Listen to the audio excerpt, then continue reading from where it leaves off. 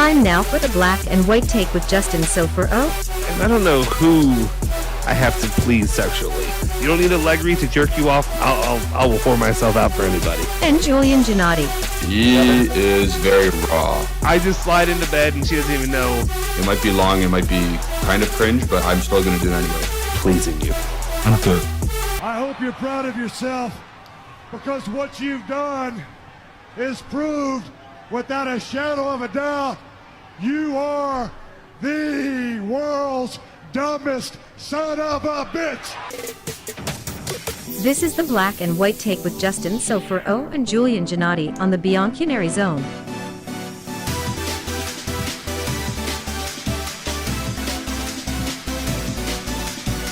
What is up, people? Today is deadline day, and I'm here. You see the countdown in the far or top left-hand side of your screens.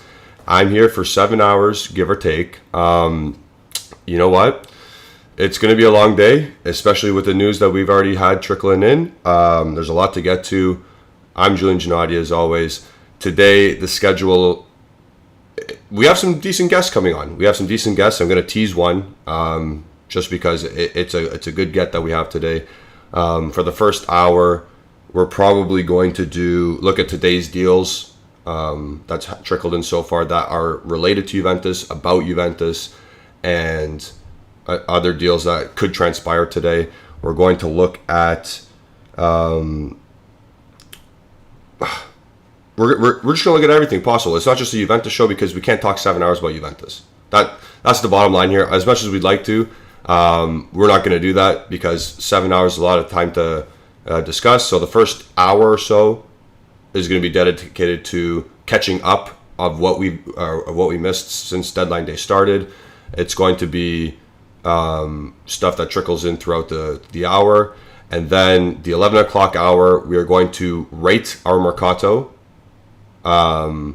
individually. So like we're going to do Pogba, we're going to do Di Maria out of 10. Yeah, people are saying I'm doing I'm being a madman here, doing 7 hours, but I'm not going to be by myself the whole time. And if you think I'm a madman, give me a like for that. Like this, just so we can get it through together. You people in the chat are going to be critical today, as well as our guests. Justin's going to hop on at the 12 o'clock hour. Mario's asking why are we doing 7 hours when there's only 4 hours left.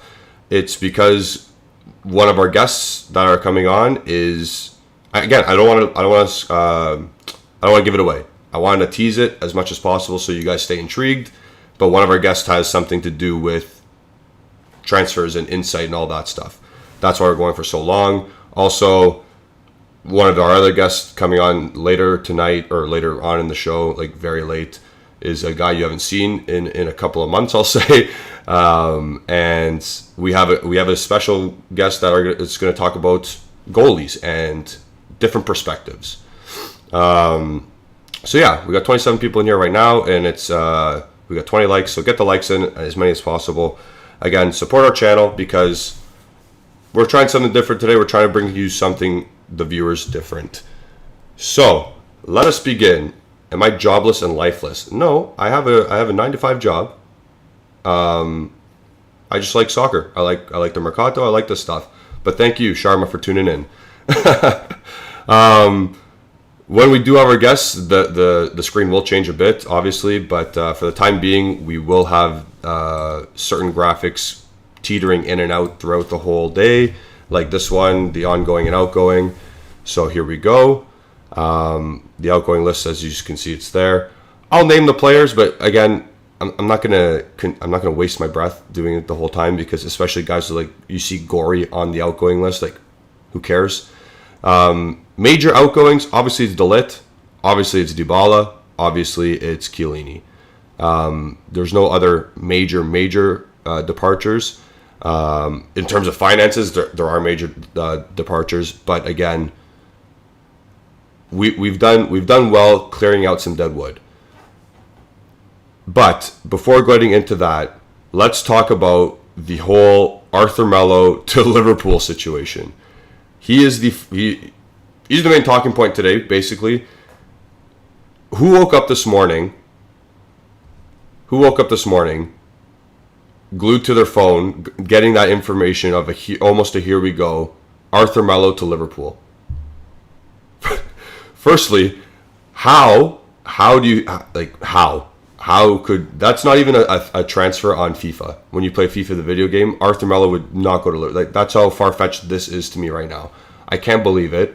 I can't believe they're going to pay the whole salary, or at least the majority of it. Also, this is still all to be confirmed, but at the time being, I believe Arthur Melo's whole salary is going to be signed, or is going to be, paid by Liverpool Football Club. I cannot believe it to this moment. We saw the videos of him departing Torino and going to Liverpool. We saw his agent Pastorello. It looked like he was laughing. I'm in the same boat as his agent right now. I can't believe it. Money is being taken off the books, and there is one thing that is going off. It is a dry loan. Yeah, it is going to be a dry loan. But again, the wages are off the books for this year.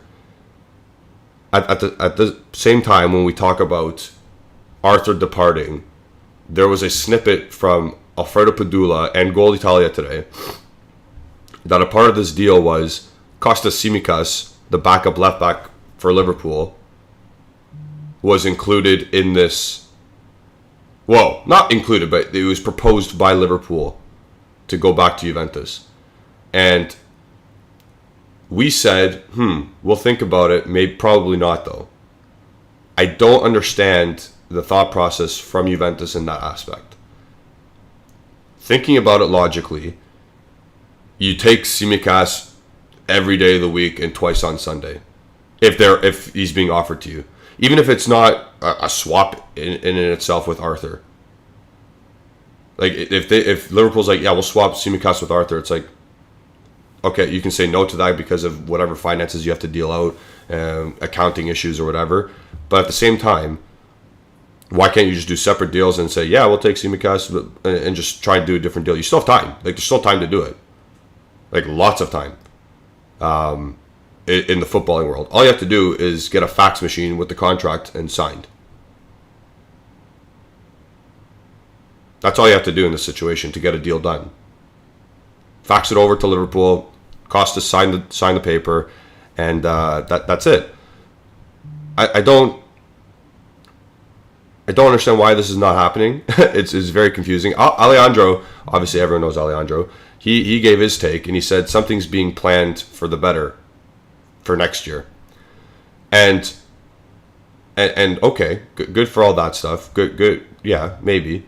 But what is better that we're planning for next year to spend a bunch of money on? Is Alphonso Davies going to be all of a sudden available, and we're going to splurge on that? I don't think so. Is Destiny Udogie a thing? No, because he's going to Tottenham. So who are we identifying as a left back in this grand scheme next season to spend on that area of the pitch? If not trying to just get Tsimikas for the time being. So that's a weird one. That's a weird one that we've rejected that. But at the end of the day, I seen, where was it? I'm going to be floating back and forth because my iPad's just on the side here, so I'm trying to keep up with the news as much as possible as well. But the direct news that was reported from our account, from the Bianconera's own account, go follow it if you haven't already. Goal Italia saying, Liverpool have offered Tsimikas. The feeling, however, is that Juventus are not looking to do this deal. That's crazy to me. We'll monitor it still because it is a name linked on deadline day. We're on Tsimikas watch right now still. We're still doing it. We're still on it. But it is in relation to the major news of the day for Juventus. It is Arthur Melo leaving on loan, on a dry loan to Liverpool Football Club. We got 40 people in here, 26 likes. Let's get the likes in right now. Let's just do it. It's going to be a long one. We're 10 minutes in already. We are going to go through every deal that affects Serie A, Juventus in the Champions League, Benfica, PSG, all that stuff. I guess Maccabi Haifa, if they're making any signings. We won't dive in too much into that, but we are going to do it. It's a jam-packed show with a lot of stuff to talk about. Again, in the 11 o'clock hour, so in the next hour, we will be doing our incoming ratings. So again, individual ratings, Pogba, Di Maria, Cambiasso, even though he's not really, Bremer, all that stuff. So tune in with us. It's awesome. Again, Justin, I see Justin's in the chat already. When he's done daddy daycaring, I will see him at 12. So that's fun. And I'll be looking to get into some of your chats shortly. But let's get into some of the stuff we've missed so far in terms of deadline day signings. So earlier today, Adam Unas is going to Lille, the guy from Napoli. He's at the final stage of that deal. Hateboer, I saw someone already put it. Hateboer to Villarreal. That was early this morning. The bid is submitted from Villarreal. Aubameyang to Chelsea is done. It was done about maybe 30 minutes ago. Aubameyang to Chelsea. Alonso to Barcelona. 14 million euros going to Barcelona from Chelsea. So that's a big one. Not really directed at Juventus, but it's a big name, big teams involved. So I'm going to talk about it. That's going to help Chelsea's attack. To what extent? Not sure. Not sure because they look just as pragmatic as Juventus does, and Aubameyang is not as good as Dusan Vlahovic, so it still might be anemic. Another one for Chelsea, though, Edson Alvarez from Ajax. He's reportedly ditched training just in the same fold as Antony did earlier this month, and he's taking the same approach to get his 50 million euro move to Chelsea as well. Chelsea got dollars to spend. Again, we are going to talk to someone later on today to discuss Premier League money, crazy spending, why something didn't happen earlier in the window for us that makes one of our sales look really bad. That's a tease. And just crazy Super League, basically. English Premier League Super League. So, and then another deal that happened this morning, it does affect Juventus, but not the first team. Alessandro Minelli from Juventus's next gen team to Virtus Francavilla. So that's another, he's going on loan. Minelli's a center back, 23 years old. Does not matter. It does not matter what's going on. He's going to another Serie C team. I think they're in the same district league, the A League. So we don't care much about him. Another deal going on. So Shomurodov is going to Monza, loan with an option. So Monza's trying to stack up again with another signing from the guy from Roma, Shomurodov. Now that Edgar Mulamula can never attempt to bring this name into Juventus again. Icardi is going to Galatasaray. Well, we hope at least. It most likely is going to happen. Serginho Dest from Barcelona to Milan is done. It's a loan deal. Here we go. That's confirmed. So Milan's loading up in the last days of the transfer market, or the transfers. They've gotten, I think, 4 signings. They got Malik Thaw, or Cha, I don't know how this is, Malik Cha. They got Vranks. They got Serginho Dest. And I think they're getting another dude. I forget who, though.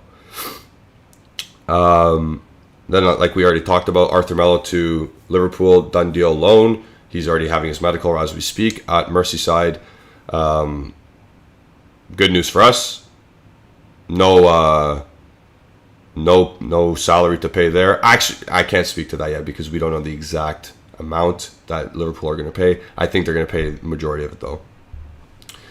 Acerbi's going to Inter. Acerbi's probably going to Inter at this point. That's sure. Good for them for getting Acerbi. It's a banter signing at this point to me. Bakayoko's going to Nice, away from Milan. And Inter's also letting their young midfielder, Lucien Agume, go to Troyes in France on a loan. So interesting for me for that one, because it just shows not a ha-ha to Juventini that are saying, oh, Juventus never play young kids and every other team is playing all these young kids.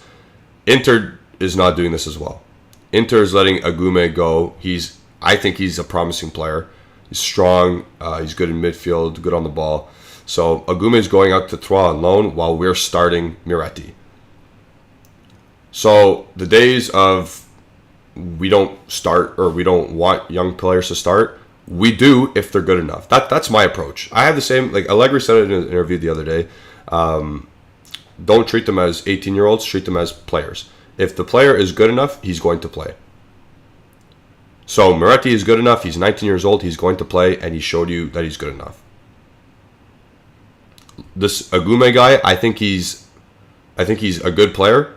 I think he should be playing for Inter at this point. Not starting all these games, but he should be in their squad at least, like playing some minutes.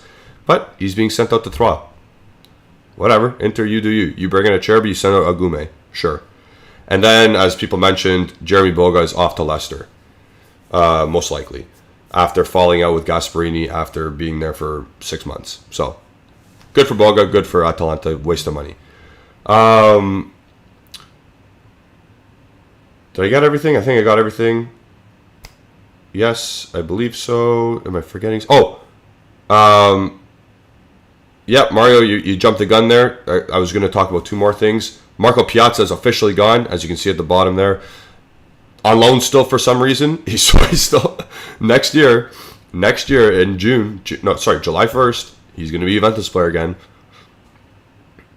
Crazy, I know, but that's what it is. And then Mario, as Mario said, Martin Palumbo. So he played a game last year.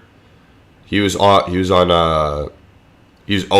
by Udinese, but we've signed him permanently, and he's going straight to the next gen team, the U23s in Serie C. So that is everything at this point. We just got something in from Fabrizio Romano saying the Serginho Dest confirming it. So that's done deal. He's there. 20 million euro buy option confirmed. That's a lot of money. I wouldn't pay 20 million for Serginho Dest. He's very limited in what he can do. Oh, hello, Hanin. Hello, Jockey Bro. Just saw you there too. Okay, some of our members are popping in. If the members want, so because I see some of the members are starting to pop in now. If the members want, at 11 a.m., so in the next hour, in 42 minutes or so, I'm going to put in the code to join the discussion today. So be prepared for that if you want. If Anino actually wants to speak for once, Jockey Bro, I don't know if you've been on before. I think you might have been when I was in Italy. That might have been a thing. I don't remember though. But consider becoming a member. Do that. It's fun. We got the member league, the prediction league going. We got our Discord chat. We got all the things going in there now. There's lots of perks. So consider joining that. It's in the description below. It's a good time. And you get, like I said, a lot of perks. A little update from Romeo Agresti. Paredes will wear the number 32 shirt for Juventus. It's kind of a shit number. Whatever. But yeah. Giuseppe saying, Julian, Arthur Melo out is the best transfer of the summer. Yeah. I don't know if it's the best. But it's certainly good. It's certainly good news. It certainly is good news. I think the deal only happened because Jordan Henderson got hurt last night and Liverpool's gone into desperation mode. And I'm very glad that they are desperate enough to get Arthur Melo, who has not played this year, who has lingering issues in terms of fitness, in terms of can he keep up in the Prem because he couldn't even keep up in Serie A. So in terms of physicality and fitness. So I don't know why Liverpool's going after him. Don't really care. He's gone. Or he's about to be gone. Good. See you until July 1st. So that's that. Oh, I should be flicking in and out. So there's the incomings as well. Mario's asking me why I don't rate Dest. Physically, he's not good enough. As if you want to compete at the highest level, like picture Serginho Dest, 5'4", 5'5" frame, trying to defend against a very good winger. In like, let's say Neymar goes against Dest. I've already seen that happen. I've already seen Dest get cooked continuously in La Liga. I've seen him not even start at right back anymore because he wasn't good enough, and they made him play right wing. Defensively, he's not there. Not good enough. Doesn't cross the ball particularly well. I just don't rate him. And that's fine if you do. Everyone has their opinion. I'm just not a fan of Dest. Hello, Khalid. How's it going? Raffle saying, what's the status of SMS? Is he close to joining in the last hours? No. No, SMS is not coming to Juventus, unfortunately. He might even sign a contract extension, to be honest, with Lazio. Okay, we got even more people in here now, so could we please get some likes in? Like you see the timer there. We are doing a 7-hour stream. We have some guests coming on later in the day, and it would be great if you guys could like the video and support the channel. I'm going to take some water now because I am coming off an illness. My uncle's saying, Copart is calling. Zio, I'm on PTO today. You should be working, so I'll turn that back at you. That's funny.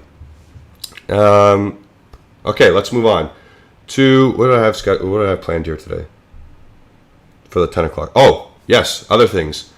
So, Arthur, I have a question mark on Arthur. Gone. Peace out. He's gone. Goalie incoming for Wojciech Szczesny. I don't think it's happening because we saw... Actually, let's read out what the injury was. Let's read out what the injury was for our keeper. We saw his ankle bent very awkwardly the other day, or the other game against Spezia. Wait, why isn't this... I'm trying to work the iPad at the same time. Let's read the official statement from Juventus about... Oh, there it is. About Tech. It says, following the trauma to his right ankle, Szczesny last night underwent radiological examinations at J Medical, which ruled out any fractures and significant ligament capsule injuries. So, good for us. Good for him. His availability will be evaluated according to the evolution of the symptoms. So, they ran tests, no fractures, no bone injuries, no major ligament injuries.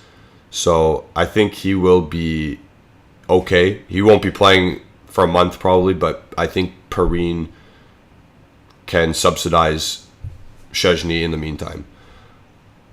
Is that playing with fire? Yes, but I don't think you get a third goalie of decent quality if Szczesny's only going to be out for a month. You got Perrine, let him play as long as he can, and let's go from there.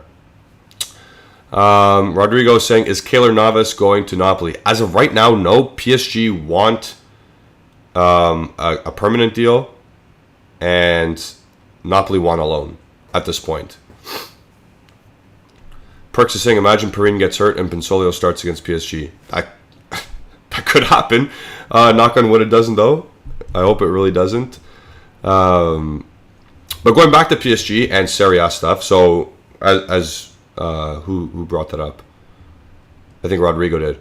Rodrigo brought up the Keylor Navas thing, so Napoli is interested in Navas, as we all know, but the difference in the wanting of deal is PSG wants permanent, Napoli wants loan. But going back to PSG, keep an eye on them today for popping up with a 70 million euro bid for Milan Skriniar. So Milan Skriniar is still wanted by PSG and Christophe Galtier. It would be a massive deadline deal because they are offering 70 mil, and Inter would be effed.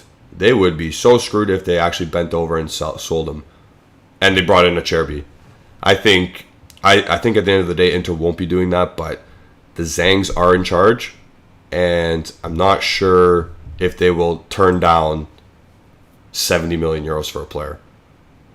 That's aging, because he's aging. He's going to be 29. So keep an eye. That's a situation to keep an eye on. And Nico Shearer's just tweeted again about some Serie A news, so it's pertinent to us. Valencia are now leading the race to sign Justin Kluivert from Roma on loan with an option to buy. So, fringe player for Roma. He tried to go to Fulham the other day, but his move collapsed due to visa issues. So there you go. That's Serie A caught up. That's our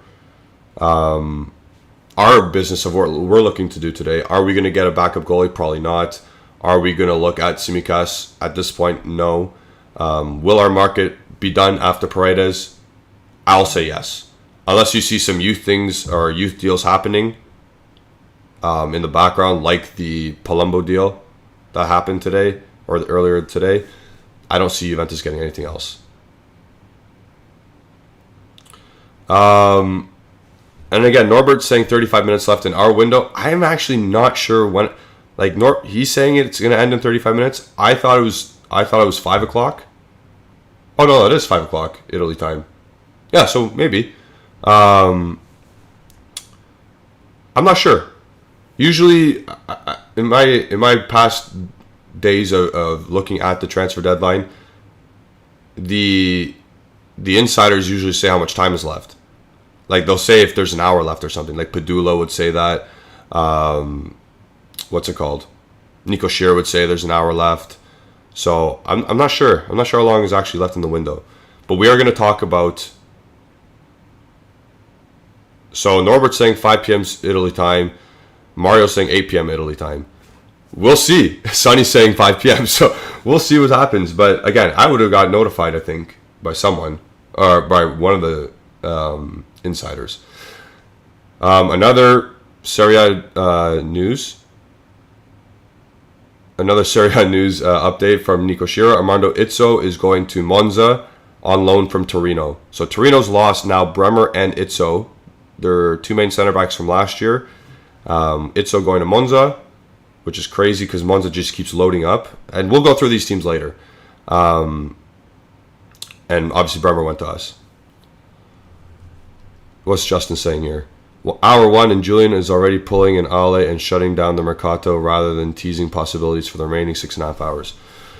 No, what I wanted to do is for this show, like it's going to end when it's going to end the mercato.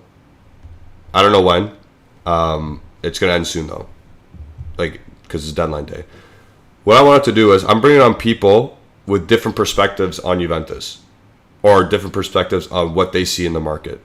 So the guy at 3 o'clock, I really want to ask him questions about 2 players in particular and why those deals happened the way they did, or why they didn't happen the way they did. And then I kind of want to ask about if they know anything about Tsimikas. Because if it's just the Italian reporters saying this, then I don't really believe it. But I do believe it at the same time because I want it. The one good thing about today is that Justin's daily news shows don't get as frivolous and boring.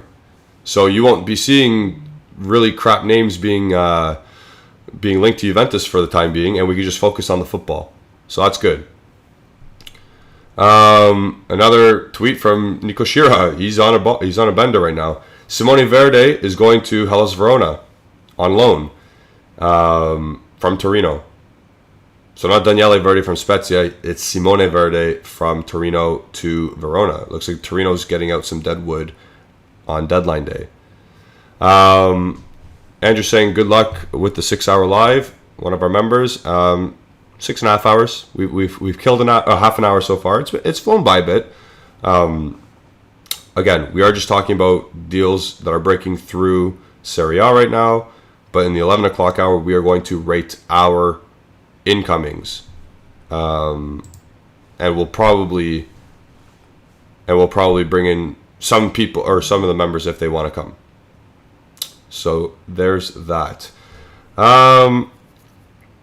We are bringing on, like I said, in the 2 o'clock hour. Oh, Misak. Okay, wait. Misak's one of our members. I'm sure he has a lot to say about the Tsimikas thing. He's really disappointed the Tsimikas thing. And I think we all are. I think every time Juventus gets linked to a fullback, the fans go nuts because of how poor ours are. And I don't blame them. Why wouldn't they? But I think, like, I remember who were we linked with earlier in the window, and it was just not, like, they would say, I'd take him anyway because our guys are so bad.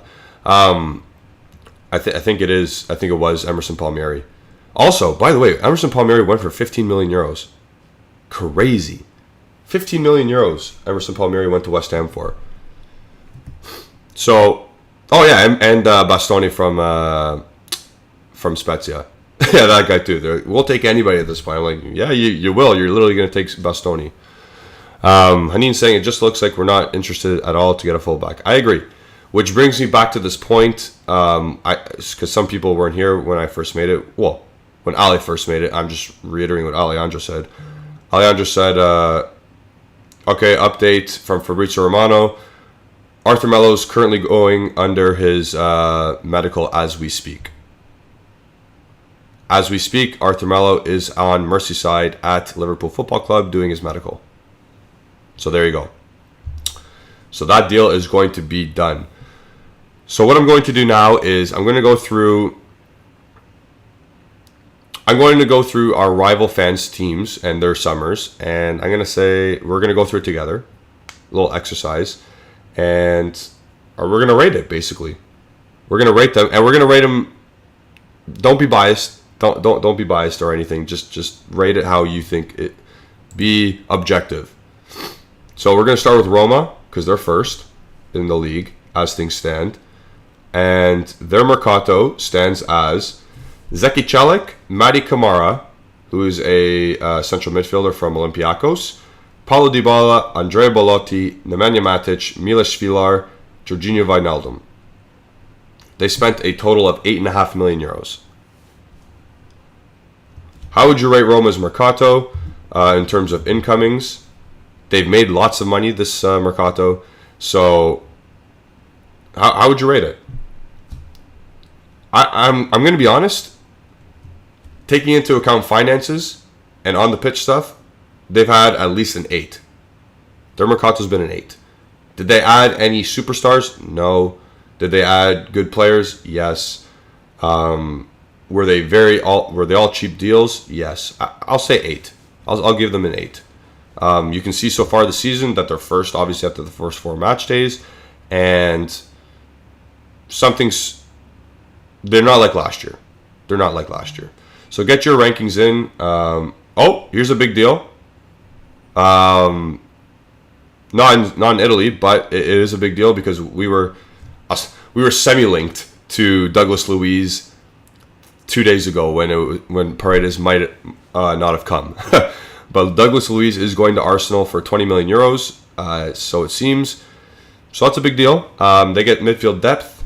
Arsenal does, and they're starting to build something there. So keep an eye on Arsenal in the future, but as of right now, they're still, I think, a couple steps behind Man City, Liverpool, and probably on the same page as Chelsea and Tottenham right now. But yeah, let me know what you think about Roma's mercato. We're going to go right through here. We're going to go do the top 6 for Serie A. Oh. That's weird. It wouldn't load Inter's. That's really weird. Did transfer market die? That's not good. That's one of my main tools.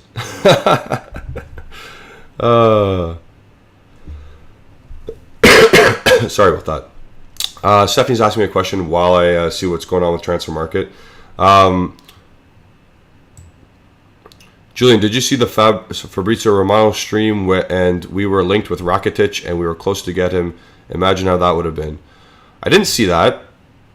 I did not see us close to Ivan Rakitic. I would have been really sad because that goes against everything of what we're trying to accomplish here.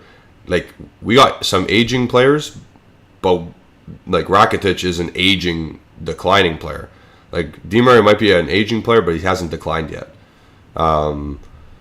Pogba, Milik, Paredes, they're all getting up there in their late 20s, but they haven't particularly declined yet, if you understand what I'm trying to get at here.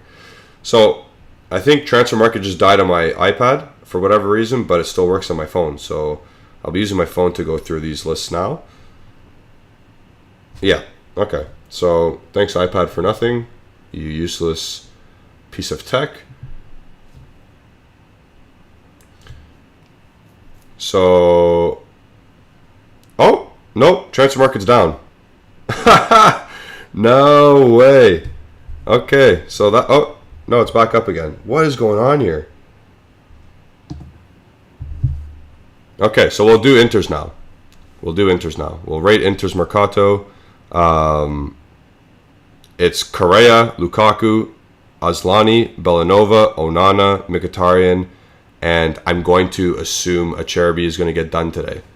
So they haven't spent a lot either. I don't think they got quite better because they've also sold, obviously, Pinamonti, who else? Casade, Perisic, they let go. Sanchez, they let go. Vidal, they let go. I don't think they got marginally better, but they haven't got much worse either at the same time. I think they've stagnated. So I predicted they would win Serie A this year, foolishly. I'm already regretting me picking that, even though they're second place. They are second place. Like, don't get me wrong. But at the same time, I don't think they got much better. So keep an eye on them. In terms of their mercato, I'll give it a 6. I'm going to give it a 6 for Inter because they got Lukaku, but he's poo.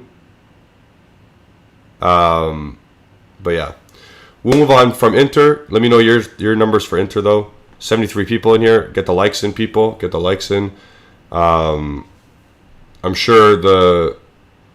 Oh, we got an article from Goal Italia about Tsimikas, and is that just what was reported earlier? Okay, so my iPad's having a nightmare in terms of getting translations and stuff. This is where I wish I paid attention to what my nonna said.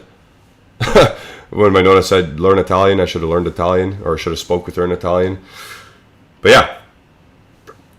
And incoming news from Christian Falk, a German and French reporter. Neymar will stay at PSG. There's no offer from Chelsea. So Neymar will be staying at PSG. And why wouldn't he? He has 13 goal contributions in 5 games. Outrageous start to the season. Hanin saying, is Gosens going or not? At this point in time, he's not going. For whatever reason. And Perisic is a loss for them, I agree. So I say at the end of the day, 6 is what the number is for their mercato. Because they don't even start Aslani with I think he should get a lot more game time. And Lukaku's already hurt. So, sucks to suck. Next, we'll move on to Milan. Oops. Yeah, transfer market's having a nightmare today. I think Justin's right. There's going to be so many people using it today. And so many so many employees trying to work it in. Matisse is asking, is Skriniar leaving? It is reported by Ben Jacobs that PSG will most likely be offering 70 million euros to try and tempt him away again. One last time. So keep an eye out for that. That might be, again, I don't know if Inter's going to actually do that. Maybe, but it's the Zhang, so they might. I don't know. We'll have to see. But my money is they won't be selling Skriniar, even though this is going to be a massive, massive offer for a guy with 1 year left on his contract and who's getting up there in age. He's going to be 30 soon. And if we said Koulibaly was a lot of money for 40 million, Skriniar for 70, and he's like 2 years younger, that's crazy. So there you go. There's my thoughts on that. The Justin Kluivert deal is now done. He's going to Valencia. Rino Gattuso is going to be coaching him. So there's that. One less deadwood player for Roma, and they're making more money. So again, Roma doing some business. Today and all summer. Mario Theophanis is saying, unpopular opinion, but I actually rank Salernitana's Mercato one of the best, if not the best, for what it's worth. I agree. I agree that they got... Who's that guy again? Who's that striker they just got? Boulaye from Villarreal. He played in the Champions League. He did well in the Champions League last year, and he signed for Salernitana. I think that's a great pickup for them. That's a player that might keep them up. That might keep them up in Serie A. And those teams... Is Skriniar only 27? Okay, my bad. Still getting up there. He's still, like... I don't think he's... I personally don't rate Skriniar, by the way. I don't think he's that great. I don't really rate any Inter center back highly. So, there's that. I rate their midfield, though, but I don't rate their center backs. I think Brozovic does a lot of covering and good defensive work in front of them. But if he's 27, he's 27. My bad. Elias is saying, sorry I'm a bit late, but have you already talked about Arthur? Yes, it's fantastic news that Arthur Melo is on his way. He's currently doing his medical with Liverpool, and I'm just waiting to see if or what portion of the salary Liverpool will be covering. Because if it's all of it, awesome. If it's 80% of it, awesome. If it's not that much, not for it. Because we're not that I'm not for it, but like he's not on the team anymore. I guess that's a plus. It's really telling your position on the team when you're number 5 coming into the season, and then all of a sudden Locatelli takes 5 and you're now number 29. So it's always telling, and it's always like, yeah, you're getting kicked out here, bud. So there's that.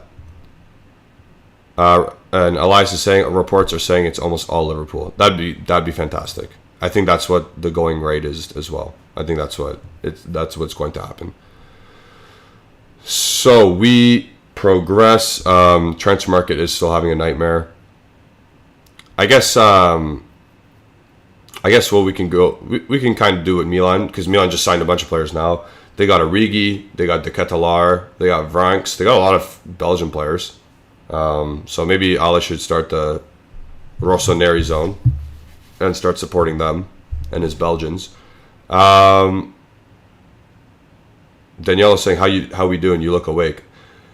I'm kind of tired. I've been awake. I didn't get much sleep last night. I was trying to get the guests on and confirmed for today.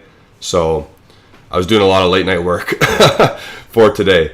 But yeah, going back to Milan, they got Vranks, De Ketelaere, Origi, the Malik Thiaw guy, Florenzi confirmed. Who else did they get? They got 2 other people or something. I would give him a 7 as well. I would give them a 7. They've done some good work. A lot of off the board. And Dest. That's right, Dest. I would give him a 7. They did some good off the board work. They loaded up the right back position. Now they got Florenzi, Calabria, and Dest. Kind of weird, but their center backs are their center backs. They got Tomori. I like Tomori. Tomori, Kalulu, Kjaer still there. Left back they got Theo. I don't know who else. I see. Here's the thing. I think Vranks is a center midfielder. I don't know what Malik Thiaw is, and my transfer market's not working, so I have to look for it a different way. He's a center back. So Malik Thiaw is a center back, so he'll be the 4th guy. Oh, Justin, yeah. Justin's saying like and subscribe. Like and subscribe if you haven't already. If we're doing a deadline day show, we have a 6-hour stream left. And we're going to be covering Juventus mostly, but also teams around them. And all that stuff. And we're going to have some guests coming on. Anthony Guechi saying, where's our left back, Julian? I don't know, man. It's Alexandro. It's Deschilio. It's definitely not Tsimikas, because I don't even think it's a Liverpool thing. I think it's a Juventus thing. I think it's a club thing where they're saying nah, because that's what the Italian reports are saying. We're saying we are rejecting Tsimikas. Elias is saying, is it going to be you all night or rotation? It's going to be me for 6 hours or for the whole thing, but I'm going to have guests coming on. So if that isn't what you're about, Elias, and you can't stand my voice, sorry, I apologize. But yeah, so we will be going. Let's rate Milan's transfer window. I think I said 7. A lot of off-the-board signings, like I said. De Ketelaere was a very good one. You already seen it through the first couple of games in Serie A. He's an absolute machine. Hey, Justin, you're the one paying attention to the graphics here. I see. He's saying Milik came from Genoa. Ale, you're getting called out here, buddy. I don't make the graphics. I'm going to throw you under the bus here. And that's your fault. Justin, one of our other co-founders of this channel, is the guests are secret. The guests are secret right now. Actually, you know what? I'll name one. I'll name drop one. It's not this. The one is not a big name. It's my one of my buddies, actually, Granger Monroe. He's a licensed goalie coach in Scotland and Canada. So he's going to come on and talk about. He's a Man United fan. He's going to talk about Man United and what's gone on there. He's going to talk about goaltending, and he's going to talk about how having two goalkeepers is a very difficult position to be in. Like two good, like decent goalkeepers is it's a very difficult position to be in. So that's one of the guests. It's Granger Monroe. He's going to come up at the 2 o'clock hour to talk again goalies and coaching philosophies and Man United and spending in general, because I'm going to call him out. I'm going to put him to the test and call him out a bit, because I've known him for about 5 years now, 5-6 years, like really known him now, because I've known him. I've used to play with him growing up, but I've come to know him a lot better in the past 5 or 6 years, and he's always complained to me about Man City, about PSG, about these teams just racking up the spending bill. And he's always complained to me. I'm like, you're a hypocrite, bro. You like Man United. You're being a hypocrite right now. You guys spend just as much, if not more. So I'm going to put him to the test there. But it's going to be all in good fun. There's going to be some banter. He's going to talk about goalies and coaching philosophies. So stay tuned for that at 2 o'clock. And at 3 o'clock, I'm going to tease him still, because I want you guys all to stay for a good portion of today's show. But I'll just say it's a journalist. We got a journalist to come on at the 3 o'clock hour. So stay tuned for that. And he has quite a following on Twitter. I'll say that as well. And no, it's not a Juventus guy. It is not a Juventus guy. But I will be asking him some questions about failed Juventus sales. Yeah, that's what I'm going to be asking him about. So stay tuned for that at 3 o'clock. And then at 3:30, 3:45, we got someone who hasn't been on the show or on the channel in a while, since the last match day, I believe. Or the second last match day he hasn't been on. And then Alejandro will be coming up to wrap things up at 4 o'clock. Justin will be coming on at 12, I believe. He's in here now, but he's on daddy daycare duty. So we got lots going on here. And in the next hour, so in about 10 minutes or so, I'm going to open it up to our members to come on if they want to have a say at anything. So there's that. So that's a little thing we got going today. Again, I wanted to do this for a while, but obviously deadline days only come twice a year. I did a post deadline day show last year, and it did really good numbers. But since our channel has grown tremendously, I decided to try this out today and doing a marathon show.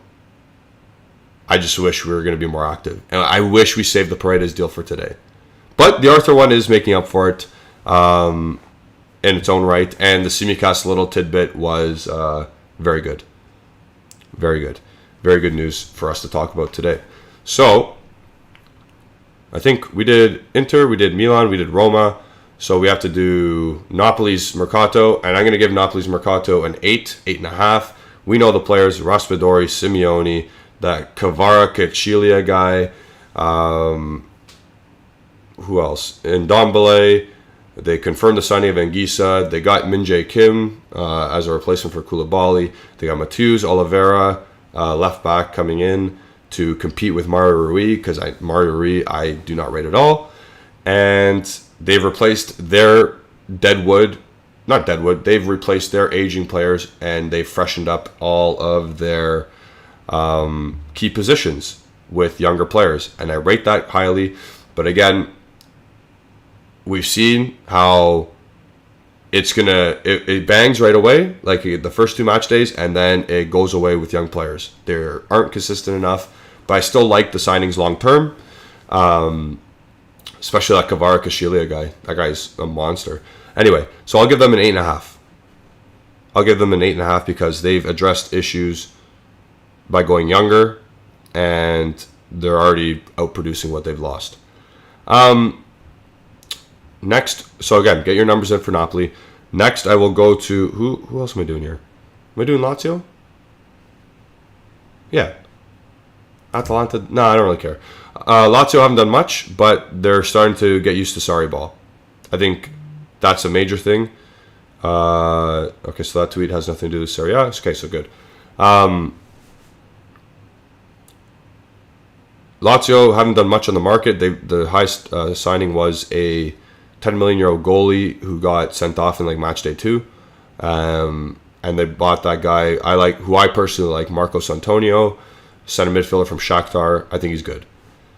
But other than that, and they got Cancellieri and Caselle. Sure, are they going to start? Are they going to get enough game time? I don't know. Because they still have Felipe Anderson, they still have Immobile, they still have Pedro, who is getting a lot of game time. Zaccagni's starting still. So, we'll see.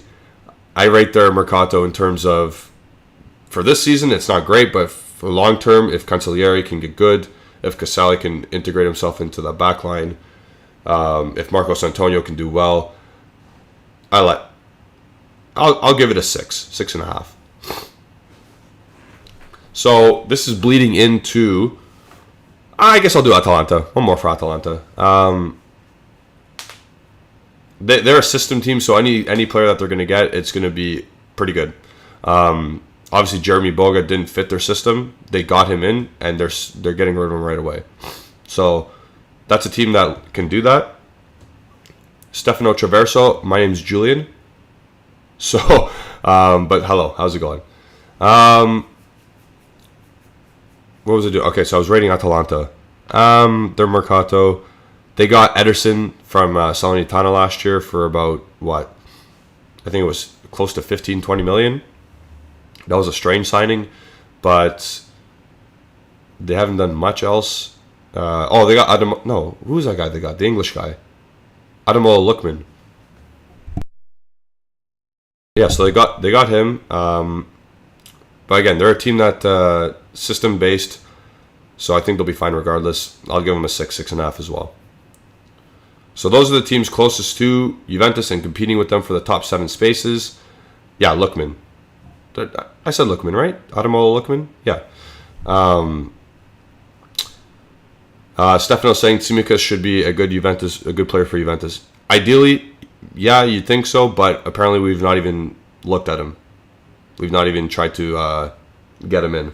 So I wouldn't even worry about Tsimikas at this point. But we're still going to be on Tsimikas' watch because that is the only incoming name that's been bandied about today. Later on, we will, like when there's less airtime and less things kicking about in terms of activity, we will be going over our squad list up until this point with all of the incomings and outgoings confirmed. Here's a announcement from Nico Schira. It's about Serie A. Signing an official announcement is coming for Francesco Acerbi with Inter. So Inter's getting Acerbi.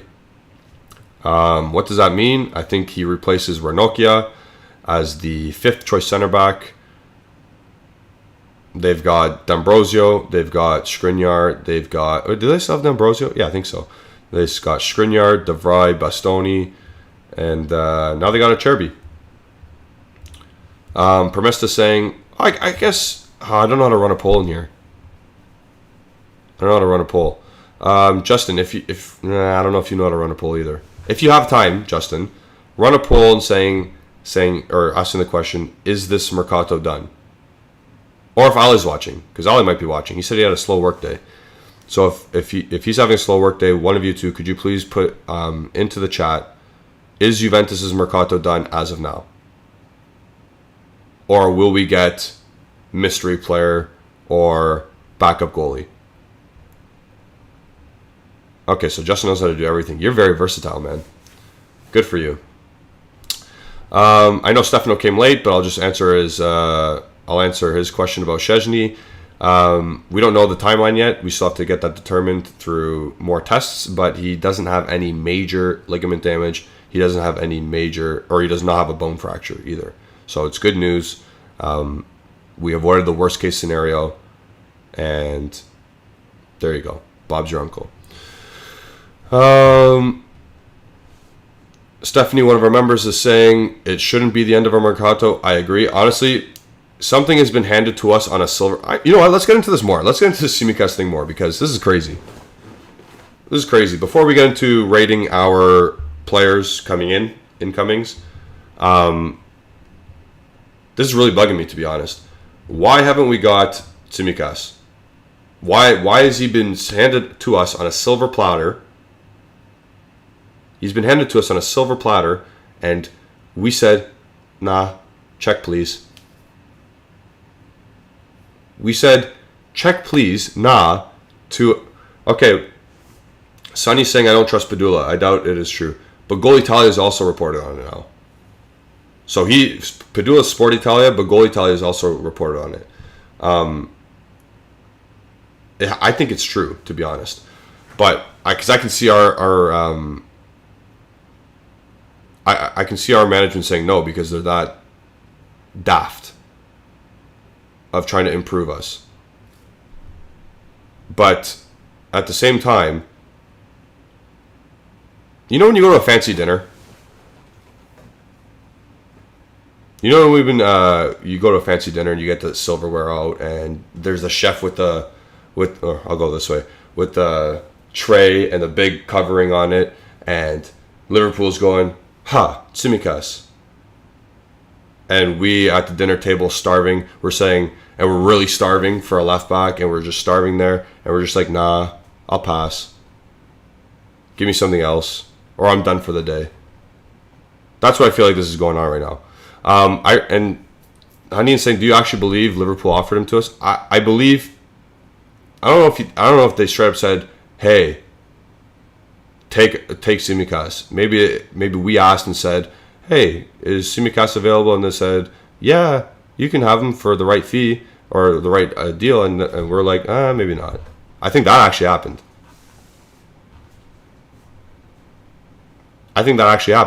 And we just rejected. Because, again, I think Juventus see our fullback position crowded. I think Juventus see our fullback position crowded with players that are on high salary.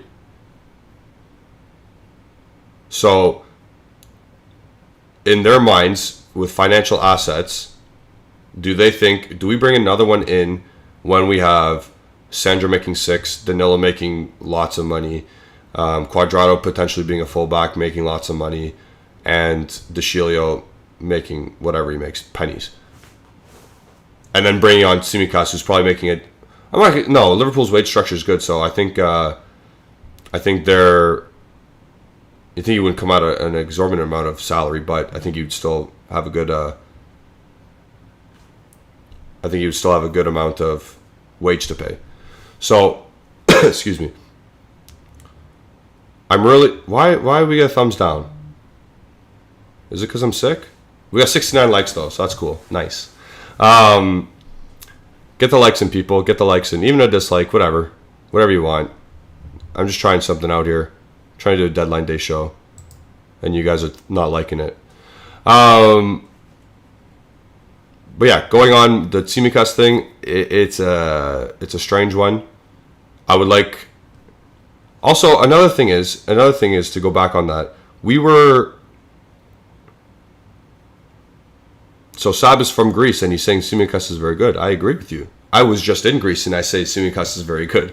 But anyway, what was I going to say here? Oh, remember when we were linked to Guiri, like on last Sunday, and as soon as we were linked to Guiri, Agresti, Albanese, And I think Nicolino or Di Natale or whatever, they said, nah, we're not right away. We're not linked to Guiri at all. They came out 30 minutes later and said, nah. That hasn't happened today with Tsimikas. There must be something there. There must be something there. There must be something cooking, or was cooking, and we actually said no. I think that's what happened today. Perks is saying 1 hour done. Keep up the good work. Thanks, man. Thanks, Perks. We're going to continue the grind here. And we are going... okay. Let me just answer Ali for a sec. Let's run the ratings.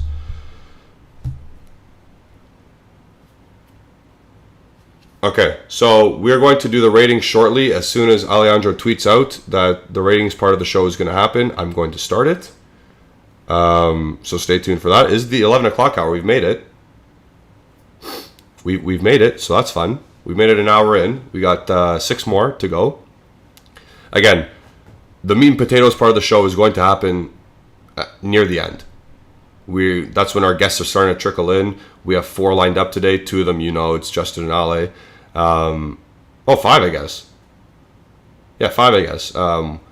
One is text me the poll question. Okay, so Justin wants the poll question. Give me a sec again. We done this mercato. Sorry about that, everybody. So we got 84 people watching, 76 likes. This is where it starts to get more interactive. And we're going to do the rating show of our incomings. So you can see the incomings on the screen there. We're going to have different graphics coming out for them as well. So that's going to be fun. Stefano Traverso is saying Kurzawa should be an excellent defender for Juve. It is a pity that he has joined for Fulham, in my opinion. Again, is Kurzawa better than what we have? Yes. Does that mean we go get that guy? It's similar to the Bastoni and Emerson Palmieri thing. It's not a long-term solution, so I'm okay with not getting those players. But if it was Tsimikas, you go for it. Okay, so the tweet is out there. The tweet is out there that we are going to start our ratings of our signings part of the show. Let me just see if anything trickled in. How would you rate our window? Okay. Okay. Ali, okay, so want to know, so this is something funny that happened in our group chat. So Ali, Justin, and I have a group chat, and I texted a question I answered what Justin said. He said, text me the poll question, por favor.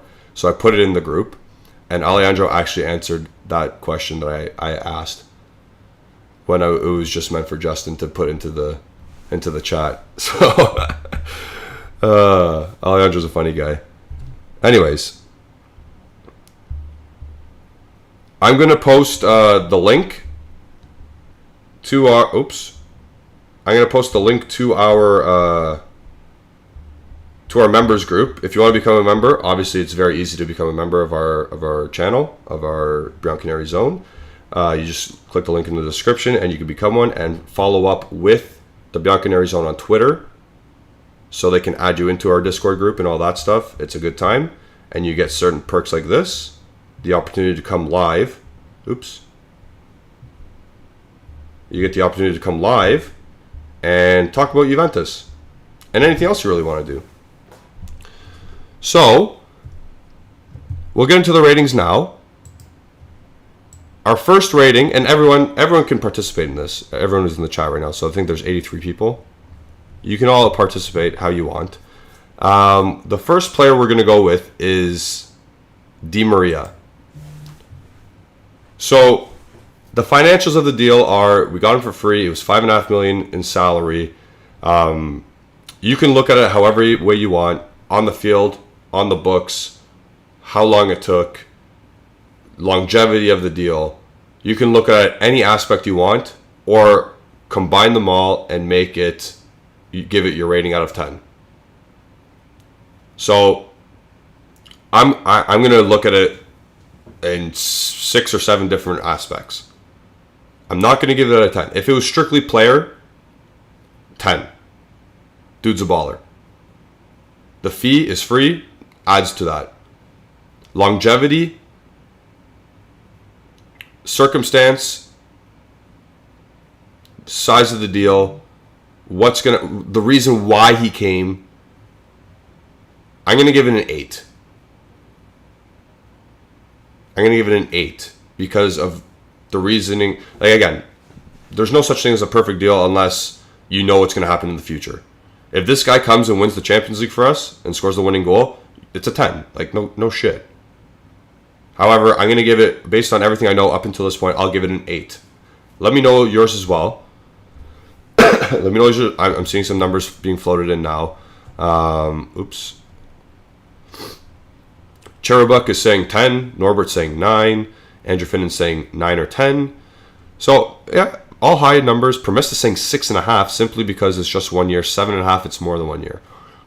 Okay. So, that would be another contract in itself. So, if it's, let's look at the 1 year. So, it's 6.5. Permis is giving it a 6.5. Mario's saying, yeah, 9.5. Jeremy Bula's saying 8. Stefano's talking about Moretti. Jockey Bro saying Di Maria gets an 8 for me. If he stays another year, it's a 9. But that's a separate deal. So I'm just going based off this deal, this 1 year deal. So Jockey Bro, it's going to be an 8 for him. 8.5 for. Oops, give me 1 sec. Let me just drag something down here. Oh, a little bit of on-screen producing here. My bad, everybody. Yusuf is saying 8.5. Di Maria is saying 8, 10 if he was a few years younger. Oh yeah, absolutely. If he was 30 years old even, I'd say 10. But he's 34 unfortunately, and he's dwindling into his twilight of his career. Mario's saying if it's based for 1 season, then at least a 9. At Ari saying 8. Stefano's asking me about Pogba. He should be back for Salernitana for September 11th. It was reported. Hasn't changed from that yet. Shervin's saying -1 plus 11. So that's 10. Had to do some quick maths. Stephanie's saying 7 because of the length of the contract. Yeah, you got to take everything into consideration. Not everyone's going to have the same feelings. I 100% agree with that. Bim is saying 8 because Di Maria is short term. Yep. And then Stefano saying my vote for Juve Mercato is 10. Holy smokes. So Stefano saying a 10 for the whole Mercato. So we should just skip this part. I'm kidding. Promessa saying because next season we have to search for the replacement for him and it's hard. Absolutely. You've seen it. Let's take something into perspective right now.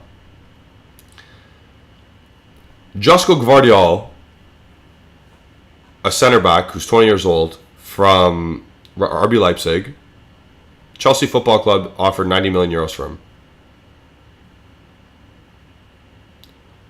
If there's teams that have that kind of cash competing with us for signing the next winger, the next young winger who could do a job for us, we have zero chance of getting that player.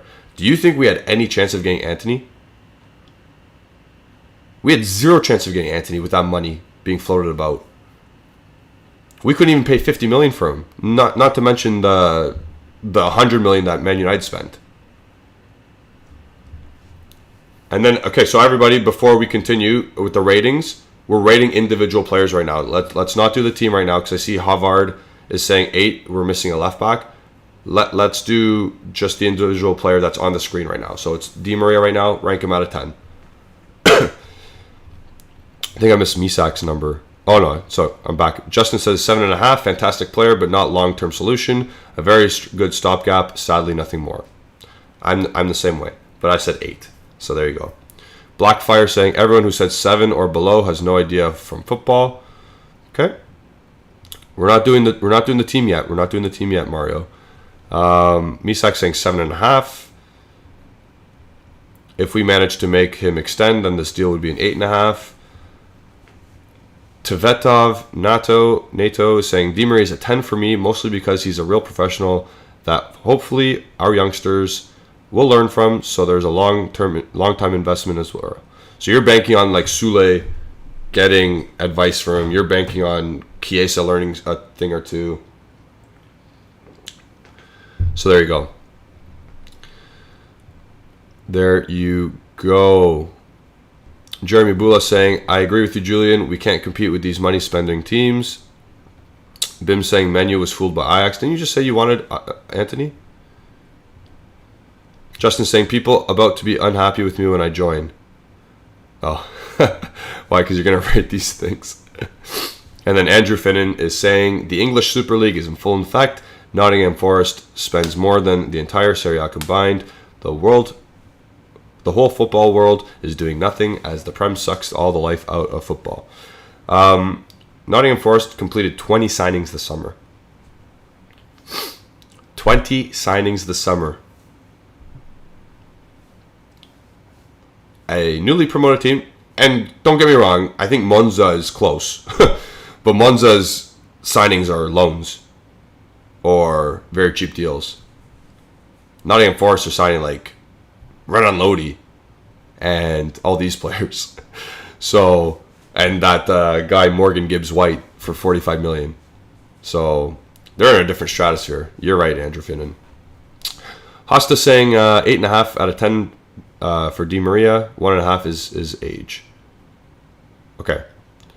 So I think we'll move on from Di Maria now. I saw it ranged from 6.5 to 10.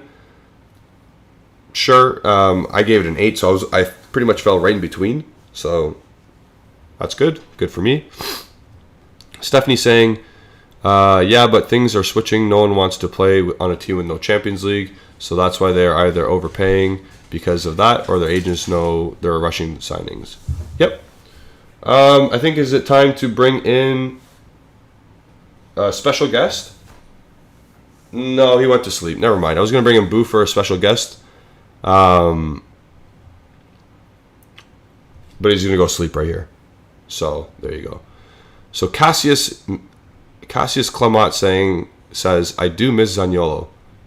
We haven't got Zaniolo. So, how do you miss him?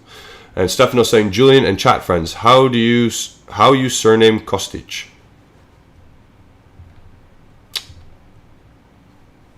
Jeremy saying, Julian, do you have any idea about how these below-table teams of the Premier League are getting money from? They are getting money from TV rights. They're getting money from their owners. And the promoted teams get a lot of money from going from the Championship to the Prem, plus the TV rights, plus whatever their owner makes anyway, plus the revenue because they're a Premier League team. It all adds up to what is going on now. There you go. And then Hosta's asking, before we move on to the next player, Hosta is asking, do you think Juventus will go big on fullbacks next summer if we're not getting any this summer? I think we have to, because Quadrado's out of contract, Sandro's out of contract, Danilo's aging, and De Sciglio's aging. And those are the 4 fullbacks at this point. So something's got to give. Also, it's been quiet on the... Oh, well, here's a signing from Ajax. They signed Florian Grillitsch on a free transfer. That guy's been available the whole summer, and he signed on deadline day. People were asking us on this channel, saying, hey, what do you think about getting Florian Grillitsch? And we're always like, it's meh. Don't bother. Stefano is asking me if Kostic can play as a center forward too. No, Kostic is a left-sided player. Left wing back, barely left wing, barely left back. Honey saying Cambiaso and Pellegrini are back. To me, the way we said goodbye to Pellegrini on his loan screamed he's not coming back. So that's my opinion on that. Okay, next. So we're done with Di Maria. We gave him his rating. I said 8. We'll go to Mr. Pogboom himself. Again, let's take everything into consideration. And yes, smash the like button, smash the subscribe button, do all that fun stuff. Deadline day is here, and we're doing a marathon here. Take into consideration everything about Paul Pogba. Injury, cost, age, performance, just like you did with Di Maria. Don't be biased. Don't think 2016 Pogba. Think about right now Pogba. And also, please, do not think about witchcraft Pogba. Do not, like, it's funny, it's banter, but I don't think it has anything to do with what's going to happen on the pitch. So, to me, again, give your opinions. I already see some numbers coming in. I see Mario saying 7. 1897 is saying 6.5. Obviously, we have yet to see him play yet. At this moment in time, we got a tremendous deal for him. It was free, and his wage was very low, considering what it could have been. Performance-wise, when he's on it, he is still a top 5 center midfielder in the world. You cannot change my mind. You cannot change my mind that if he's ready to rock and he's on that field and he's on the Allianz Arena or Allianz Stadium floor, he's a baller. Size, technique, power, he's got everything. Injuries knocks it a bit.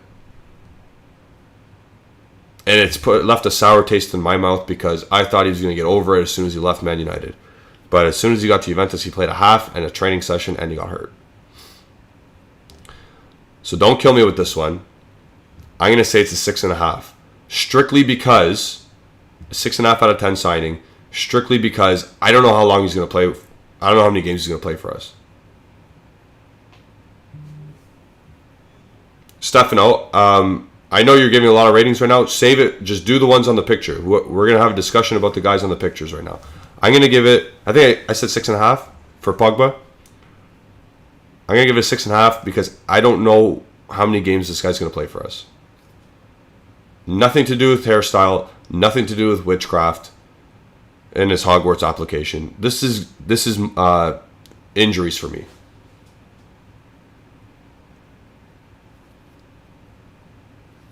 This is strictly due to injuries. Again, if he's playing, if he gets to 30 Serie A matches played, and he misses maybe 2 Champions League games, and he plays like the Coppa Italia semifinal and final, then it's a 10 out of 10. Because I know what he's going to do on the pitch. I know what he's going to do for us. But I don't see him playing 40 games for us. I just don't see him playing 40 games for us this year. He's already missed, well, he's going to miss 5, 6. I can't see it. When we started this channel and I was giving my opinions on different attributes of players, I made it a point where availability is your best ability. And I stand by that. And I rip Zaniolo for it. I do. I rip Zaniolo all the time. And I ripped Dybala for a bit, and I still do, but I ripped Dybala for a bit. I really hope Paul Pogba isn't in the same boat, but I will start ripping Paul Pogba for getting injured. And Stephanie makes a great point, and this is why I'm even more concerned. Without that surgery, he could come back, and he could still miss even more games. That's the concern. So that's why I'm not going to give him a 10. I'm not going to give him an 8. If he plays and he's on the pitch, he's a 10. Not literally he's a number 10, but like he's a 10. He's a 10 out of 10 player. Goals, assists, combativeness, link-up play. He's got it all. It's just that damn knee. That damn knee this year. So we'll see what happens. Again, get your numbers in. You can disagree again with what I'm saying, but availability is your best ability to have on a football field. That's why. Am I scared of, like, is Neymar excellent? Do I want Neymar to come to my team? No. No, I don't want Neymar to come to my team. If he wasn't hurt all the time, yeah, frig yeah, I would want Neymar. But he's not. I don't want our team to be killed because of that crazy wage and a player who plays half the games. Sorry. So I'm okay with Pogba coming in on a free, especially, but 6.5 because I don't know how much he's going to play. Actually, again, he's been to all the home games so far. And Elias is saying Neymar's playing so good. Yeah, he's playing excellent this year. Like I said, when Neymar plays, he's a 10. Literally again, but he's a 10. Paul Pogba's a 10 when he plays.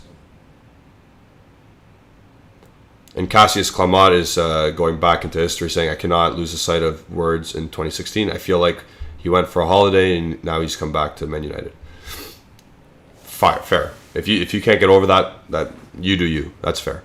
Get a couple more likes in, people. Let's go. We're almost at 100 already on deadline day. Fun stuff. We got a lot of stuff cooked up for you on the Bianconeri Zone here on deadline day. Also, just, I guess it's programming notes. Is it programming notes? The Coach's Corner is going to take a little bit more time because of how busy Alejandro is, how busy I am. So the Coach's Corner for Paredes is going to come probably by the end of the week, meaning Sunday. I guess the beginning of the week then. Big news from Fabrizio Romano in terms of world football. Frankie de Jong stays at Barcelona. No doubts. He never changed his mind. So he's going to play. He's going to stay on the bench behind Pedri and Gavi. Cool. Anyway, programming notes. I don't know if Ali's going to do a live tonight after this. I don't know if he's going to do that unless he has more to say after when he joins up at the 4 p.m. hour. But tomorrow's going to be a preview of Juventus and Fiorentina, match day 5. So stay tuned for that tomorrow night. Normal time, no crazy 7-hour thing, just normal live. Then Saturday, I'm out, so I don't know what I'm going to contribute because I have a engagement party to go to. But I'm sure we're going to have the same stuff going on as we usually do in terms of coverage of the game. And then we move into Champions League. So fun times, exciting times. Paredes Coach's Corner incoming. Deadline day stream now. Get the likes in. Become a member. Have your say and become a member. So I think we're done with ranking Pogba. So Elias is asking, is there any way your VODs become available before 12 hour? Oh, vids. Explain yourself a little bit more. Sorry. And then I see Enzo saying, what are your thoughts on Akanji to City? I think they literally said, hey, let's sign a dude. And they signed a dude. He's our 5th choice center back now. That's crazy. And Anthony Trimboli is saying, Julian, what do you think about the Arthur loan? As I said in the first hour, the 10 o'clock hour, excellent. Excellent that it was so quick and done. And Peter Abate is saying, is there any other player we're linked to at this moment in time? It's Tsimikas and it's barely him. So we have no real names to go off of right now, as things stand, because I'm trying to multitask, do a show, keep up with the news. So there's that. It looks like Keylor Navas is staying at PSG. It looks like he's staying with PSG until at least January. So there you go. There's an update there. Life's Crazy saying, are we getting Kostas Tsimikas? I don't believe so. And then Anthony says, apparently Arsenal is in on Douglas Luiz. Yes, they are. They're trying to do €20 million move for him, and they've already have an agreement with his player. The Prune is saying, are we getting Tom Brady? Yes. Tom Brady is coming. The only player better than Tom Brady in Super Bowl finals is Eli Manning. So there you go. Okay, we'll move on from Pogba because we kind of went off the rails there at the end, and we'll move on to our Brazilian brick wall, subject to change because he might become Italian if he's not, what's it called? If he's not picked by the Brazilian national team for the World Cup. So we move on to Gleison Bremer, And what do we think? What would we give his rating out of 10 for Gleison Bremer? I'll go first. I don't want to sound crazy here, but I want to give it a 10.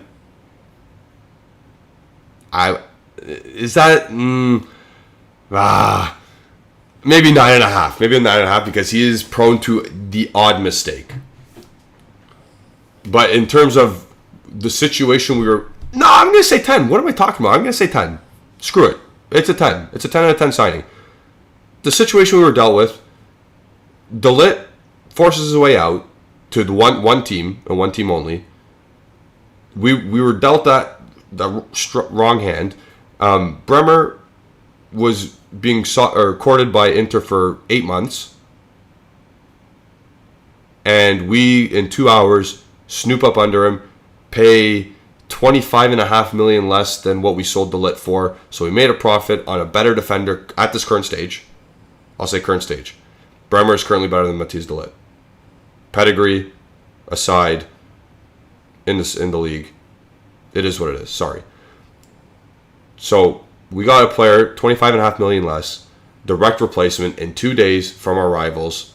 It's got to be a 10, and the salary's not even that big. I'm sorry. Yeah, what was I saying? 9.5. It's a 10. It's a 10. He's 25 years old. If everything goes well, he's playing here for 10 years. Or if he forces his way out, then sucks. Whatever. But it's a 10 out of 10 move. Just the way everything worked and materialized, that's a 10 out of 10. Yesterday, he was excellent. Against Sampdoria, he wasn't... he made a couple of mistakes against Sampdoria, but we still got a clean sheet out of it. So, he's played 4 games. We have 3 clean sheets in 4 games. And we conceded 1 goal because of Alexandro in the other game. Against Roma, who's a good team. So, early showings for the Bremer signing is excellent. The thing I like about him, though, is not just that he's a brick shit house. He's a house. It's not just because of that. His positioning, his intelligence defensively, his calmness and composure on the ball, I was not expecting that. So far, from what I've seen in 4 games. He's got neat touches when he's stuck in the corner.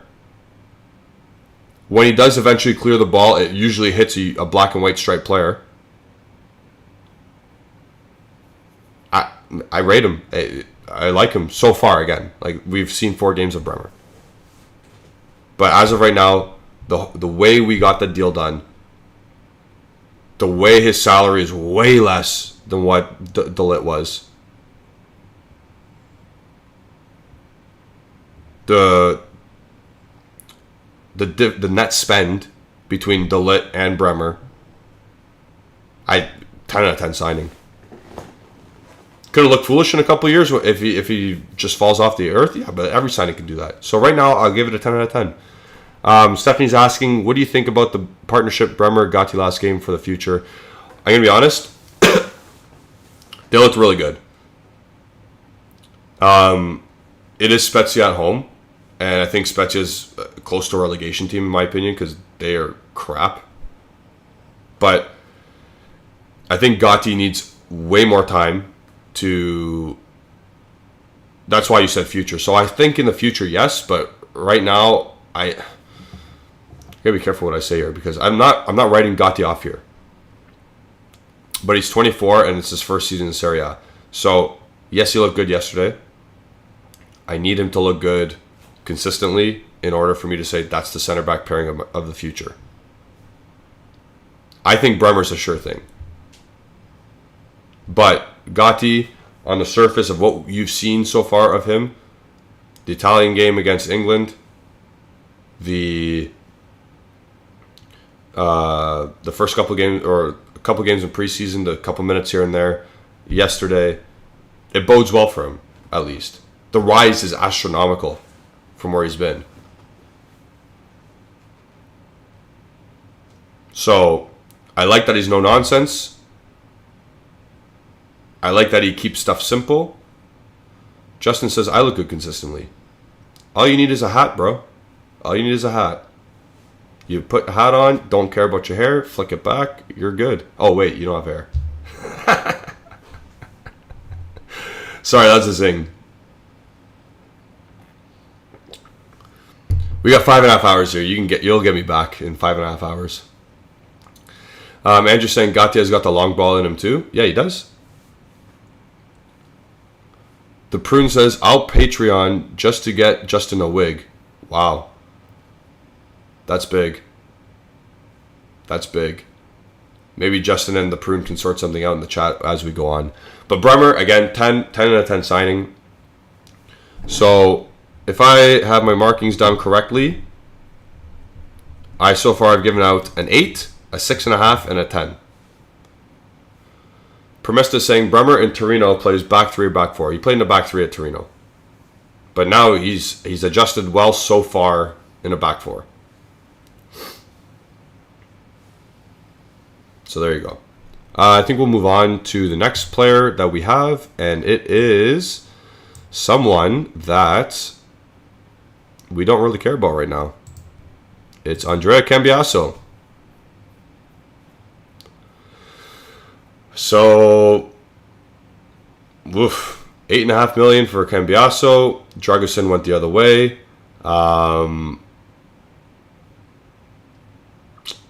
Not really many comments. I've watched a couple Bologna games this year.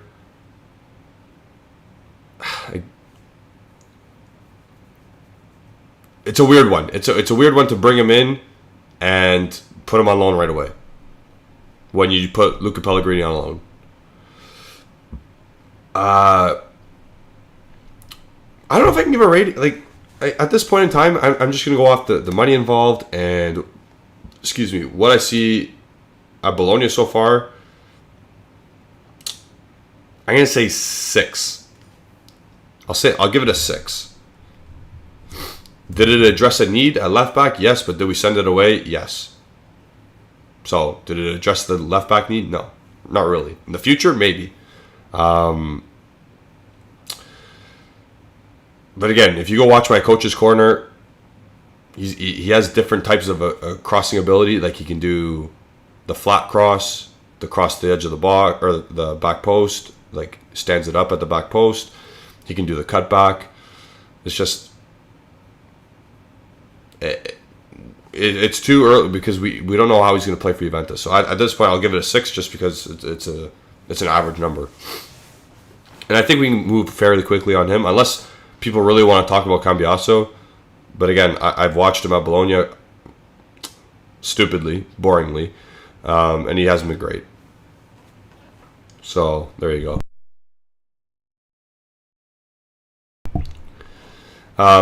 B1897 says, I think they sent him on loan only because we had Pellegrini, Sandro, and De Sciglio in the team. Otherwise, he would have been a good sub.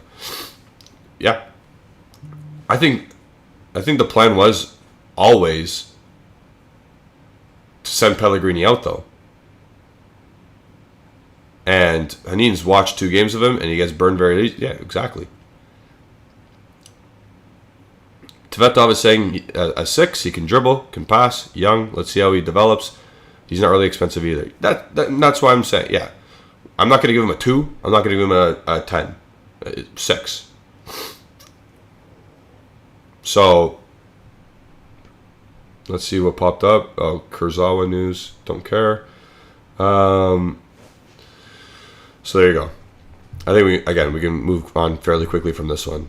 91 people have liked it. Please like. Please share, please subscribe, please click the bell icon. We are on deadline day. We are ranking right now, or rating our signings from this mercato.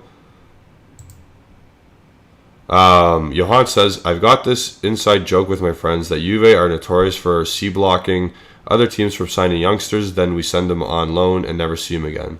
I mean, yeah. Sure, that's fine. And then why don't you find out yourself, says they send players on loan to get coached. Let that sink in. I know why don't you find out yourself. He's a big Allegri out guy. I'm going to ask him this question, or her this question. Do you think that Miretti is being coached up right now? Or do you think it's just pure talent alone that is getting him where he needs to be in the starting 11?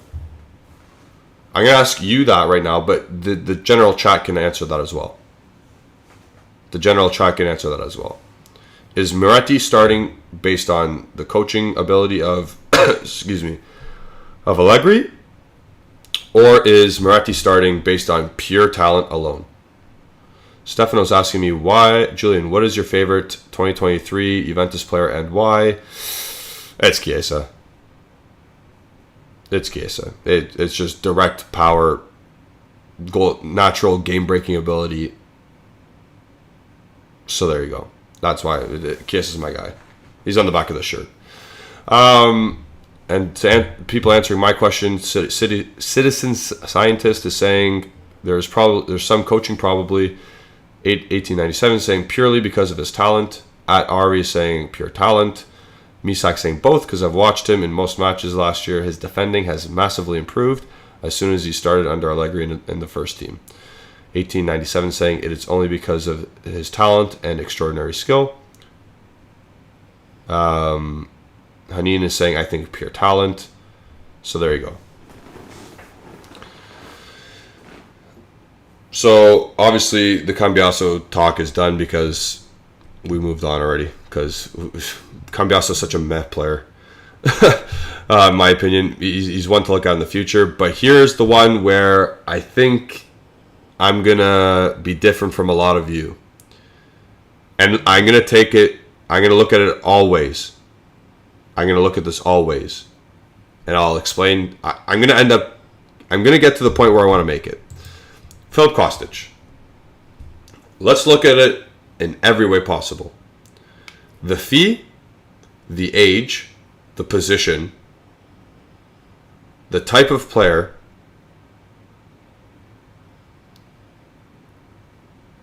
and what's it called? The wage, and how he fits. And on the pitch. So there's 7 aspects. And why he was bought as well. Like, he was bought to replace the left wing position for Chiesa for the time being until Chiesa came back. 12 million is relatively inexpensive. So there's a tick. Relatively inexpensive for a Europa League player of the season and for a Frankfurt player of the season. I'll say Frankfurt finished 11th in the Bundesliga last year, which is a crap league. I'll say the Europa League accolade is good, but it's for 13 games. Over the course of 13 games, he was good. Good job. I'm not putting it down. Good for you, Europa League Player of the Year. I'm happy that we got that guy. Left wing is not his position. He doesn't beat, and again, I did a coach's corner, and I've been saying this for a while. He does not beat his man enough as a winger. Why do we complain about Moise Kean? Because he doesn't beat his man and he's very indecisive. So Filip Kostic doesn't beat his man often either. Juan Cuajar used to beat his man a lot and now he doesn't. So now we get pissed off. So why would we judge Kostic any differently? His service has been poor so far, but we know it'll gradually get better. We know it'll get better, his service into the box. And players will start to know where he's crossing to meet crosses. Like, it's going to happen. But for now, I'm giving it a 6 because long term, he's here for 3 years on a relatively low salary. But long term, what is he? What is he? Are we going to play him as a left wing for 3 years? Are we going to play Filip Kostic as a left winger for 3 years? Because if we are, that ain't him. Are we going to change into a 3-5-2, which completely kills off Chiesa? Are we going to do that for Kostic? I hope not. It seems to me that he was purchased for the time being to supplement Chiesa's injury. And is that big braining it, or is that? I think I'm big braining it a bit here, but at the same time, I don't think we needed him. I think we could have maybe identified another player. Just a player that goes at it's just a different type of player. Is his work rate excellent? Yes. Like he's got that mean streak in him. He doesn't stop running around. Great. And Haneen's saying he's a squad player. I get it, 100%. I get it. But why invest in a soon-to-be 30-year-old squad player, 12 million times 3-year contract, 3.5 million per year, or is it 2.5? I think it's 2.5. Why are we doing that?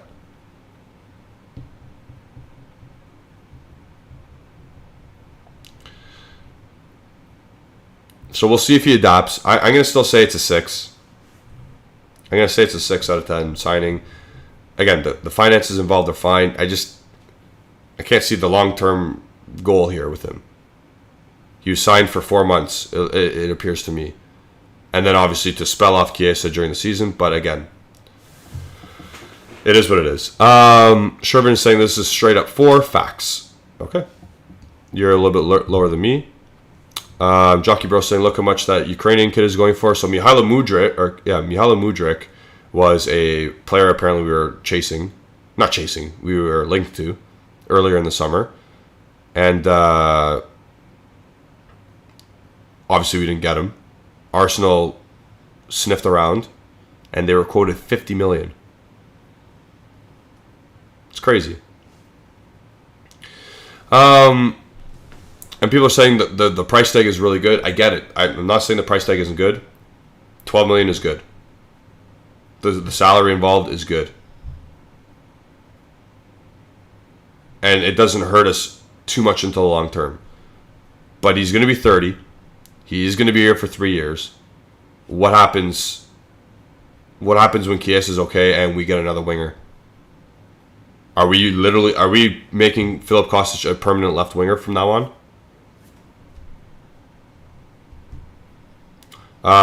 Stefano's asking, can you say if Kostic is able to shoot free kicks? I think he's better at taking... I'm sure he can take free kicks, like direct shooting free kicks, but I think he's better off doing crossing free kicks, like from the side of the pitch. And anyways, we have Vlahovic, so who cares? They're both left-footed. I'll take Vlahovic, obviously, from what we've seen recently.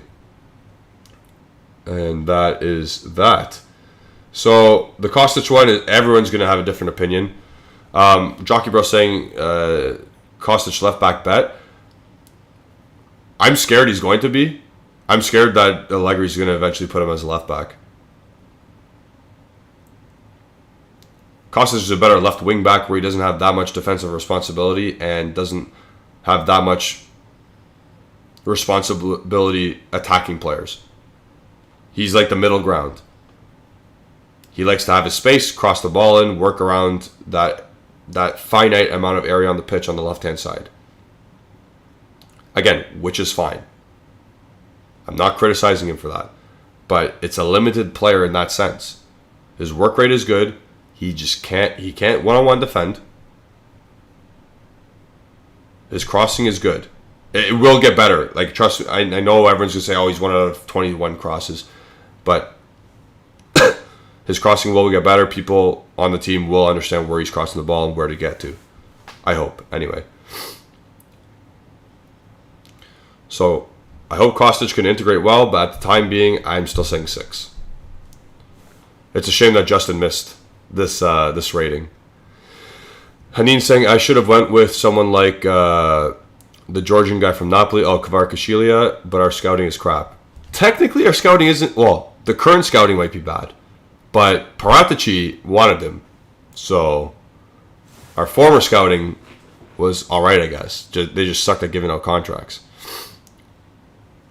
Jockey Bro saying, I'd like to see him as a left back to see what he can do there, but I don't think he'll be good enough defense. Yeah, he won't be. He won't be. At least for the first 29 years of his life, he's not good defensively. I don't know what's going to happen year 30 and onward.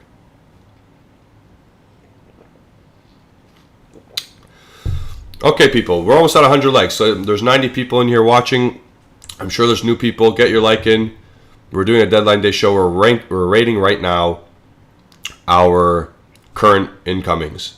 So we've done Di Maria, we've done Pogba, we've done Bremer, we've done Cambiaso, and now we've done Kostic.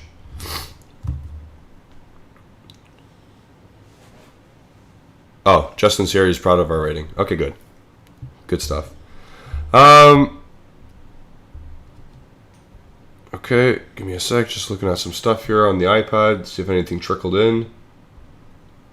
Inter fans are going insane because they're about to sign a Cherby, which is awesome and hilarious.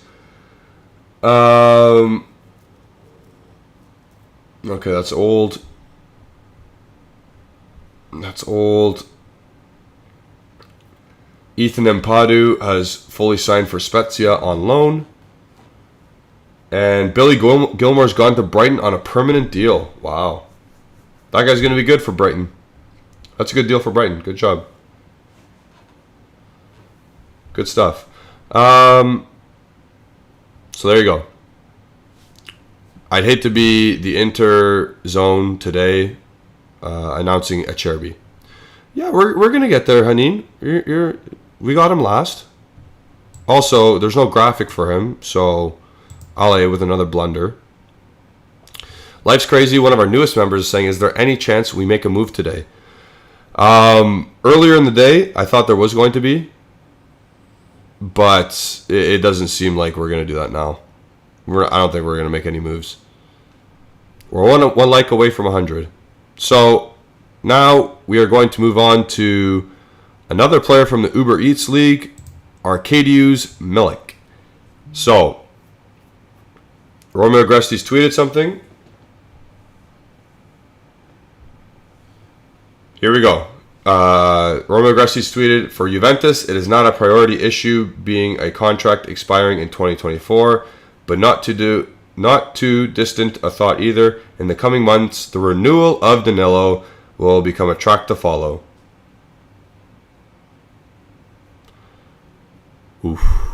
So, kind of breaking news. Why do we have 2 dislikes? Anyways, kind of breaking news. Danilo is going to start talks of a new extension.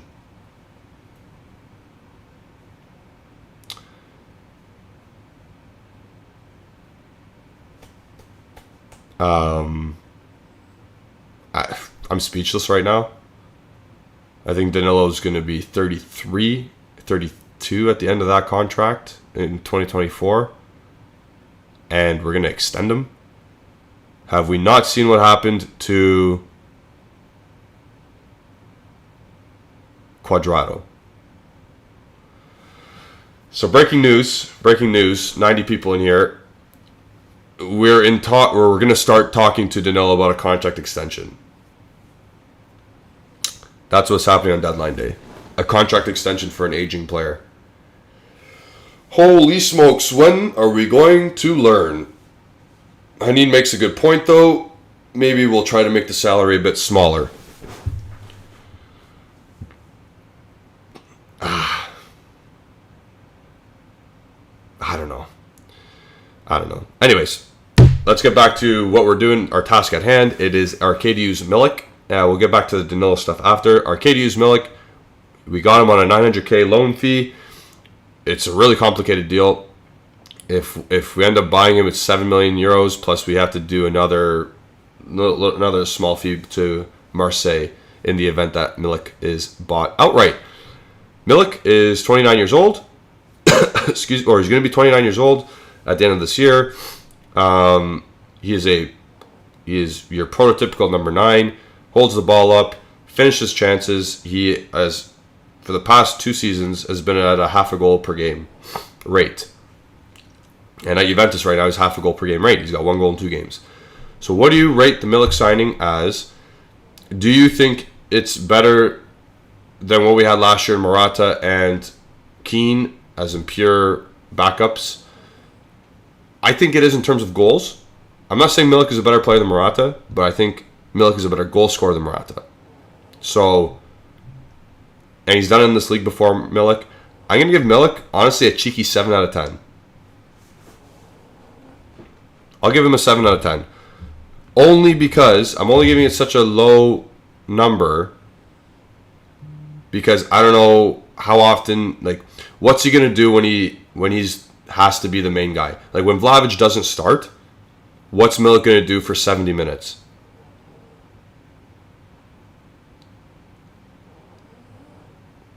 So, I don't mind Milik right now. The signing, it like, finances, good. He signed a cheapish deal, $3.5 million over 4 years.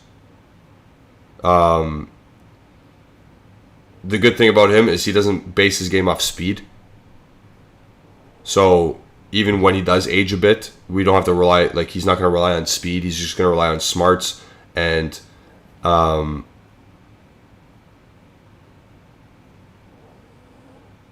don't know what Justin's saying there, but anyway, he doesn't have to rely on his athletic ability. He's a good finisher. He'll get himself in the box. You saw yesterday his goal. He took it really well. He drew the defender one way, and his touch allowed him to go the opposite way, and then he spun and finished opposite corner.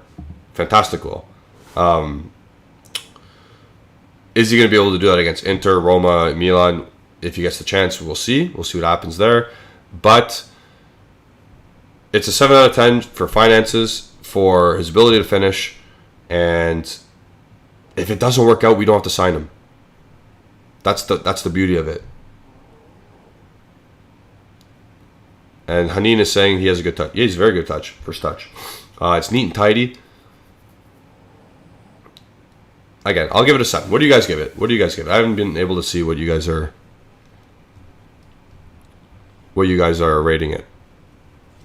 So I gave that a 7, and we're gonna do a total after of my stuff, of my ratings, and then that will basically determine our window in terms of incomings. And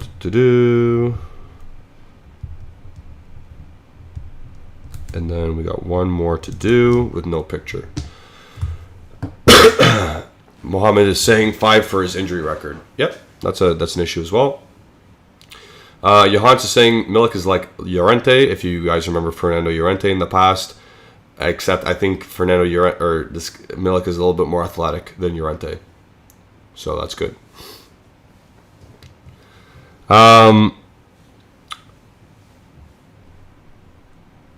Okay, so we'll move on to, I don't have the picture, so I guess I'll just take off Milik for now, and I will go to Leandro Paredes. Romeo Agresti's tweeted something about Piazza, saying the Croatian, small clarification on Piazza, the Croatian is signed with Juve until 2024, which is why it ended up at Empoli on a temporary basis. So, Marco Piazza is going to show up at Contenassa July 1st, 2023 for training. Great. Anyways, moving on, we're going to take away Milik now. That's just an update about the Piazza deal. Piazza has gone to Empoli on loan. So, there you go.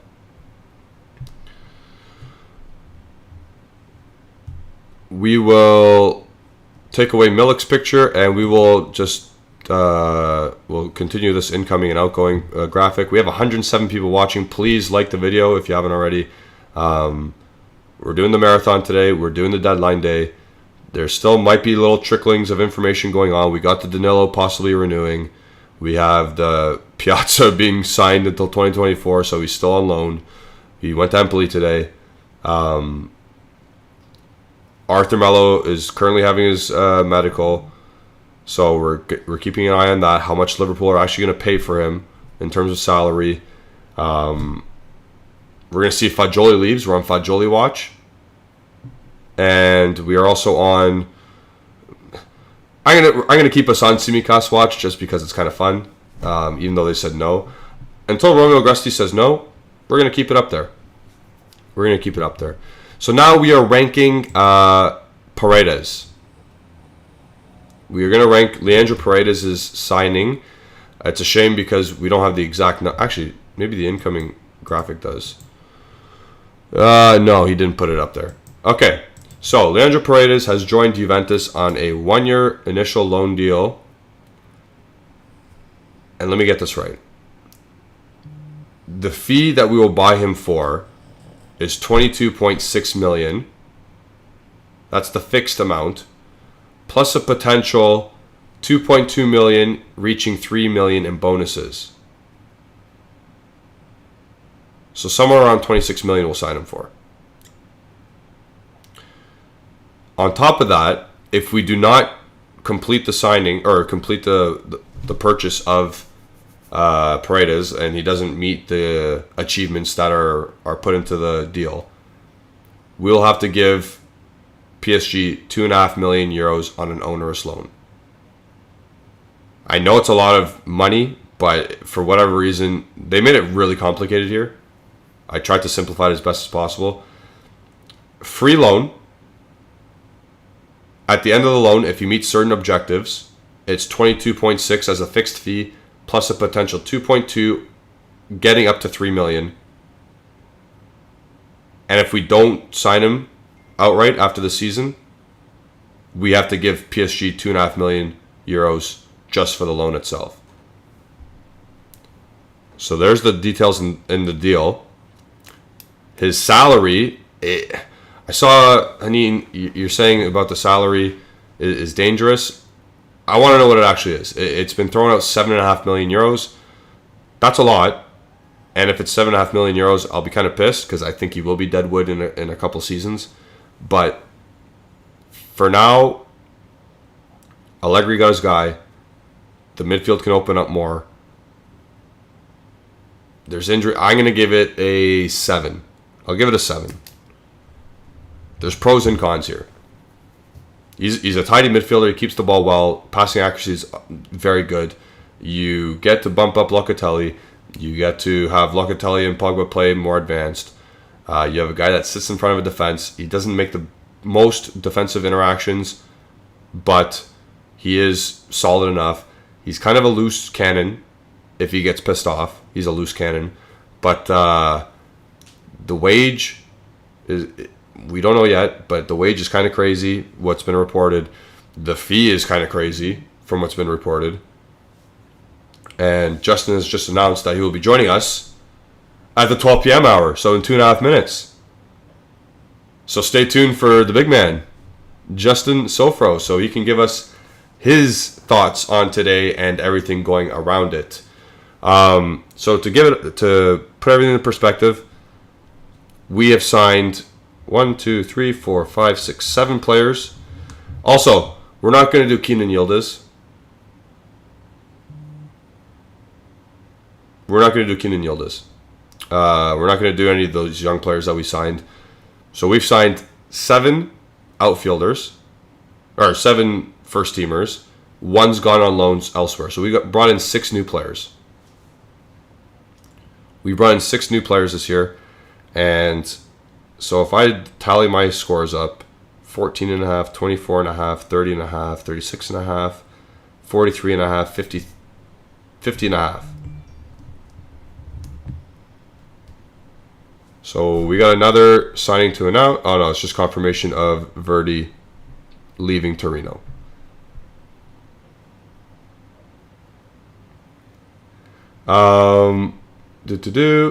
Yep, Hellas Verona signed Simone Verdi. Cool. So what is everyone's ranking here? In totality, I gave our market a 7.1 out of 10 in terms of incomings. So that's my thoughts. What are your thoughts on the incomings in total? Based on my math itself here and doing all these rankings of players, 7.1 out of 10 for the incomings. Like this video if you haven't already. We are getting into hour 3 of deadline day. I can't believe it's flown by like this. It has absolutely flown by like this. Justin will be joining this deadline show after he has to do a couple of things. So there you go. The incomings, I gave a 7.1. Oh, I did math. 50.5 out of 70 is 71%. I think. I'm pretty sure 71% anyway. Let's do some quick math on the phone here.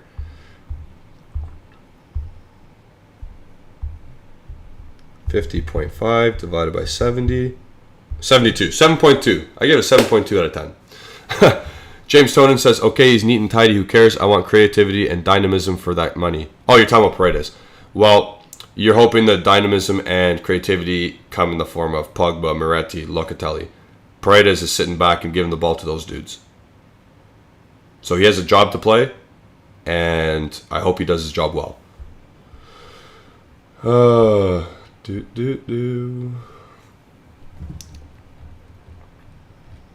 Oh, I scrolled way too far down. Okay. So there's that. Hour 3 has started. It is noon, my time. I don't know about anybody else. Stefano says, Julian, I voted the Bianconeri Zone live. 10. Awesome.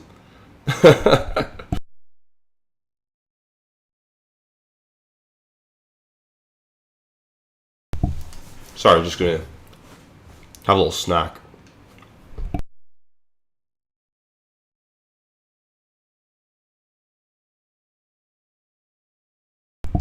Okay.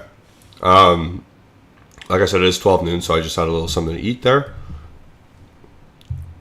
Jockey Bros asking, did I mention Hrustic to Hellas Verona earlier? I don't think I did. But again, rate your Mercado so far. Well, I guess it is the end, because I don't think we're signing Tsimikas. But let me know your thoughts. I gave it a 7.2 out of 10. Our Mercato. And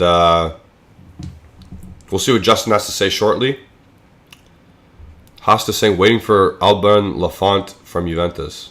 Wait, what? Explain yourself, Hasta. Julian 10, Ali 7.5, Justin 4. Excuse me? No, I gave it a 7.2. I'm very confused with that. I don't think... No, Justin's gonna... No, Justin will answer after. And Alejandro will say... I don't know what Alejandro's going to say. We'll see at 4 o'clock. We'll see at 4 o'clock what Alejandro has to say about the summer. The Prune. I think he's ranking members, not players. Oh, okay, cool. If I'm a 10, great. Thank you. Anthony Guechi saying, did you mention Boga to Leicester? I did. That was in the first hour of the show. And Mario Theophanis is keeping an eye on the actual deadline, which is in 2 hours for Serie A and the Bundesliga. So stay tuned with us. We got 2 hours left of our market, but we have 5 hours left of our show. We have some guests coming on after. 2 o'clock hour, we have Granger Monroe coming on, talking about goalies, Man United, coaching philosophies. 3 o'clock, we have a special journalist coming on. As of now, I'll say, because that's what I'll say. And then 3:45, we have a special guest who hasn't been on the channel in a while. Who hasn't been on the channel since the Genoa game last year, when Keane missed 2 or 4 chances to score.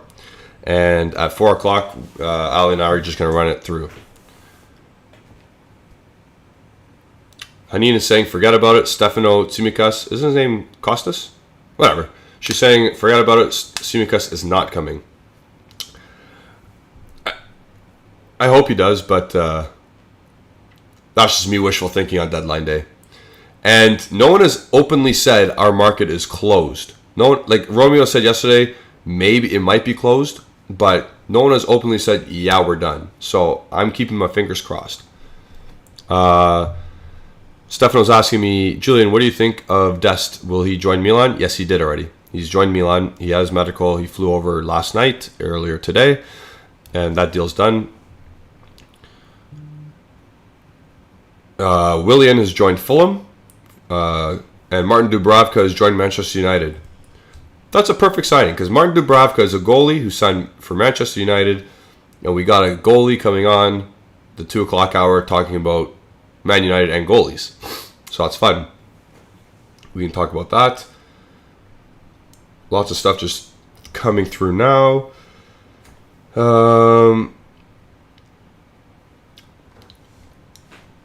I don't know if you guys ever look at Gerard Romero,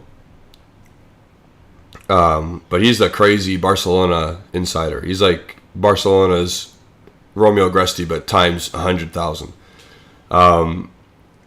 His tweets always make me laugh. Or when he says something and one of their version of the Bianconeri Zone tweets it out, it always makes me laugh. It's always like stuff's happening. And it was like that every day all summer. So he'd be a good follow. And just as an update, Leandro Paredes has chosen number 32. So when he plays on Saturday, he'll be number 32.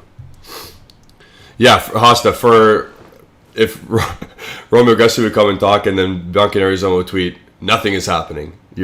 Things indeed are indeed not happening." That's hilarious. People are talking about January. I think I saw Misak saying there's always January. Yeah. Man, we were big players last January, so maybe that'll happen again. But I still think we're not totally closed yet, or else something that we would have been told that. I think we would have been told our market's done. Like, full stop. Heine's saying maybe in January we send out one of the midfielders and get a fullback. That'd be great. I have a very interesting question. I like a hypothetical I'm going to ask our journalist at the 3 o'clock hour, because he is a fan of a certain team, and that certain team has a certain player that was supposed to leave that hasn't left yet. So I'm going to give him a hypothetical and see if we'd improve, if they would take the deal coming from his side, and would us Juventini, who are listening to it at the time, accept that as well. Sergio Delgadillo is saying, is Paredes actually playing on Saturday? I don't think he'll start, but I think he'll make a 10-minute cameo. I think that's how Max Allegri's always done things around here. So I think Paredes will get some minutes.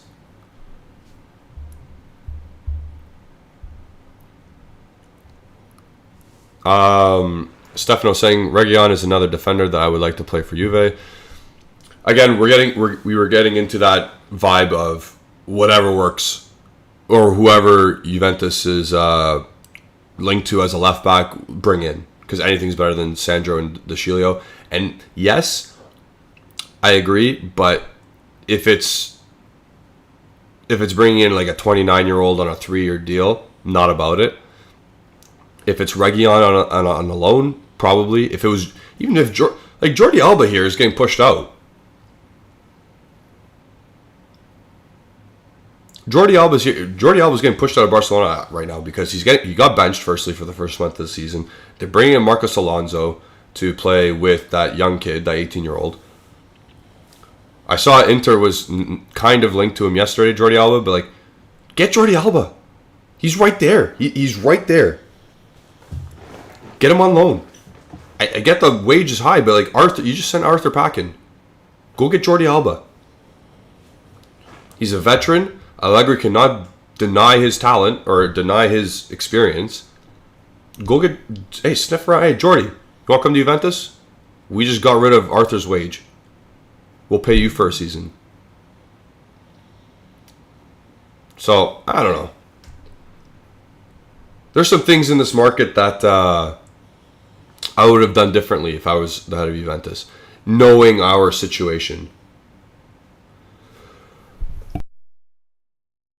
Knowing that we can't get a Alphonso Davies or the next best left back in the world. Knowing we couldn't get Rom from Hoffenheim.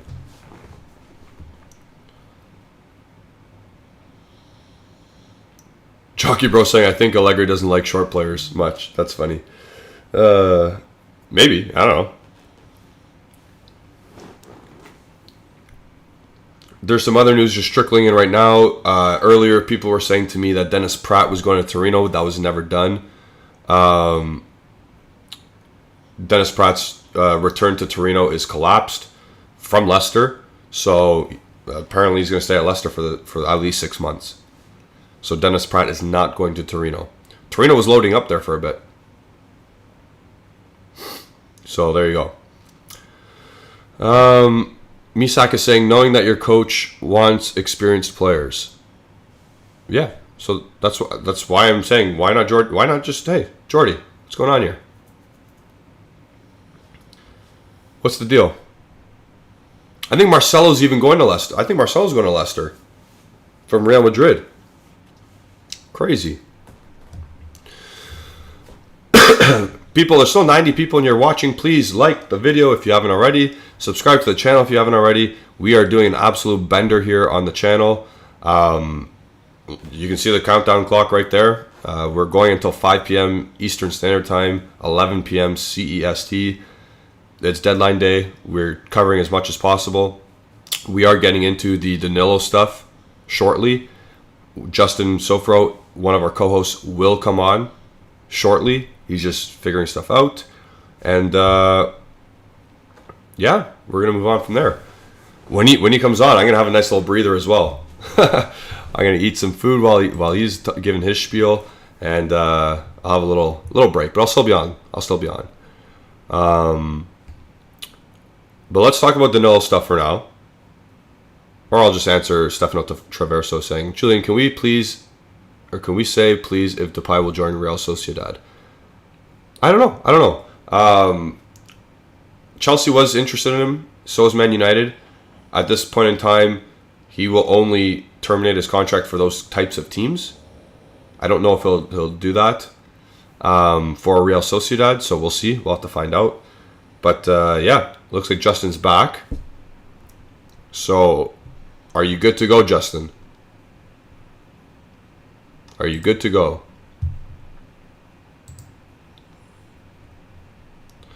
Julian Cherkazov is saying, I think we need one fullback. It's necessary. I agree. I think from what we've seen today and the news reported about Tsimikas and just the left back market in itself right now, there's still some players available. There are still some players available. You got guys like Borna Sosa, who Inter is not getting because they're not selling Gosens. There's still Sosa. There's still a guy like Jordi Alba, like I mentioned. Is it a stopgap year, like a Di Maria signing? Yes, that is. There was Reguilon earlier in the day. Apparently Tsimikas was, well, not the day, earlier this month. There was Tsimikas. Is Ferland Mendy available? I identified Ferland Mendy earlier this week because Ferland Mendy, his starting position is getting taken by Alaba because of Rudiger's arrival. And I think Nacho Fernandez. I think. Well, Nacho anyway. I know it's Nacho. He can play left back as a deputy.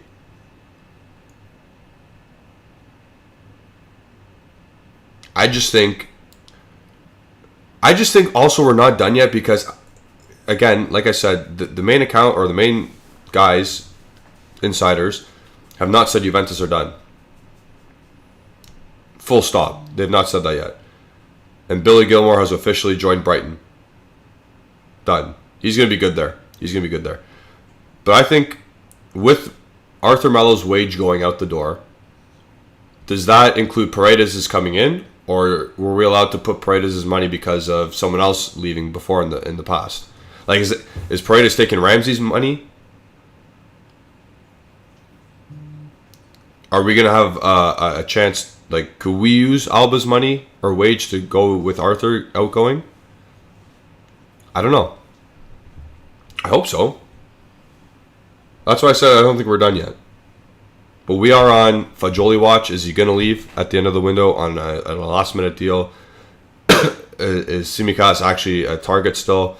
We'll have to find out. Jan Bednarek is going to Aston Villa from Southampton on loan. Great. So, some shit Premier League news there. Or shit teams there. But yeah.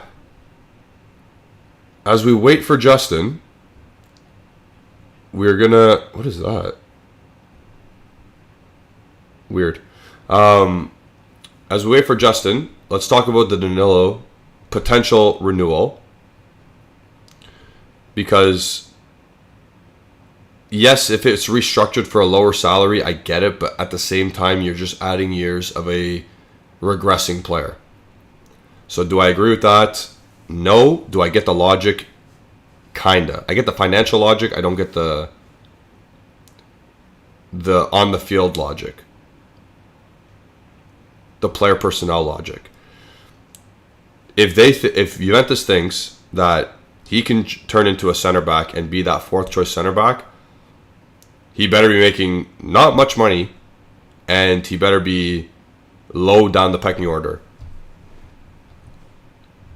I don't mind Danilo as a dude. He likes the club, all that stuff. But at the end of the day, we've seen what Cuadrado's been doing and his fall from grace. We've seen other players, like Bonucci's fall from grace is apparent, even though we need him to play now. Danilo's going to be on the same track in like a year. I'm sorry. Father Time loses to nobody. It's just a fact. Matthew Cuddy is saying, did V earn more than we spend? No. So,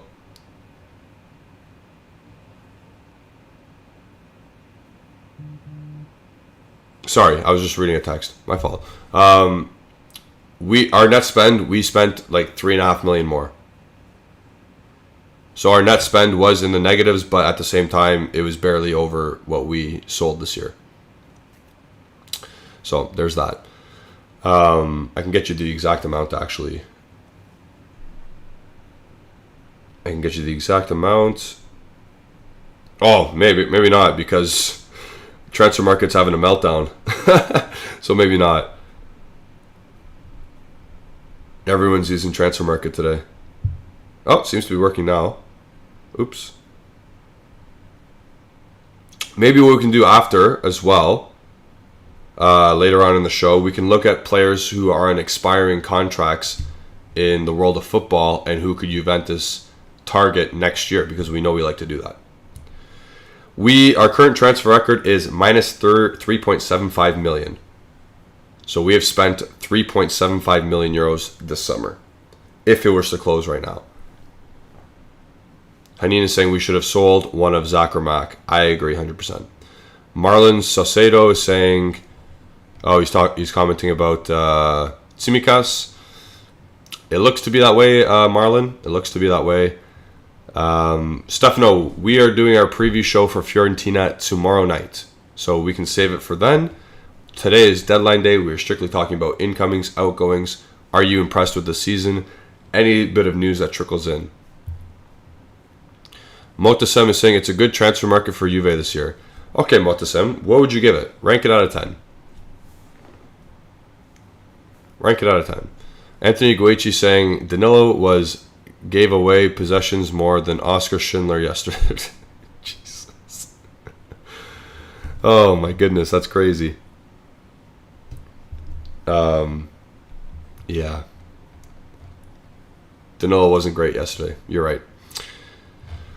But yeah, let us know what you or let me know, because I'm still by myself because Justin's taking his sweet ass time. But let me know your thoughts on the Danilo situation, the potential renewal, adding on to his 2024 contract, potentially lowering his salary, whatever it entails in that. And then where do you think Fagioli ends up? Does he stay? Does he go? We're on a Fagioli watch. We're on Tsimikas watch. We are on just any watch right now. Even if as soon as a main source says we are done, we'll comment on that. Stephanie, I think you've been saying this quite a bit. I just haven't had the chance to comment on it. But she's saying, why would Liverpool offer him? It makes no sense. They did bring in another fullback this year. I can't remember his name, but they brought in a young fella. Tsimikas has played 37 matches in 2 years and a month total in all competitions for Liverpool. I think, and he's 26 years old. I don't know if Liverpool want that per se. I don't know if they want that. I don't know what his wage is. I don't know. Again, I don't know the ins and outs of Liverpool's wage structure. I'm sure I can look at it right now, but I'm not going to go on Capology. That website takes forever to load. So I can see why he's offered if the monetary shit makes sense. So Stefano's saying Tsimikas is not a good defender. Ramsey, yeah. Calvin Ramsey, that's what his name is. That's what the fullback Liverpool brought in. So there could be a multitude of reasons why he was offered in the first place. And let me go on and say, I don't think Liverpool said, hey. I don't think Liverpool is saying, hey, come take Kostas Tsimikas off of us. We don't want him anymore. I think they hinted, hey, is there any players that you like on our team? And then there's a conversation to be had. I don't think it's as black and white as when people report stuff throughout the media, and journalists do this, they don't get every single detail of what happened.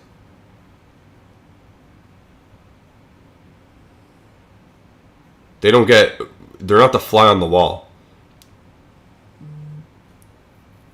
So I think when people literally say they didn't literally offer him to us, I think you're right. They didn't probably do that. It was probably in a different kind of manner.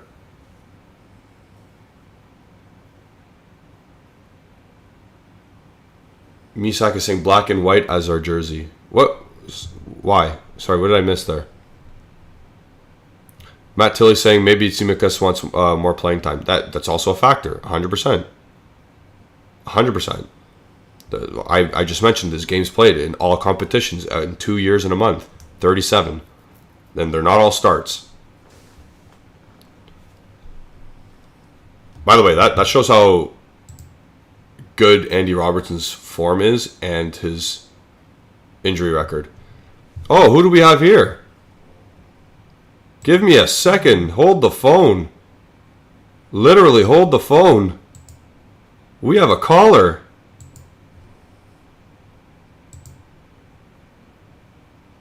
The timer will go for a second, so give me a sec. Oh. In the green room. How do I do this now? Justin, can you hear me? Oops. I can't fix your mic. Have me muted. There we go. I think I'm good now. You're good now. But I'm not in the camera view, so let's see. Are you in? Uh-oh. Yeah, I'm in. The issue is, your computer may not be able to handle this. Is the only problem. Why? Okay, is yours like really janky, or is it just me? Maybe it's me. What do you mean by janky? Maybe it's just my playback. Like, is it looking really glitchy? Everybody else, is it looking glitchy? I look fine on mine. You look a little bit pixelated, but like, I mean, my computer is kind of old. Well, but everybody, that happens. I know whenever Alejandro does. Huh? Everybody, welcome Justin. All right. Where are you in? I'm here. You're in. There you go. I'm just gonna. I'm in. Yeah, I'm in. Let me just try to roll with it. Here's the thing, and I appreciate you. I was enjoying it quite a bit. I mean, I've listened to the whole show, but I was enjoying you dancing around. I was showering. That's sorry, sorry, guys. You're trying to be nice. You're trying to cover up. You're like, oh, he's just, he's doing this. He's doing whatever. He's just got some stuff to take care of. I was bleeping showering. That's what I was doing. Here's one of the truths. If you guys, I don't know how many people are in here in the chat right now. I don't know how many people. Or when I say that, well, I guess I do because it shows. But I don't know your all's ages, living situations, whatever. Yeah. I'm a father, and when I say that is, some things happen when you become a dad. I'm just a disgusting human being at this point. Like you sacrifice yourself for your kid sometimes. So like last night, getting him ready, doing all this stuff, and then I had work and I had all this other crap going on. It is what it is. But basically because of that, I didn't get to shower yesterday. So not that you all can tell, but I had to shower. I had to do it. I am pixelated as crap. Let me see if I can lower the quality of my camera a little bit, real quick. Let me try something real quick. Okay. I mean, Yeah. we can still talk. We can still talk. I can just. All right. Try to. Deadline day producing. This is what it's all about. This is you know what, the show is a test in progress. Look how good Justin looks now. Because you can't see me. He looks like that's quality. Look at that, executing, completed. Look at all that stuff. You've never looked so much better. Uh-oh. Did it disconnect? Uh-oh. You are a black screen now. Let me try something real quick. Yeah. That's not what you do. Switch back. There we go. Does it work? Oh, son of a bitch. Let me hang up. All right. Call back. Good call, Justin. Thanks for coming on. So now you're going to look at me like this for a couple seconds until he calls back. So I apologize, everyone. Which box do I go into? So he's calling back. Add right. There you go. Are you in? You look better now. Is it better-ish? It looks better to me now. Well, all right. Well, it is what it is. Sorry, the only reason it's bothering me is because I'm like thinking of when you have people calling later that I'm worried that. Oh yeah.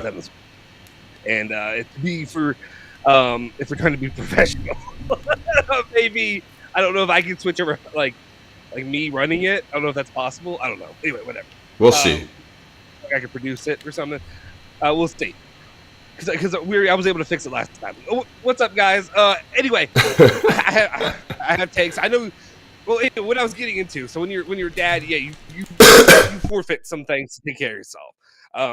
Your boy's always been a big dude, but it's gotten worse because of that. Kids do it. I'm blaming it on my child. That's what I'm doing. I'm blaming it on a 2-year-old. Is what I'm saying. But anyway, to go along with that, I had a question for you, which was, am I not loud enough? Do you have me set loud enough on my microphone? Is it all the way up? Yep. I have it on 100 and 100. Okay. If I need to be louder here, I can do it. I can adjust. Let me try this on my microphone. Let me get in here. Oh, yeah. Everyone's saying for once you're the lower voice. Justin, turn up the sound. Yeah, Justin right? needs to be louder. How's that? Am I louder now? Oh, yeah, you went louder. Yeah. Am I too loud? No, you're good. Julian is way louder than Justin. Yeah. Okay, I think we're good now. Yeah, we're gonna need to figure out this situation before you have your bigger guests on. That's the only thing I'm saying. The pixelation, because it's probably gonna happen with them. Yeah. Have you had anybody join you before? Or is this the first time on your computer? This is the first time on my computer. Okay, let's worrisome. We can figure this out. We can figure this out. Bye, Stefano. Have a great day. Thanks for chiming in and tuning in for the first part of Transfer Deadline Day. Yeah. Anyway, here's my question to you was, how bad do you have to piss right now? Like, you've been on here for how long? No, I'm good. You haven't peed once?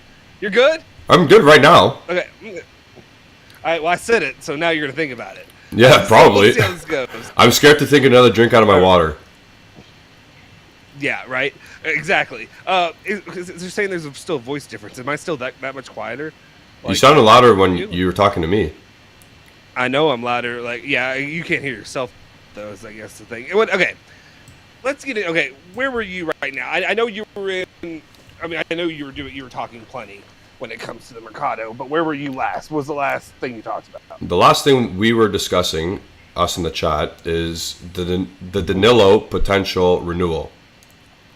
Yeah, exactly. So, and I went along and saying we've seen this song and dance before with Cuadrado. Aging players just don't work. And we know he's transitioning into a central role, but we should still probably not do that. I just don't think it's prudent to do that. Well, no, it makes no sense. I think we've also I've kind of in my hierarchy of players for Juventus, I've lowered Danilo down. I mean, he's still above Sandro, but he's getting close. Yeah. Like, he is, he's just been, and I don't know if last year or the year before, whatever, or it was last year that he was decent at the beginning of last year. I don't know if that was an aberration compared to what we were seeing now, which is kind of like regressing to the mean, or do we blame do we blame Allegri? Do we blame Allegri for everybody's issues? And I have a hard time doing that for everybody. Like at some point, you quote unquote kind of should be able to roll out the balls and be able to be serviceable, be not a liability. Yeah, right. no, for sure. And there's plenty of times where I've seen Danilo yesterday, we talked about that. Like I said, I literally at the very beginning, my note just said, "What WTF was he doing?" Yep. Like what was Danilo thinking yesterday? I think when it comes, when it comes to Danilo, it's funny. Of all the things I thought I'd talk about today, this was not. Yeah, I know. I did not expect that one. Danilo as a whole, I would put him at like I had no idea why they're even considering a renewal right now. It doesn't make sense to me unless. I mean, do you remember though? A couple days ago, Allegri was making comments about how he could play center back. Yep. And that he made this transition over to center back. Yep. What? Yep. What? Hey, So that's what you're going to renew him as? You're going to renew him as a center back. Yeah, like what are we even talking about? What are we talking about right now? Thank you, Ale, for finally retweeting that. Ryan S. Ryan S. We're literally discussing that. I guess you came in just a bit later, but we're discussing that right now. The Danilo potential renewal. Yeah. Honey brought up a point where she said it could potentially lower his salary and spread it across years. But at the same time, do you want the aging player to do that? A depreciating aging player to just get more years? To me, it's borderline asinine. To me, my personal opinions of the moves that Juventus have been making. And I wanted to say, like earlier in the mercato, I was kind of, I was bending the knee. You and I both jokingly said we're going to buy Arriva Bene shirts. Yeah, absolutely. Yeah, that's not happening now. No. it's that's not my line of thinking at all. It went from very good. It went from a good start. Like after the Bremer signing, you're thinking, this is pretty good. Like there's no complaint. It was kind of slow to start, right, with the free agent signings, and then it picked up obviously when we sold the Lit, bought Bremer, and then it was Kostic, Milik, Paredes. Which again, on the surface, it looks fine right now. Yeah. It's fine. Here's my issue. Where were you in the ratings? Did you get through all the ratings? I got through all the player ratings. My final rating was a 7.2 out of 10 in terms of incomings, strictly because like Bremer brought it up a bit. Yeah. So where were you? And I based my number off of adding all the numbers up, dividing by 70. I agree with you quite a bit, and I'm glad you were as reasonable. I mean, I know you're going to be reasonable when it comes to Mercado. I know a lot of Juventus fans and people that are full on shilling for the club. I'm a fan. Doesn't mean I have to shill for every decision they make. Yeah. I knew that they were going to come a little bit too positive, and they were going to be a little bit too upset at maybe some negative comments that I might come in here with. And when I say that, what I mean is, this is a community. This is what we do. We're going to have disagreements. If you're going to piss your pants and tell me that we're too negative and you're going to leave the channel, that's fine. Do whatever. Yeah. That's you're not made for this, is what I'll say. But my personal opinion is you get positives when it comes to the signing of Pogba and Di Maria, but those two signings are not what the club thinks they are. That's my personal opinion. Yeah. I think their idea, because do you remember early on the Mercado, heck, this is like shortly after the January Mercado ended, there were I am in 144p. I don't know. It's a whenever I'm running on somebody else's computer. I apologize. I don't know what to do. I don't know what to do, guys. I don't know. I was a little bit worried about that. I was like, oh yeah, it's 4K. I don't know how it's going to handle it. It's not well. It's what we'll say. It's what happens. It's the 90s videos, VHS. It is right now. We're reading Rainbow and all that. I look like I'm a Game Boy. Thank you. I agree. I don't know what to tell you guys. I don't know what to tell you. Unless, actually, can you put me on a small screen? You know what I'm talking about? Do I make you smaller? I could do this. Like where I'm just like, you know how I do with you, where I'm just like the tiny little. Yeah, how do I do that though? And then maybe okay. There. Yeah, you do that. Now get rid of the other frame. Get rid of the two-person frame. Yep. Put you back to full size. Oh, okay. No, not that. Yeah, there you go. I just moved me around. This is better. Is this better? Are we good? I mean, it's better because it looks like shit. So, like, I'm going to be honest. If I'm going to look like shit, just make me look like shit down here. Like, it's fine. I'm okay with it. There's not much to look at. I'm married anyway. like, there you go. I'm not telling anything to anybody. Anyway, let me get back into it. And yes, I know somebody's going to comment on me. It takes me 7 goddamn hours to say one statement. We have 7 hours. Oh, no. Yeah, we do. Your timer reset. Oh, no. Oh, no. Oh, because you had to switch between the two. Yeah, that's okay. Well, I guess you could always, you could go back in and type it up. Yeah. If you wanted to. Anyway, well, that's also good because, like, if we have to switch over to me hosting so that way later, that's good. Then we can do that. Yeah. I'll figure something out maybe. Here's my issue. Again, I think the club thinks that the signings of Di Maria and Pogba are signing Di Maria and Pogba in their prime. I think they think like that's what they're selling the fans. It's like you're getting Pogba like when you got when you know at his what I would say peak, like leaving Juventus to go to Manchester. United, like that kind of time. That's what I feel like they're selling. They think they're selling fans. Yeah. And I think with Di Maria it's the same thing. And I'm like, Di Maria is a fantastic player. Like I've already bent the knee a bit. I'm not a fanboy of his, but I cannot argue and I can't say that looking at him that he is not, heads and shoulders or whatever, you know what I mean? Whatever analogy you want to use, he's leaps and bounds better than everybody else that's on that pitch. Yeah. Like even like a Vlahovic, like it's not comparable yet. It's just because his technical ability and then also just where he is. Vlahovic can get there. He can develop it. They're also two different players. But I'm just saying, talent-wise, I just view him as so much better. But the problem is, you signed him for a year. Yep. And again, you and I did the whole spiel, and now people are still annoyed or pissy about, it was a joke for the most part, but it's serious too. The idea that when it comes to Di Maria, 4 months or a year, whatever it is, he's gone after that more than likely. Yeah. I know Ole's even hinted out that Ole believes maybe. Do you need to get some lunch or something while I'm talking? Like, do you need to eat? Or No, I'm good. Okay. Ale has hinted out there that he believes it's just a personal thing. I don't think it's based in any kind of rumor or facts or anything like that. But that potentially Di Maria could sign for another season. I'm guessing that's based off of a wifey likes it. They feel like home. That's what they're saying. What are they gonna say? Feels like shit. I hate being here. What are they gonna say? Is that what they're Screw gonna the say snow. Screw the snow. For millions of euros, right? Anyway, but the problem is we were sold this, and I remember this is what I was talking about back in like after January, after that winter mercado, like immediately afterward, it was the summer mercado is going to be big.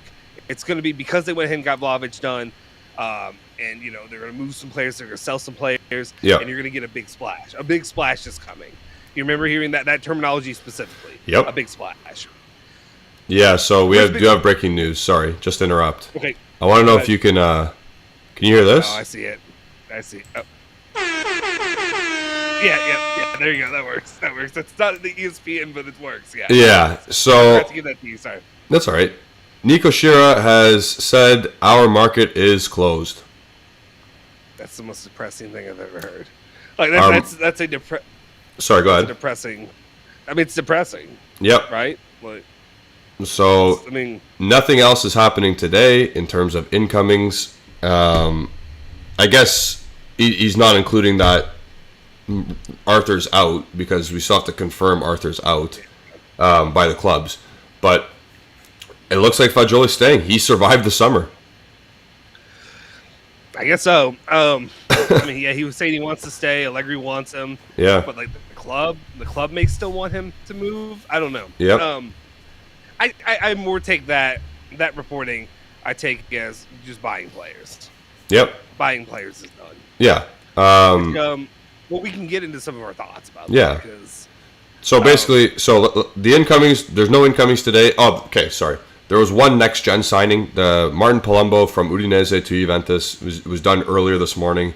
That's the only incoming to Juventus of any sort. We know Rovella left yesterday to Monza. Paredes came in yesterday to Juventus. And Arthur Melo is having his medical still with Liverpool, and it hasn't been announced yet.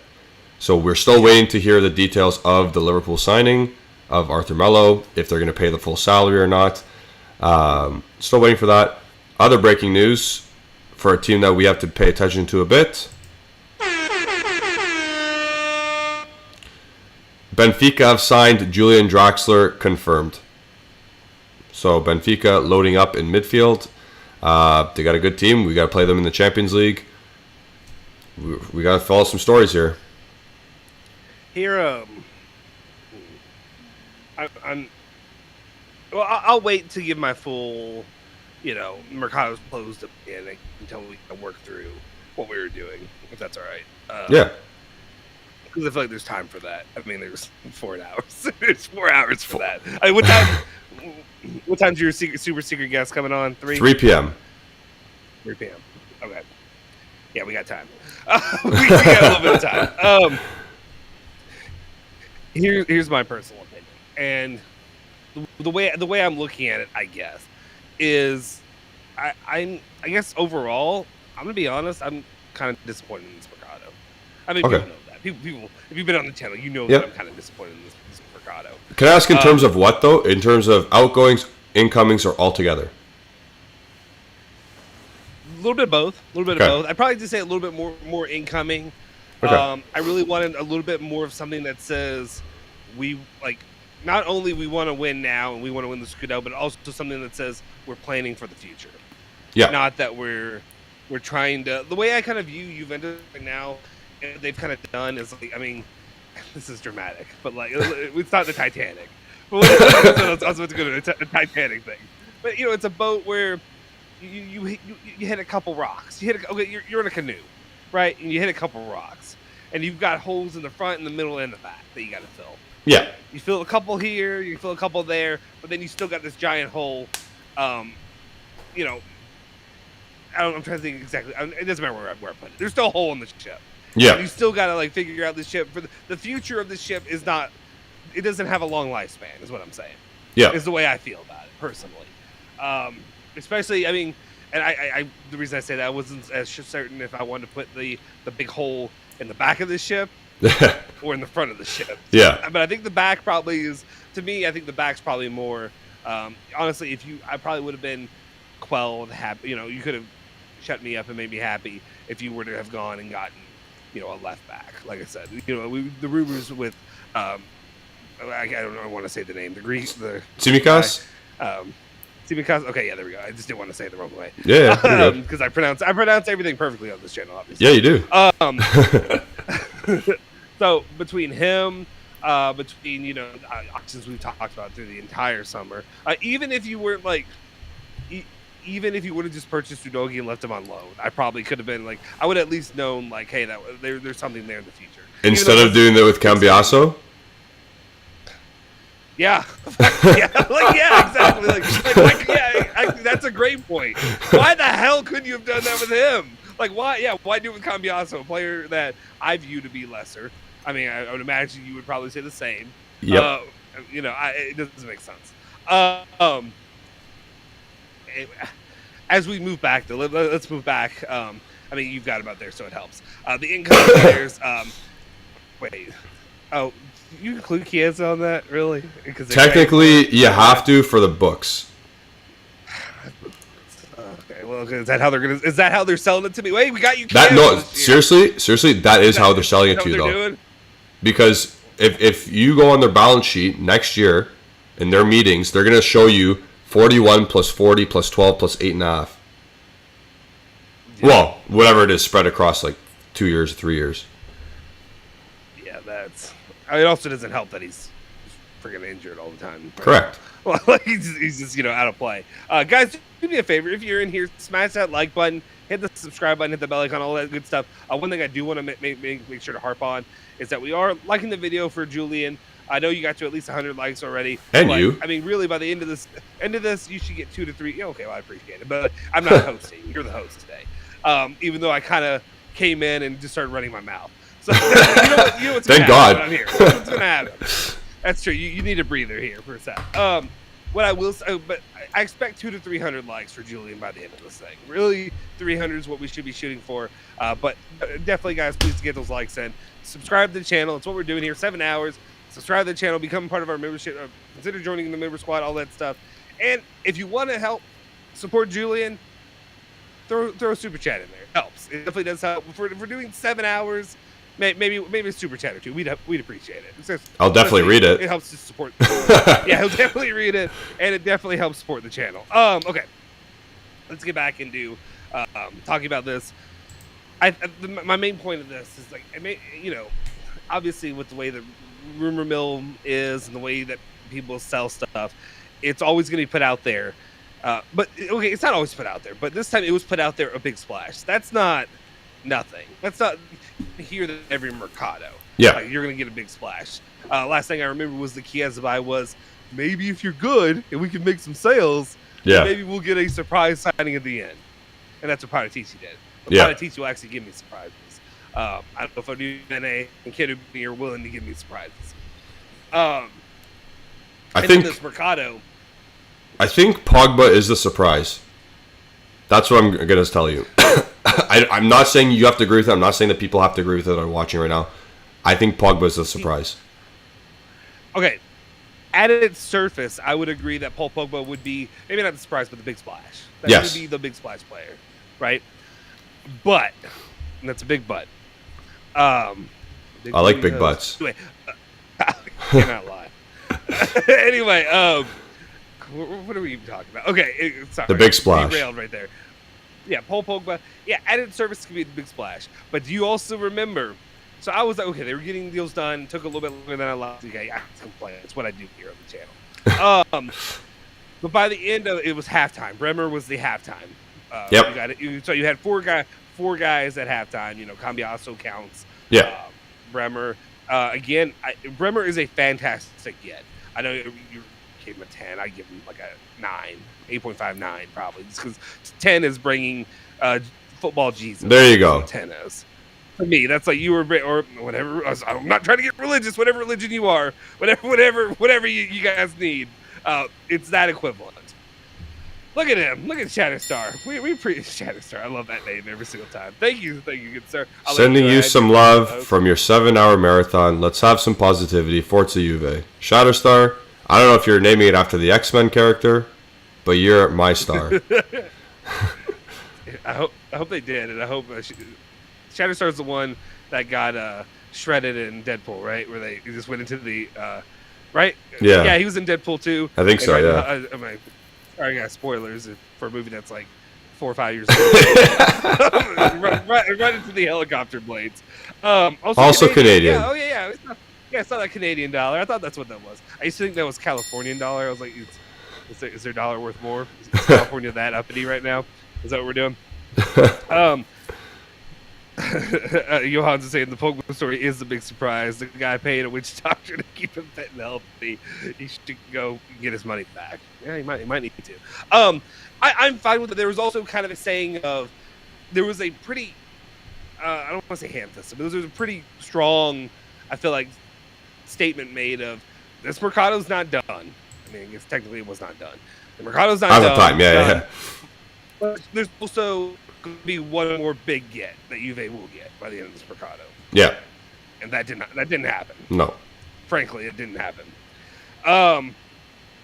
Sorry. Milan Skriniar is now expected to stay at Inter, but PSG will continue a last-second push.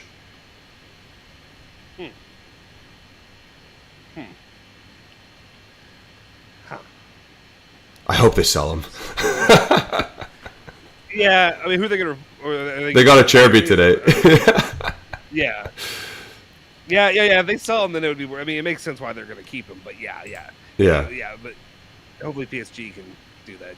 I mean, honestly, Inter hasn't looked that impressive yet so far this season, which is good because we haven't either. Yeah. so it doesn't matter. Okay. So going back into it, though, in this mercado, I guess that's where it really rubbed me wrong, is that there was no second big push. There was no second guy that I was kind of hoping for. Like there's some, like I said, something that fit the bill of not only a here and now, but also a player that you can build off of. Like that would have been a Raspadori would have fit that for me. Yes. That's the signing that would have fit that billing for me. It's a guy who I think is pretty damn good. A guy who I believe in. Obviously, he's Italian. You know me. That's a big part of what I'm a fan. But also because that would be a guy you'd be working with for the future. Yep. And I know you talked about Kolstich. He's having a rough start. He's not really. I other people may argue differently. I haven't thought he was very good or impressive at all. But of course, I'm going to be a little bit negative with me when it comes to Kolstich. But overall, I just haven't been impressed. And I think that to me, I would have rather have brought in a guy like Raspadori instead. Obviously, wages and all that, or not wages, but the money you're spending would be vastly different. And Juve have no money, I guess. I guess that's the honest truth, is there's no money. Yeah. I think I've been saying that though. Like the deals that we've made are kind of obvious that we have no money. Yeah. Next season, okay, let's put this into perspective for a second. Let's go back to the incomings. Boom. So, you know how Chiesa, we just triggered the final purchase this season. Next season, if everything goes well, we have to do the final purchase on Locatelli, Keane, and Paredes. What was the first one you cut out for me? Sorry. Locatelli, Keane, and Paredes. That's next summer. One if everything more goes. year. One more year. But do you see what's going on here now? Now next year we can't. Oh, and Milik. There you go. And fucking Milik. Sorry, I swore. Sorry for cussing. Yeah, even though it's relatively cheap, it is relatively cheap. Yeah. The Milik thing, but it just adds on to 33 million or whatever it is for Locatelli, 22.6 for Paredes, and Keane was what, 28? Yeah. Yep. So it's not good. Like next year, we're gonna be pooped. We're gonna be pooped again. I mean, in that circumstance, I know other people will get upset and say whatever. Exor can do this. People can do this. Well, yeah. I guess it just depends what matters. I mean, if in that circumstance, if that remains to if that all remains the same, no sales are made of any of those players, so those players aren't retained, whatever it is. Yeah. And you have to buy all those players. Locatelli you're going to pay for. Yeah. Once you can, you're going to probably try to sell him again and probably get turned down again. So have to pay for him. We'll see. That's the thing though. Moise Keane's key next summer, not as a player, as a trade chip. Yeah. Just find the games that he can look good in and let him play those matches. Like wherever they are, try to find them. Bottom tier teams, throw him out there. Let him get his goals pulled. Hey, we did that yesterday. He sucked. That's true. That's a good point. That's really good. The market is now done for Lazio and Fiorentina. So. Well, there we go. Yeah, I wasn't too concerned with their mercatos, to be honest. Yeah. But that's good to hear. That's good to know. I think here the reason I say that. So I guess it's just if you look at the landscape of European football, though. Yep. If businesses, if ownership, if I see people saying about the Exor is not willing to is not going to put that kind of money in unless they have to, unless it's literally a dire situation. Yeah. At some point, the landscape's changing though, where this isn't a little a little up and coming sport. This isn't an up and coming team. This isn't an up and coming venture where it's like we'll do my donations and we'll keep it whatever. This is a business in itself, and if you're the ownership, I feel like it's. I can imagine that it's going to be good business for them if Juve continue to barely get top four, maybe even not get top four in the season. Yeah, you know what I mean. At some point, you're going to have to say they need better bleeping players. So I'm going to have to absolutely. I don't know, maybe this is just me being a Juve fan. I love I'm a Juve fan in '69. I need the money and I need players and I need it now. And they're going to be like, well, you just can't get it. And maybe that's what it'll end up being. But then our standards for Juventus have lowered. And there's part of me that kind of wonders, and I know people get mad because I'm negative, but like, is that what's happening? Is there a lowering of the bar for Juventus that we're seeing the last few seasons? I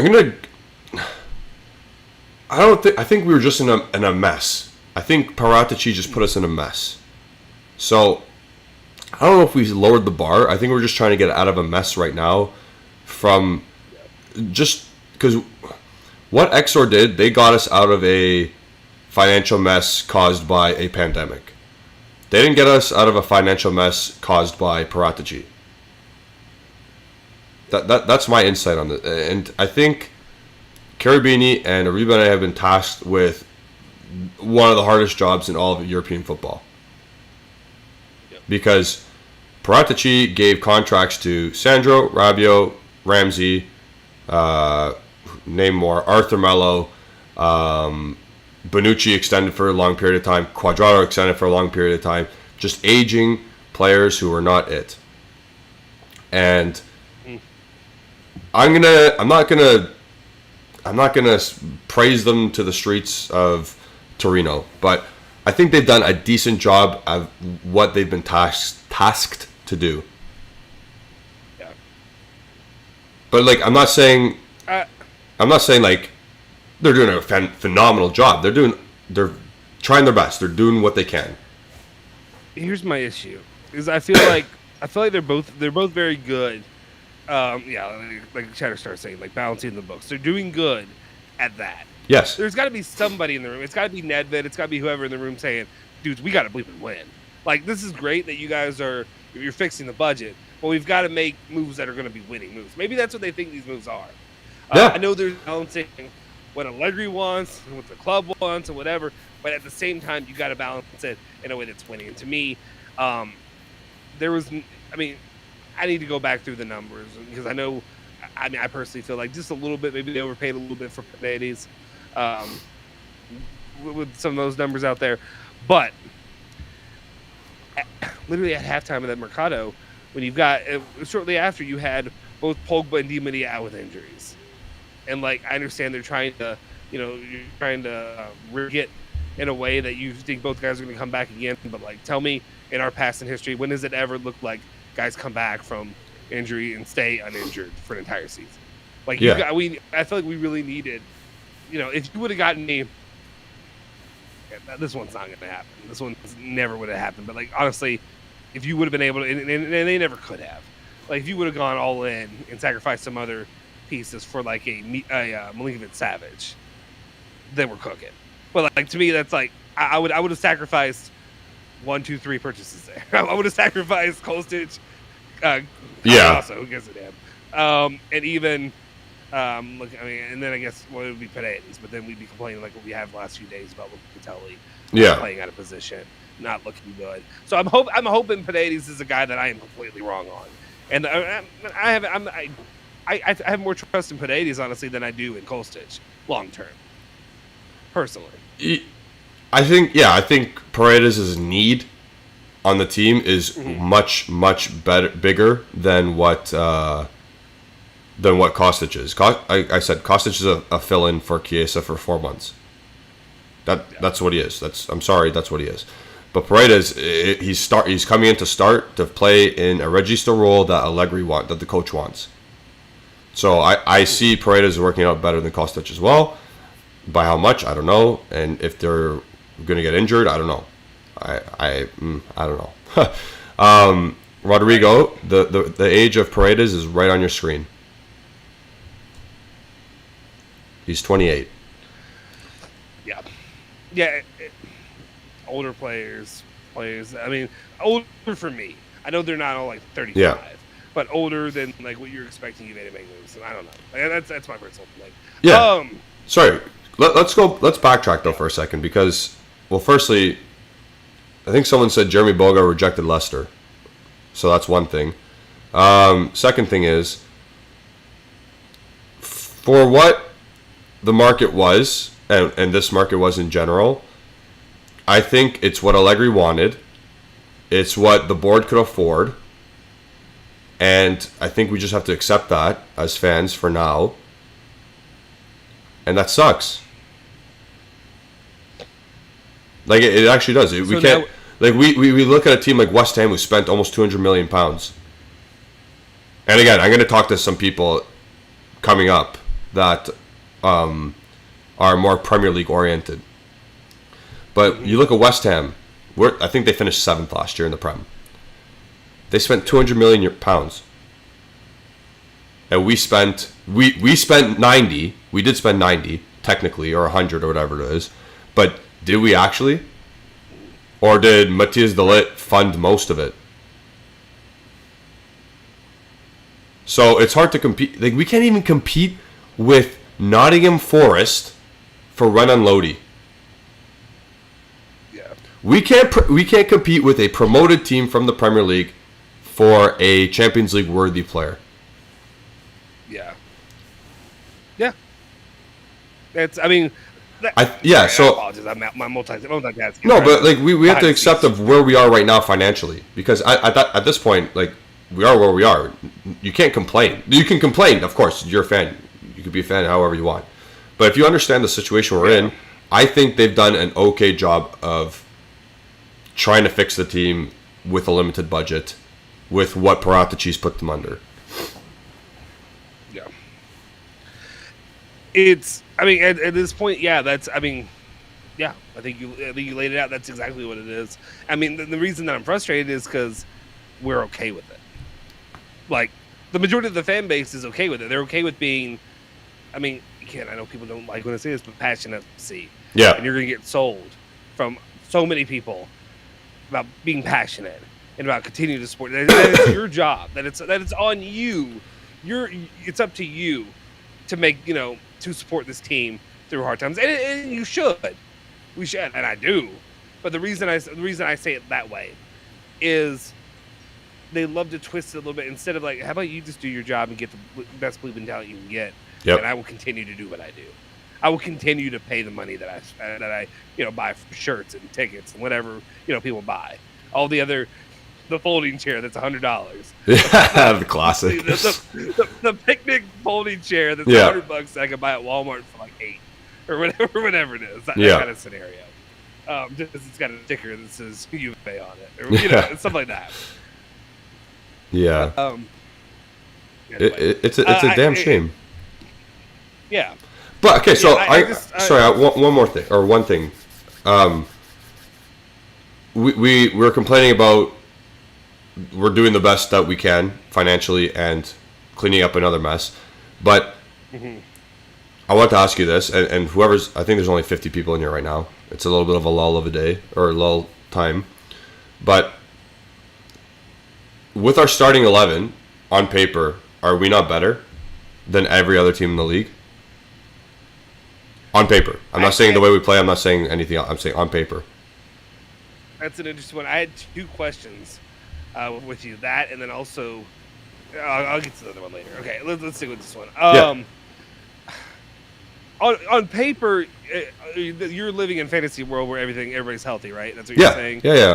On paper, everybody's healthy. We're good to go. Yeah, I would take this team. Surprisingly, after how negative I've been. Yeah, I would take this team over almost any other team. My issue is that's never going to happen. That is a fantasy world. Okay, I got to follow up. You get a game. Yeah. Okay. So I agree that we are the best team on paper. We are. I'm sorry. I don't care what anyone else thinks. We are the best team on paper. We have the best forward in the league. We have the best winger in the league. We have the best central midfielder in the league. Is Pogba better than Milinkovic-Savic? That's up for debate. Whatever. We have the best center back in the league. And we have probably the second best goalie in the league. Third best goalie at worst. Okay? So we have those best positions. We're better. Sorry. Is management supposed to think about injuries, or are they supposed to say, oh, this player is this good?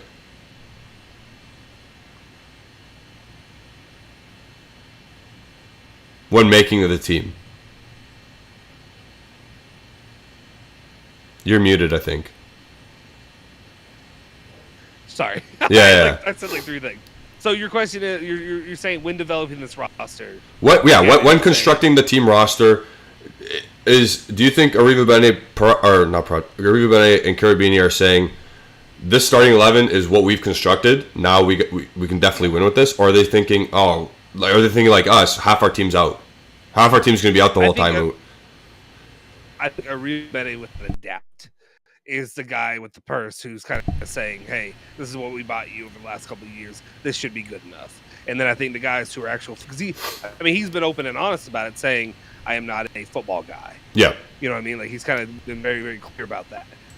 I think in this circumstance, he would say, though, he would look at it and somebody would need to tell him, okay, yes, financially, that makes sense.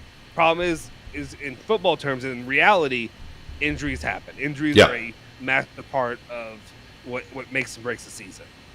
So you need to do your best to offset that with other pieces that'll fill that void. Okay. And we haven't been able to fully do that. Yeah. Is what you need an advocate. You need Nedved to be that guy. You need whoever it is. Yeah. I don't know who's a guy who commands respect and knows the game well. I agree. The but guy, now, the guy sorry. also, I was just saying, Carabini is the guy who I know the least about. I understand the least about. Yeah. He's the most, he's the guy who we were sold a couple of seasons. I mean, like, the guy that's going to take over from behind DG when he's pushed out. But, like, I know very little about his philosophy. He's the scout. And, like, yeah, he's a scout, but like, yeah, I know Riva Bene is the guy who swings the big stick, if you will. Yeah. But like, I would like to know what Cherubini's thoughts are. Yep. Is he, as a scout, is he an advocate, or is he also a guy that's saying we need to save money?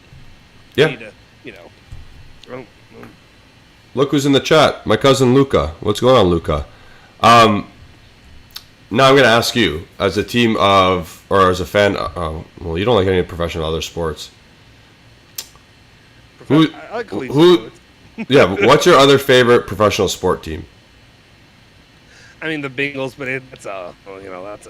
I was going to say, so when Joe Burrow comes back from injury, and let's say their general manager acquires a couple of players that have been injured recently, but on paper, it looks really good. Are you mad? Or are you okay with it? We'd say that. So, like, we'd say that the second part. Not mad. Like, say he's injured. So say Joe Burrow comes back for a bad injury. He's kind of injury prone. You don't know if he's going to play the whole season. Beckham Jr. is coming here. Another injury prone wide receiver. Saquon Barkley's coming here. Always injury prone. Right. On paper, looks good. No. Are you happy? Right. Yeah. Are you excited for the season? No. Or you mean if they're healthy? Yeah. But if they're not, no. Isn't that kind of like the situation? Yeah, exactly. I mean, you can do that with collegiate sports. You can do it. Yeah. We can do it with Louisville. We can do it there. Yeah. I'll say this: the 06-07 season was Louisville's best chance to win a national championship. Yeah. Game 1 against Kentucky, they were blowing Kentucky out 56-20, and dude lands on his ankle and or Michael Bush, one of our best running backs ever out of the game. Louisville. He goes down first game of the season. He was a Heisman contender, along with our quarterback, and the season's done. Yeah, and literally, if you were there, you're probably going to a national championship. You lose one game because of that. I get it. I get it. From there on, when he was injured, that's how I felt. I felt you need to recruit another guy. You need to recruit. It's the same thing. It's recruiting, buying, whatever. Now it actually is the same thing because you are paying these players. Now, instead of quote unquote recruiting. Yeah. It's just, but it's up to. I mean, it's your job. Yeah. As a coach, as whatever. Or okay, in college, it's your job as a coach. But in obviously management, when it comes to Juventus and all that, it's your job as the as Carabini, as Riva Bene, to make sure you have purchased enough guys to fill that void whenever that happens. Yeah.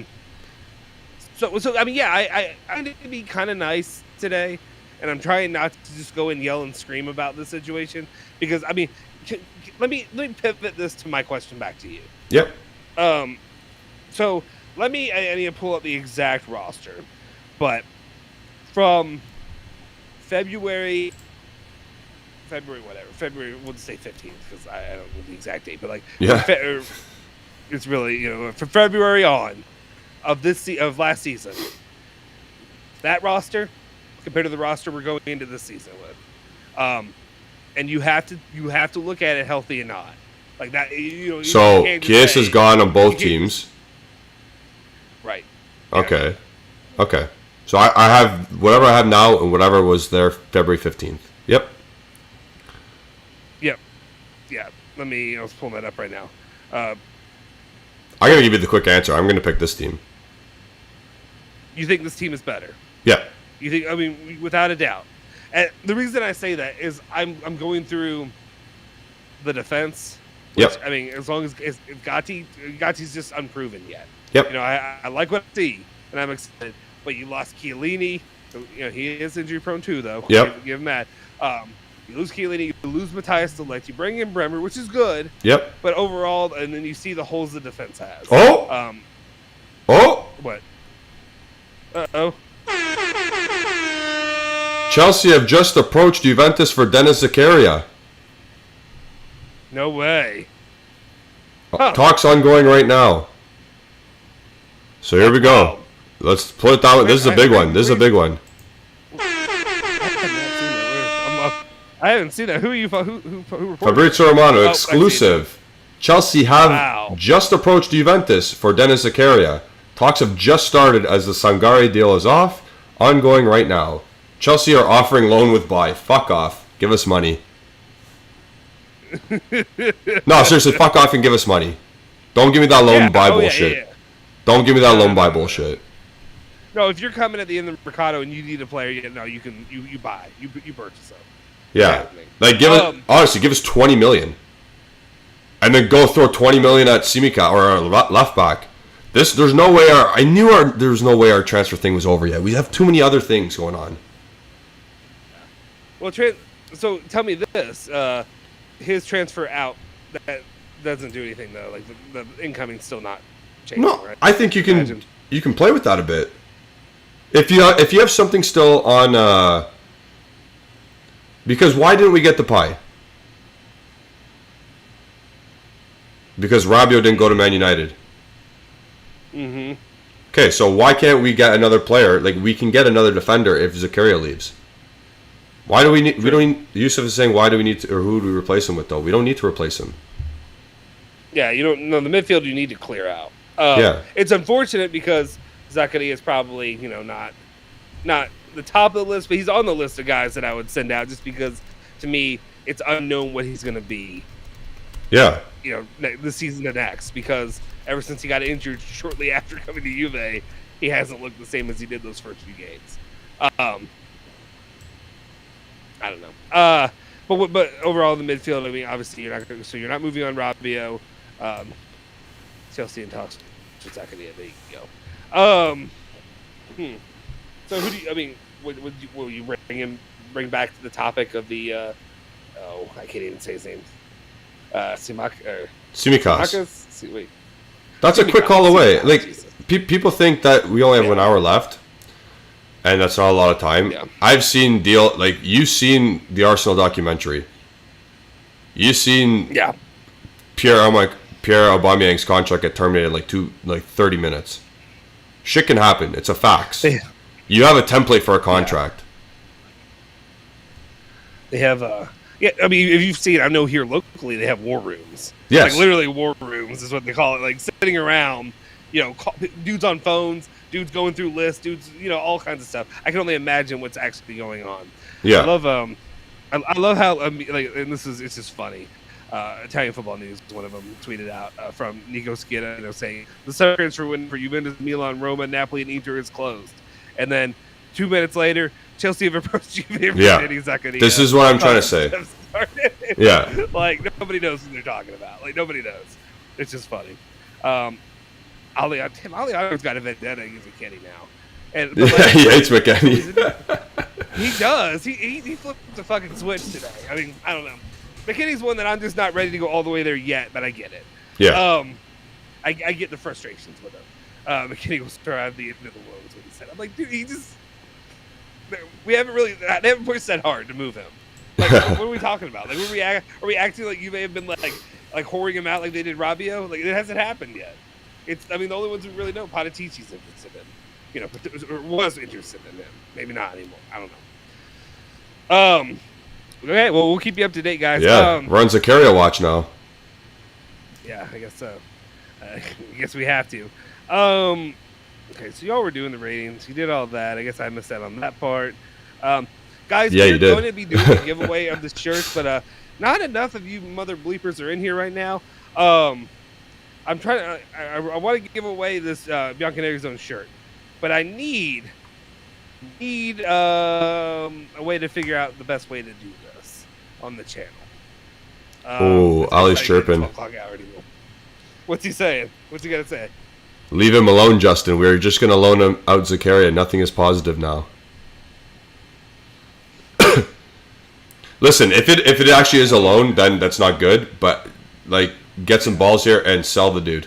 Sell the dude for coin. Yeah. Even if it's 20. Which like, 20 million's fine. Because you bought him for 5. Yeah. Your cousin saying McKinney's mid. Our entire squad's mid. Just shut up. Look at this thing right now. Just shut up. Just shut up. I'm not here for that. I mean, I'm more than okay to sell McKinney, but I was just like, I haven't seen anything. I haven't seen any kind of movement there that's been realistic, and that's why I sit with that. Sorry. Okay, let's get. But where are we for? Like, let's talk about this more. Zakaria is a player we bought in January that we were all hyped about, and now we could just bin him off. Like, how easy is that? Not easy, but like how. And I knew, and I think I did in my coach's corner as well. It was an asset management type of deal because we were never. Alejandro said it first, by the way. He said that this player, when we are good, he'll be a bench player. Yep. And sorry, go ahead. No, I think it's also one of those strike while the iron's hot. Like, yes. This is a problem. Maybe we let guys sit for too long when there's signs that maybe it's good to go ahead and move on. Like, let's go ahead and make some money off. We can make a little bit of money off them. Yeah. Like, minimal, but, you know. They were about to. Well, they offered 90 million euros for Gvardiol, so you know there's still money kicking about, and you know that. Well, we saw in the exclusive report there that Sangare was their main target, and he was like what, worth 35 million. Mm-hmm. We know that there's money. We know Daddy America there, Todd Bowley has got coin. Yeah. So there's no reason why you can't fish 20 plus mil for him, and you have to do that. I'm sorry. You can't do this loan shit. Yeah. Who do we? Okay, fantasy world. How much money can you make off of them with Chelsea? They're overpaying for everybody. If they're overpaying and you bend them by the nuts and they desperately need a defensive midfielder, which they desperately do, I can say you can get 25 to 30 million for him.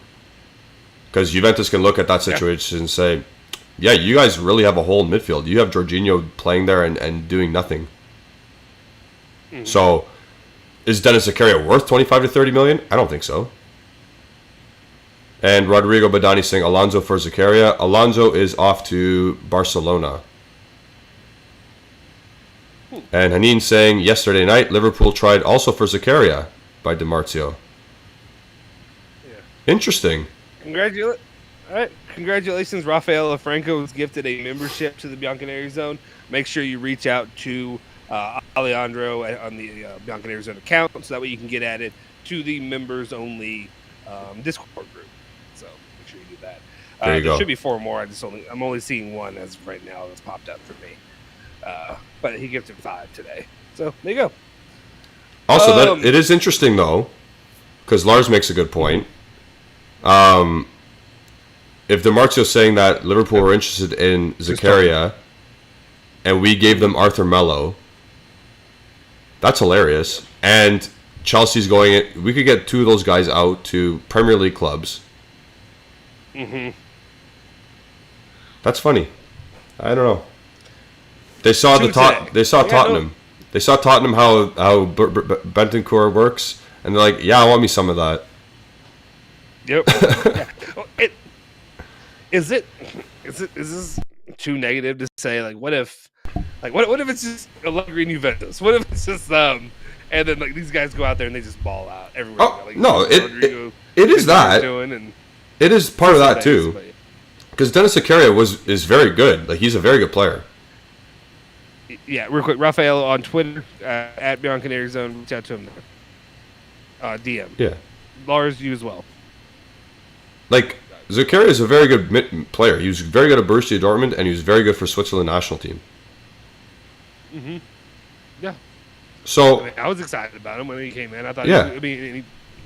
He and Vlahovic balled out in their first game together. Like, yeah, and then Zakaria got injured, and Zakaria got injured, and life is life. So, sorry, water's wet. Water, yeah. So I don't know. I'm excited about this to sell him, but I need to sell him, not loan and buy. Yeah. I want to know what. That's the one thing. No.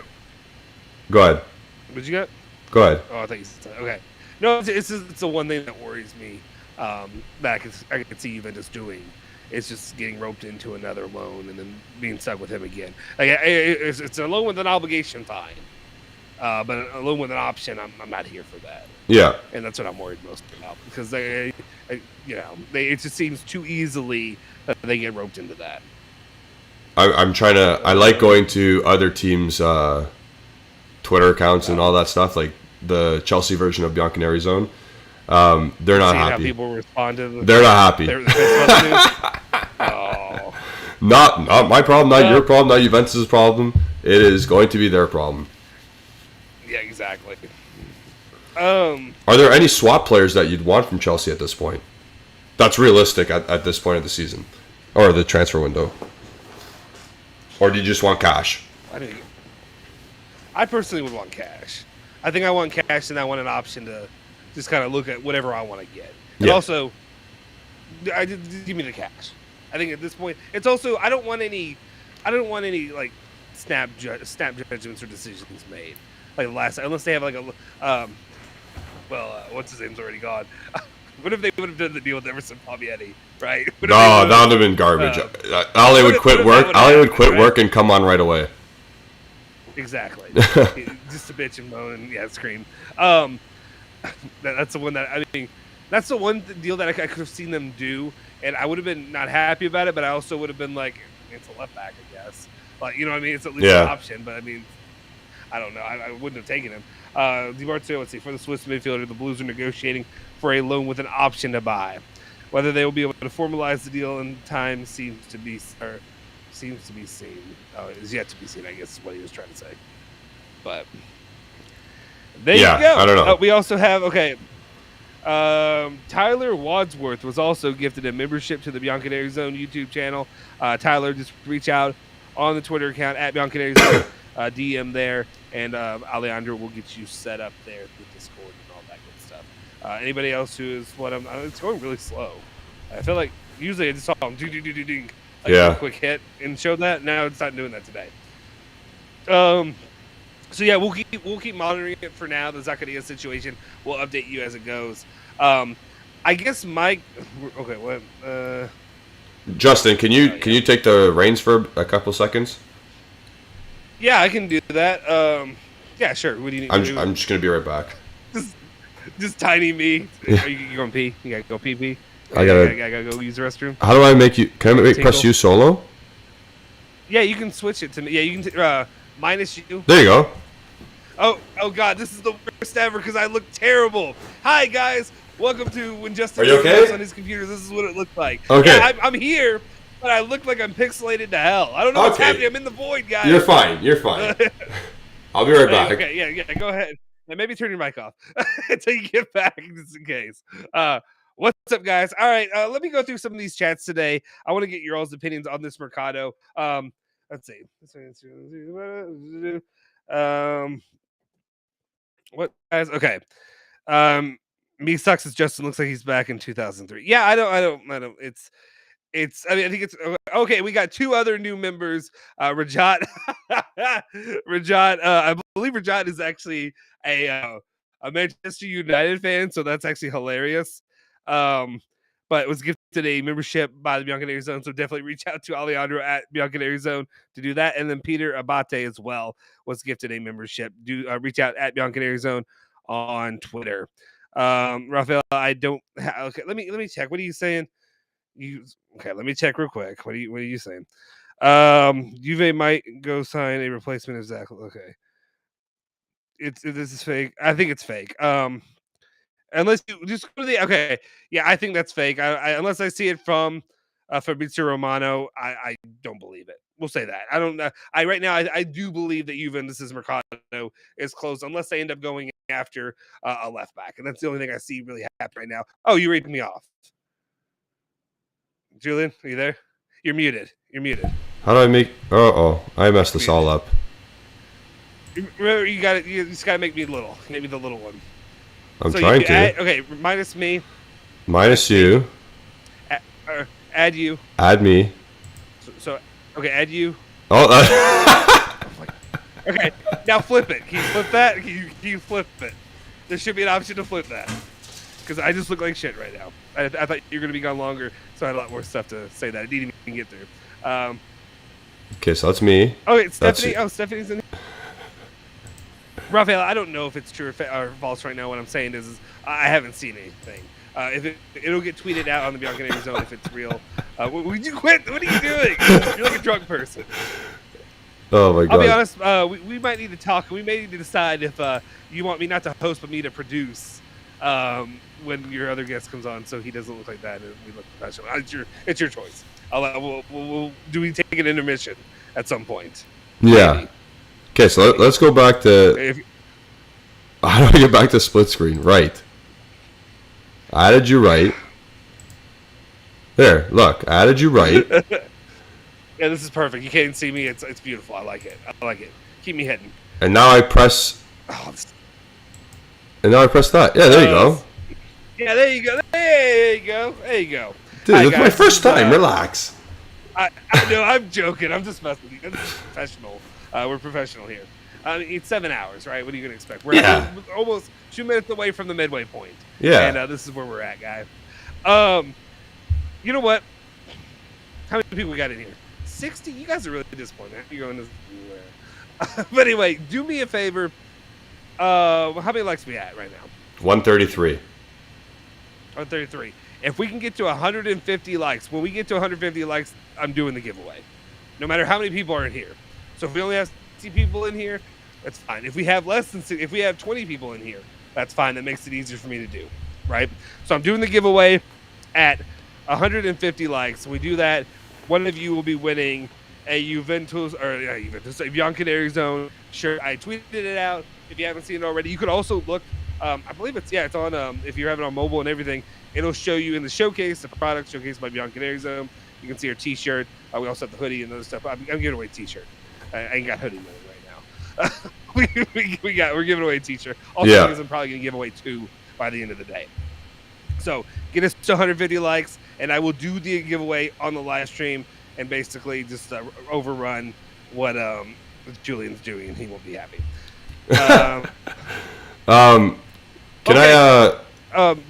Are you staying for the 2 o'clock guest? Who's probably not. I may get lunch real quick and then I'll come back. Okay. Is 2 o'clock is it a friend or is this a special guest? It's a friend. It's a friend. Okay. 2 o'clock will be a good. Ooh, that's close though. Here's my thinking. 2 o'clock friend. If it looks like me again, then we may need to figure out. But it's gonna be close because the 3 o'clock is a special guest. Yes. You know what I mean? Yes. You want to make sure it looks good. Yeah. So that's why you go get your lunch and then. Yeah. Yeah. I mean, I could also. I don't need to be here. I'm pretty sure I could just start it up and have it. I guess unless everything breaks, while I'm gone. But it should be fine if I just start it and let you run, and let you go. Anyway, whatever. We'll figure it out. Yeah, we've hit the 30 or halfway mark. Exactly. We've hit the halfway mark. Where's this?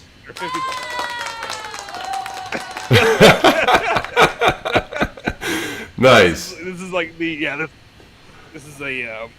is a starter version of streaming. That's what we're doing. Anyway. Sorry, okay. Justin, I'm not as technically savvy as you. Jeez. No, I've just spent more time doing it. You're doing great. You're doing great, Boo Boo. I'm trying to see. Okay. I've seen a lot of reports talking about the Juventus, Chelsea, all of that stuff. I am looking to see if Fabrizio Romano has. I don't see where people are saying that unless he said this on a. Did he post it somewhere else saying that if Zakaria goes, that Juve will open up talks with somebody else? I have yet to see that, unless it's. I haven't seen that. No, so I'm not willing to touch that yet until. It's gonna be Fortesi. It's gonna be Ali's worst nightmare. Me sucks. Wait, he wanted Fortesi, or he liked Fortesi before. Did he change? Does he hate him? Oh, I have no idea. I thought he didn't like Fortesi. So he said it. No, he does. He actually rates Fortesi, I thought. So right. I think it was just more of the purchase for him. It wouldn't make sense instead of getting Paredes, which is a guy that's a regista that fits the system Allegri wants. So supposedly, I guess he said it on Twitch. So we'll see. Did he get any kind of background? Fabrizio Romano's on Twitch, speaking about a potential replacement, and apparently Romeo Agresti is also on Twitch right now, looking clueless. So this is peak Juventus transfer market, by the way, because no one knows what the F is going on, and this is what's been happening all summer. But this is what you want. You want this at the end. You want kind of this little bit of mystique, a little bit of fun. Like, will they land somebody? Will they not? Whatever. We'll see. I'm hoping. Hopefully, it'll work out beneficial for. I mean, we'll see. We'll see. I say that, and then we'll land somebody who I'm gonna be like, why the bleep did we buy that player? Fortesi. But yeah, Misak is saying this is peak mercato deadline day. Remember Julian? Yeah, I know. This is why I wanted. This is why I wanted to do the show today. Exactly. That's the fun of it. I think we kind of have a little bit. It's not a cool down. Can we just talk some nonsense and fun? Like can we talk some stuff, or like are people? All, I mean, I think the people we have right now are not. They don't usually enjoy fun. But until I get to I know they don't like my nonsense. They want Alejandro to talk sports, damn it, and talk serious, talk monotone, and we're all gonna be happy. And anyway, do we? How many likes we got? How many likes we got? We are at 133. We're not getting many likes. Well, 17 likes, guys. If y'all are in here, we need 17 more likes. Hit that like button, subscribe, all that good stuff. We need 17 more likes before I will be doing that giveaway. Unless I really just need to go, and then maybe I'll be nice. But anyway, okay. So I've been meaning to ask you. Yeah. How the Italy trip. How the Italy trip go? How'd it go? How's the honeymoon with the wife? The honeymoon was good. It was good. It was not. I won't say it was relaxing. The beach days for about 3 hours a day, they were fine. But everything else, it was stressful, to be honest. A lot of walking, a lot of moving up and down, a lot of things to catch. We moved through 5 different cities in 13 days. So that part of the trip was stressful, but all in all, 5 cities. 5 cities, 2 countries, 3 airplanes. Oh, 5 cities. So I went to Mykonos. Name this. Mykonos, Santorini. Well, that's an island, but I forget what's. Oh, Kamari. Yeah. Kamari. And then we went to Positano, Amalfi, Capri, while also being in Athens and Napoli. Nice. Okay. All right. Well, nice for Athens. Napoli's Detroit. Yeah. I don't know. Napoli was the one that I felt like even though Roma, people were trying to mug me or trying to rob me. Yeah. Napoli, Sorry, Justin. I hate to do this to you. No, this is good. We'll keep Dennis talking, Zakaria wants the Chelsea move, and details to discuss the loan with buy option are being discussed with Juventus, as exclusively revealed earlier. Up to Juventus, Zakaria wants Chelsea and hopes the club can agree soon. Yeah, Nico Scheda. Nico for Fabrizio Romano. No, Fabrizio Romano said that. Nico's taking an L on this one. Okay. Nico Scheda now trying to not take the L is saying Dennis Zakaria would like to leave Juventus. He has turned down 2 bids in the last days, Monaco and Leverkusen, but he has given his availability to Chelsea, which have opened talks with Juve to try to reach an agreement last minute. So he's trying to come back from that one. can we actually real quick? And I know we're gonna. I want to go. We'll talk in and out about your trip because I do want to hear about that. Yeah.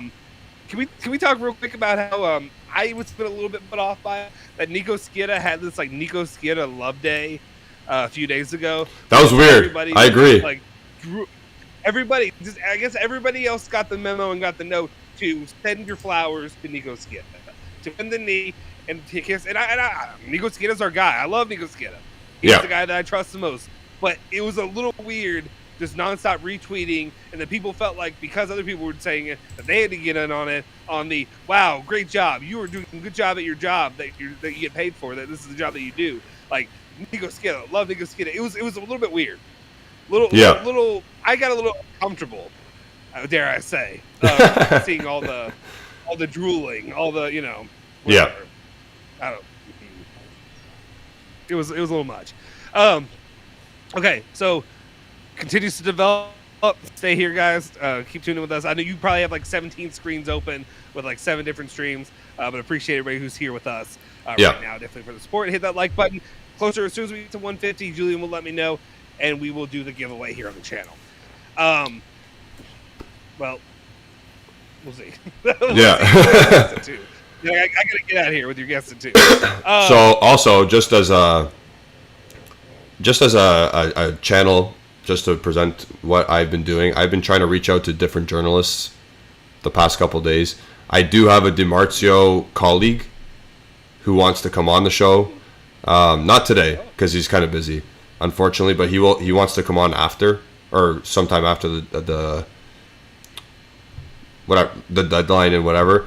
And we'll reach out to you members first to see if you guys want to ask any questions about our mercato in general, if they have any tidbits, and when we do have them on, we'll ask those questions.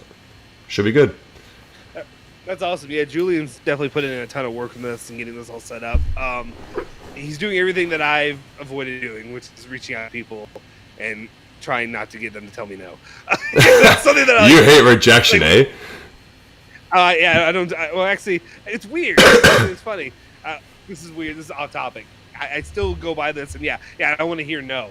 But it's funny because somebody asked me like if I had like one life lesson to give my son, what it would be, and I'd be like, basically, just shoot your shot, bro. Like, yeah, just like absolutely everything, work, potential opportunities, girls you're interested in, whatever it is. Because like there's a thing when you're young and you're in high school or you're whatever. And I know we have young people on the channel sometimes, and they're like, I'm sure some people still in high school or whatever, and like people are just nervous to be rejected. Yep. And, the feeling of that. And I'm like, it's funny. Me as I got a little bit older, it was just like, this shit. It didn't matter. Like just keep I talk a lot of shit, and it really doesn't. And so I probably should do that for the channel as well. Is what I'm saying. Man. But you're doing a great job. You're killing it. I reached out to probably 15 or so people this week, and like 3 replied or 4 replied. So it is what it is. Who cares? The worst part of me too is I've also had people tell me yes, and I'm like, all right, I'll get back to you, and then I haven't gotten back to anybody. Oh, so you're the problem. I'm the ghoster. I ghosted sometimes. Daniela Bucci said, I got patients waiting on their treatment table, but I'm watching you guys, LMAO. That's awesome. That's good. That's awesome. You, appreciate the support. But yeah, and Lars was agreeing with me. I saw it was really weird. Just weird, flooding of the timeline of not Daniela Bucci. I wasn't meant to say that about you. The love for Nico Skida. I agree with you, Misak, though. Yeah, we should force the obligation. So we'll keep following this. So, or do you have comments that you want to make? Go. It's just funny how it always happens like this, where a team is in panic mode at the last hour, and Juventus are never a team that says no if the player wants to leave. So now that we know that Zach wants to leave, I think he's gone. I think this is the end of the line. Yeah, once that gets out there, once I want to leave is put out there, Juve are usually pretty open to being like, all right, peace out. Yeah.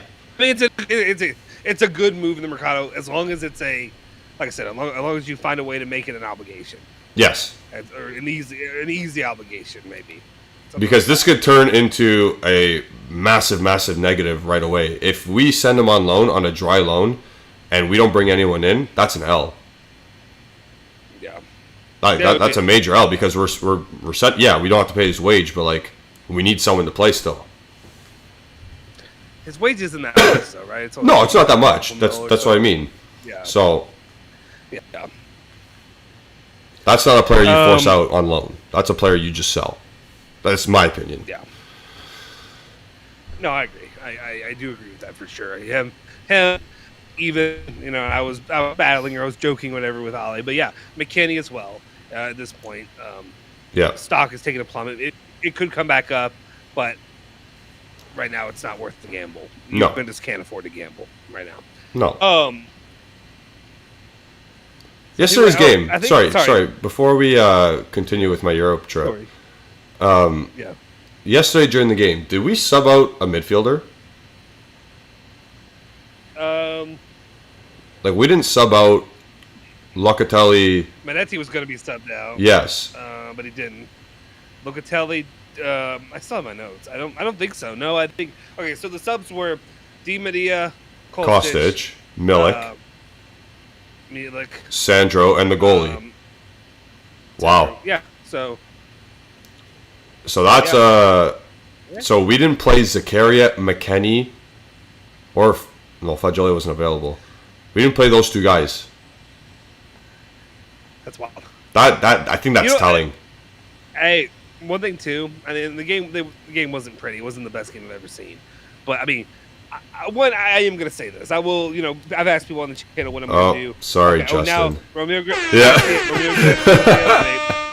I see it. I got you. You got it. I just clicked off of it. So you go ahead. You read it. All right. Chelsea is in total pressing in these last hours to try and reach Zakaria, as reported by Romano. It's a race against time, but the Blues are working tirelessly to try and place the shot. I want to know what he has to say because usually Romeo Agresti is the guy that says the market's closed for us. He's not said that yet still. Romano replies. Yeah, Romano did the shake hand thing. He gives the handshake. So. Good job. Fratelli. What was I saying? What the hell? Oh, yeah.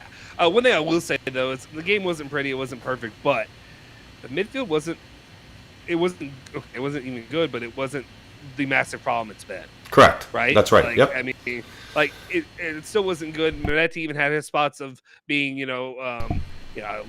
losing balls, stuff that I would expect Allegri to probably never play him again for. Yeah. Whenever you see other youth players do that. Locatelli was bad, but again, it wasn't the problem that I've grown so accustomed to. Yep. Rabiot was actually kind of good. He was fine. Good. Like, yeah. I'm not ready to switch like a lot of people are and say, let's keep Rabiot. I'm not here for that. Yeah. Like I'm not one game. I'm not doing one game and let's do it. But Moretti has shown consistently that when he is on that pitch, that he is probably one of our best midfielders at creating opportunities, for actual real opportunities for scoring. Yeah. You can't tell me that those two goals would have happened without Moretti on the pitch today or yesterday. Yeah. I could see another embarrassing 0-0 all if it weren't for this. sure. Obviously, Vlahovic was all set up by Moretti fighting for that and getting that foul, and then of course that ball. I mean, like, yes, it was. I will not bend the knee, but I'll golf clap a little bit for Milik and say, okay, good job. I'm putting that one away. Yeah, okay, I'll give him that. I'm not ready to bend the knee to Milik. He did his job. Not after one goal. Yeah, you did your job. That's the reason they buy you. That's what it's for. Yeah. You were literally, you didn't move. You didn't have to move. You just stood there. And it came to you, you turned around. You pivoted. You found the pivot, and you put it back. Yeah. Good for you. And I sound negative, but I'm not trying to be negative right now. What I'm saying is that ball that Moretti delivered to him was beautiful. Like, it was right on the money. Just the vision, all that stuff, exactly what I want to see from a guy. Obviously, Marquisio gave him his props as well. But even in a bad game, Moretti comes in and is a difference maker. And that's what I want. Oh, here we go. I'll go. Not sorry. Go ahead, play the thing. Sorry, not here we go though. Play it. Sorry. Fabrizio Romano with another update. Exclusive: Chelsea are on the verge of reaching an agreement with Juve for Denis Zakaria. Loan with buy option. Oh, there we go. And negotiations are progressing very well. This is bad. This is bad then. This is not a good. It's not a good deal then. Then Nico Skida follows it up, basically copy paste. Yeah. Yeah, he's not trying to get his props today. I guess he's. It's an exclusive. To It's an exclusive for Fabrizio Romano. So obviously Nico Schira has nothing to do with it. Exactly. He's not. So our outgoing list is growing. Basically. Yeah, outgoing is growing. We'll see what this means for. I mean, you could have your deadline update that you want to have. You know what I mean? You might get that big. Who's that guy? Who's the guy that's coming in that may surprise us? We're still not even confirmed on Arthur. Did he fail? Imagine he failed the medical, and we're just trying to get the next guy out. Oh, I just did doomsday, didn't I? You did. So maybe. Oh shit! Yeah, that's probably it, right? That's it. That's exactly what's happening. No. I'm kidding. No. Zachary is going out because we couldn't get Arthur to pass the medical, and he's gonna be a problem. No. I'm hoping. Hopefully not. We'll see. But it's a nice little development here recently. David Ornstein, Zachary will undergo his medical test in Turin. He will join Chelsea on loan. Oh wait, that's actually a confirmation? David Ornstein? Yeah, then that's done. David Ornstein's just as good as Fabrizio? He's just as good as that for England. Yeah. Yeah, then Ornstein's saying, he will join Chelsea on loan with an option to buy. Okay, that's a no. Until it's pen to paper, I'm waiting a sec. Hold on, what's a glockenspiel?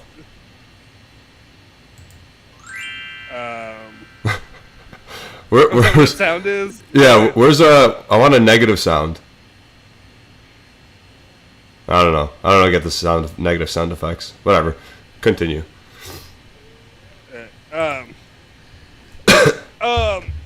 Sorry, you threw me off with the glockenspiel.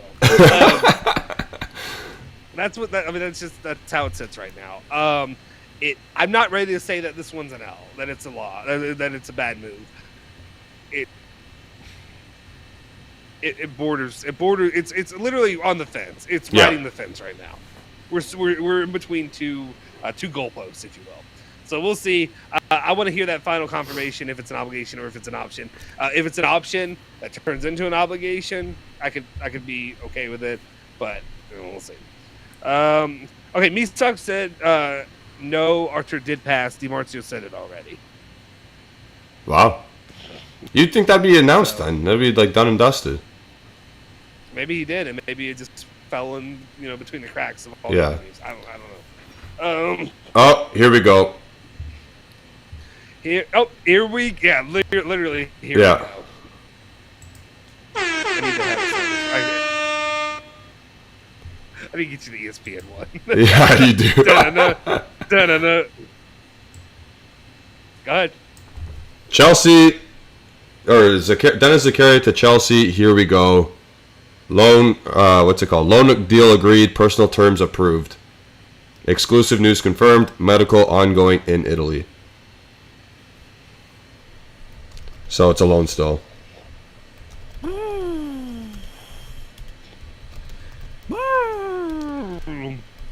It's bad. It's bad. It's bad.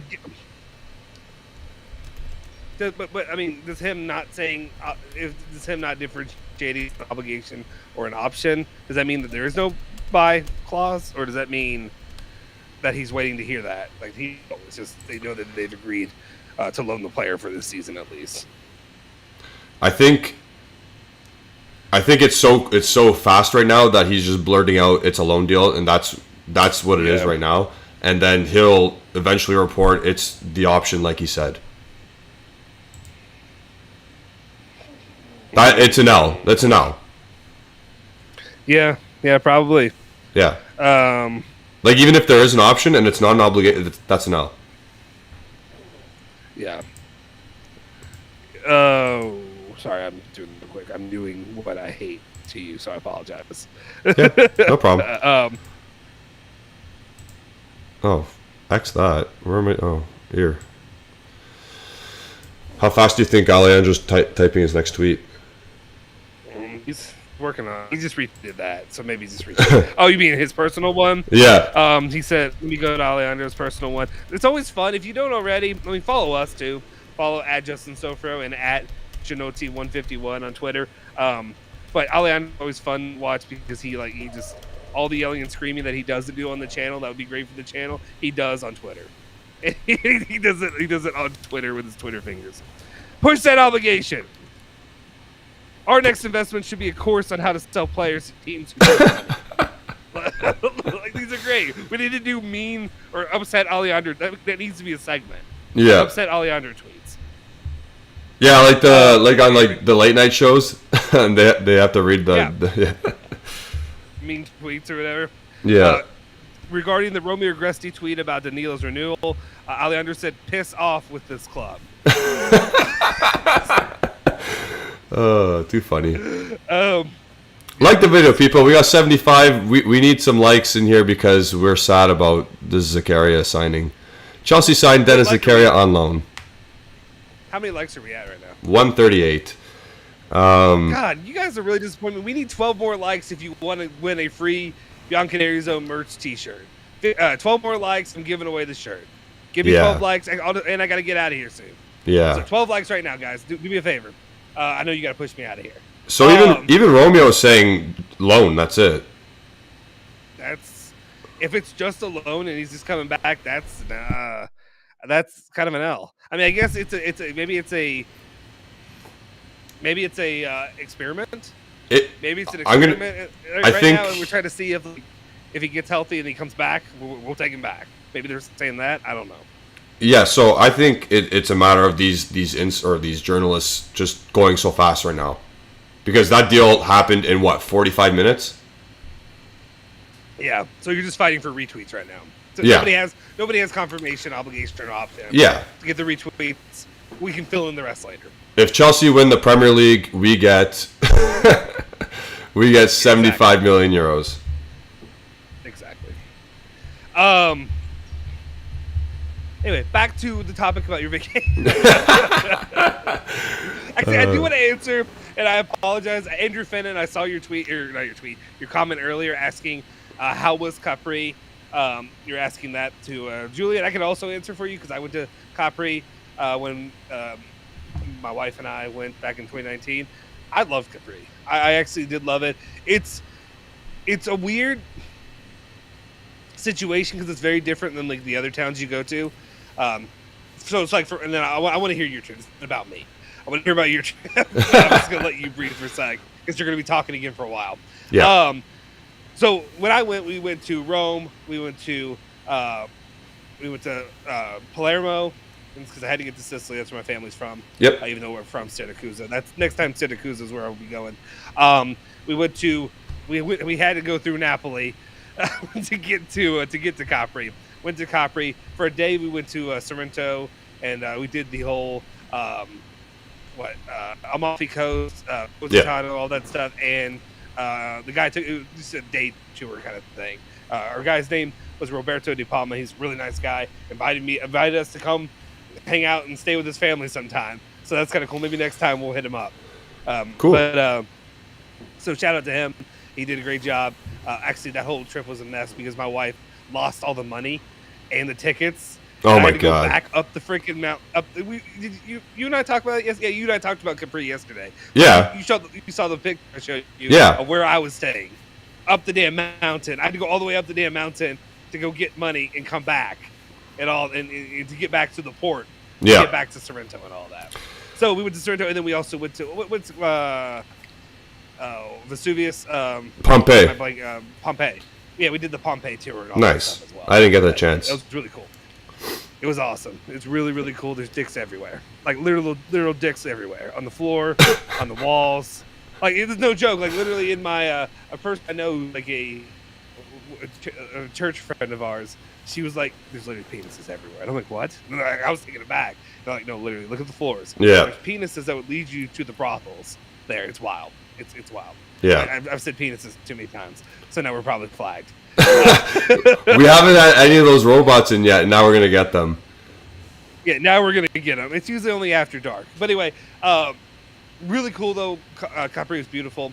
I got to swim in the water with the, and we did the tour around it and the Blue Grotto and all that stuff when we were there.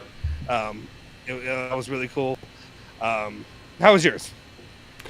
Honestly, you explained a lot of the stuff. It hasn't changed. Very mountainous, very hilly, beautiful when you do a tour around the island of Capri. So hot. I can't stand the heat. I can't stand anything over like 25. We went in late September, so it was cool. Yeah. Then. And by the way, Mario Theophanis is just saying stuff we've already said. Dude, take a look at the screens here. But yeah, I suggest you go to Capri. I do suggest it. It's beautiful. The transportation in the island itself is very good and methodical and well planned out.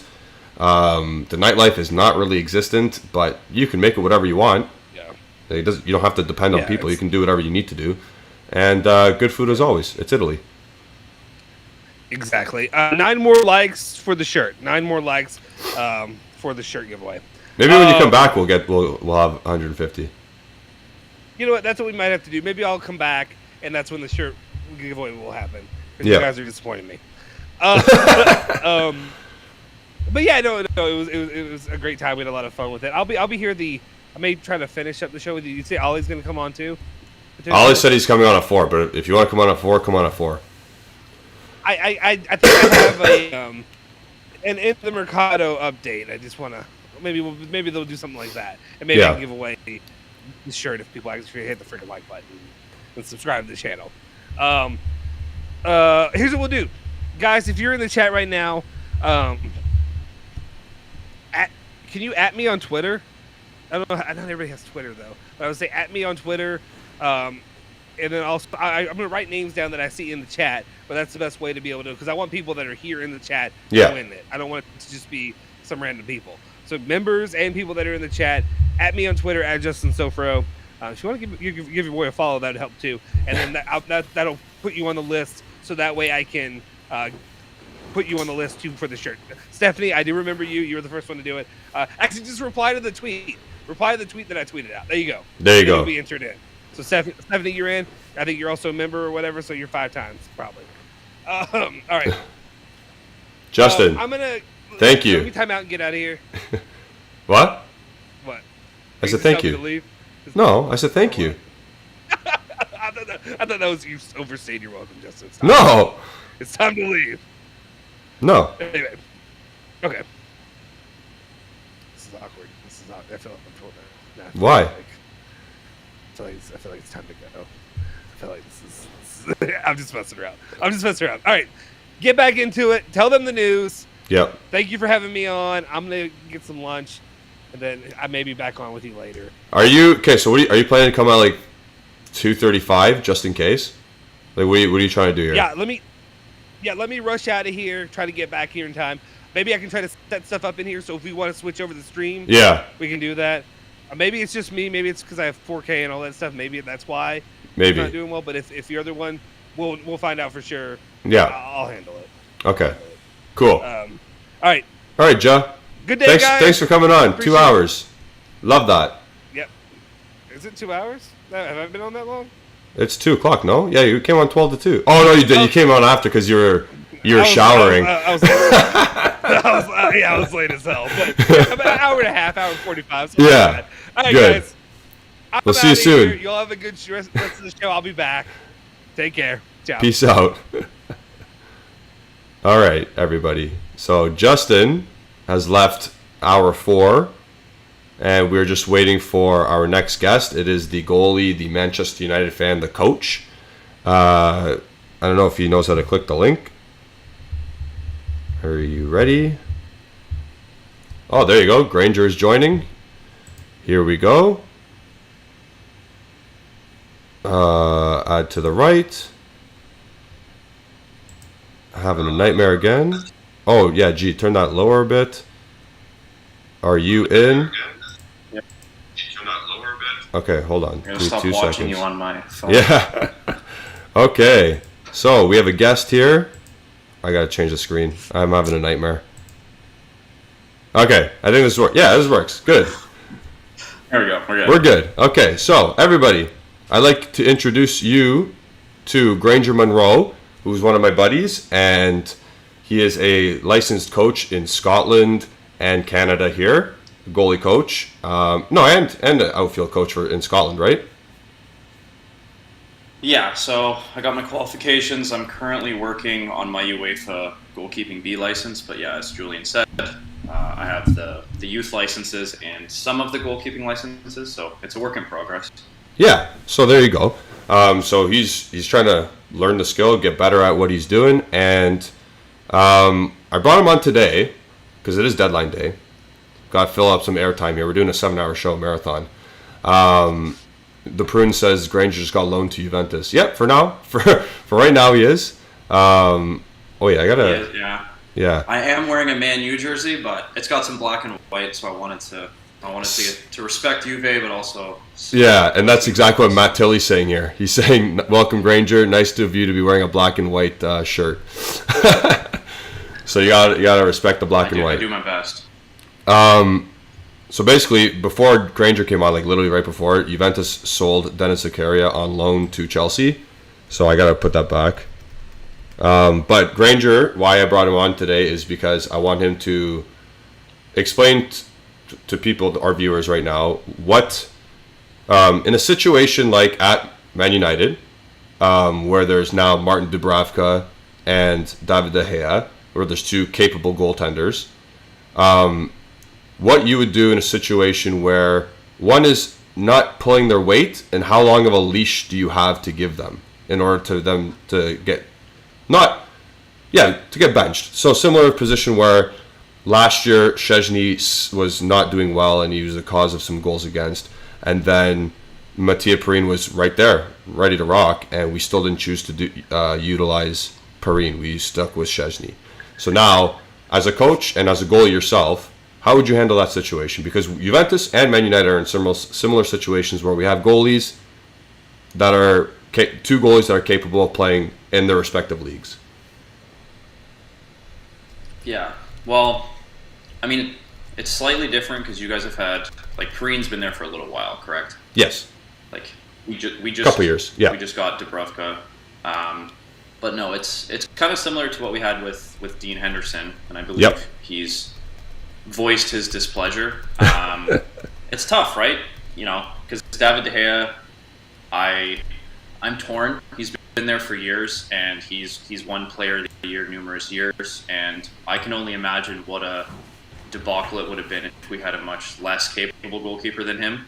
Yeah. Considering our situation, we would have been much further down the table. But I mean, it is dependent on the situation, right? Like he had some howlers. I remember hearing about it from you when Szczęsny was not performing, and I remember watching some of them live. And it's honestly the personality of the coach, and I'm not down speaking Juventus here, but you know, Manchester. I know De Gea was getting death threats. And stuff like that to his family. It's a huge market. Not that Juventus isn't, but Man U is a worldwide brand. So English speaking, English dominant. You know what I mean? Like it's very more global than Juventus for sure. But at the same time, you know, Juventus could be more intense because it's so concentrated in a local area. You know, he might know people, but I don't know. It's really dependent, and I would say as a coach, like, if they understand their mistakes, obviously they're professionals. They understand. You don't need to tell them they made mistakes. Just having that conversation, like, are you seeing that they're working through it? You know what I mean? And I actually listened to Ben Foster's, I forget which podcast he was on, but I know he has his own, and he was speaking about this kind of thing and how Allison and Ederson and these newer goalkeepers, like, they just don't care. Like they don't care if they make mistakes. You have Yep. these guys coming out of their box, chipping it over people, and that's part of what they're trying to develop in goalkeepers is that like you make a mistake, forget it about it immediately. But like you were talking about, there needs to be that accountability that you don't just go out there doing these ridiculous things without realizing the consequences. So it is a fine balance, but I think it's reading people. And a good manager can read people and see if their goalkeeper did make a mistake. You know, are they addressing it? Are they working through it? Or is it's just getting worse and worse? And they see training, right? We don't see training. Absolutely. We don't see how they're acting in training. So if you're seeing them working through it and doing that thing in training, and okay, it happened in a game, but the next 3 or 4 training sessions they're killing it, then it is really tough for that backup guy. They can be working as hard as they can, but Saturday and Sunday is what matters, right? And obviously, Absolutely. not for us. Wednesdays don't matter. We're not playing any European football, but those are the days that matter. Yep. So if they go out and perform, then yeah, that mistake doesn't really matter. No, for sure. And then I know goalies are kind of they're a bit different with their mentality. You know what I mean? You gotta have not a screw loose to be a goalie and want balls peppered at you consistently your whole life, especially if you're a pro. But they're mentally they have a different type of mentality. And last year when Szczesny was struggling so much, you just saw that there was something wrong with him. And I know I always questioned why is David De Gea playing. Remember 2 or 3 years ago, I was like, Henderson needs to start. I was telling you that consistently, and they get out of it if you're a top goalie, if you have that top mentality. But a guy like Kepa Arrizabalaga, that Chelsea guy, he just never got it back. No, I wouldn't even attempt to say that last name. Yeah, the Chelsea guy that cost 72 million euros, whatever. Yeah. But okay, cool.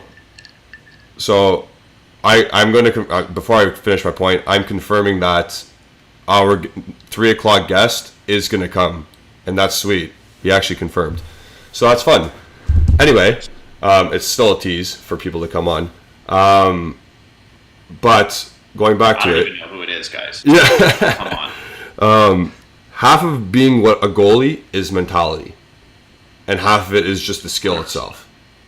Right? You have to have the mentality. You have to have the bravery, the mental fortitude, the just obviously technique as well. But you have to have more things going on than just your average left back. That's why the position is so niche, and that's why it's interesting when you have 2 decent goalies at that level, right? Because if you have the 1A and the 2B, then there's no competition, and then who cares if you make a mistake? You're still the goalie. Exactly. That's something I faced at university, when I was playing. Like, I knew I was the number one, no matter what. Definitely abused that position. And there's some professional teams like that, I'm sure. Again, I was listening to Ben Foster talk the other day. This clip's been kind of trending on TikTok. Is him talking about Edwin van der Sar. Yep. When he was like 30, like later in his career, 36 or something, and he'd come out on Friday, catch like 3 or 4 volleys, rub his hands around a little bit, be like, all right, coach, that's me, see you later. And that was it. Yep. And he'd come to maybe 3 sessions a week. And they were asking Ben Foster, like, as a young guy, as a guy coming up who wants to play and wants to prove it, are you hoping that guy makes a mistake or that guy gets hurt? There's another thing. It also depends on your age, though, right? Because Ben Foster, not that he admitted to wanting, especially a legend, Van der Sar, you don't want to see that guy get injured. But he said, when I was younger, sure, those thoughts kind of snuck into my head. I hope he makes a mistake, or I want to get my chance. Whereas he's like, now that Ben Foster's older and he's kind of in a similar position that Van der Sar was in, obviously. Yeah. Disrespect to Ben Foster, not reached those heights, but mentally he's at a similar state, and he gets it now. He's like, I just want the team to do well. I want them to be successful.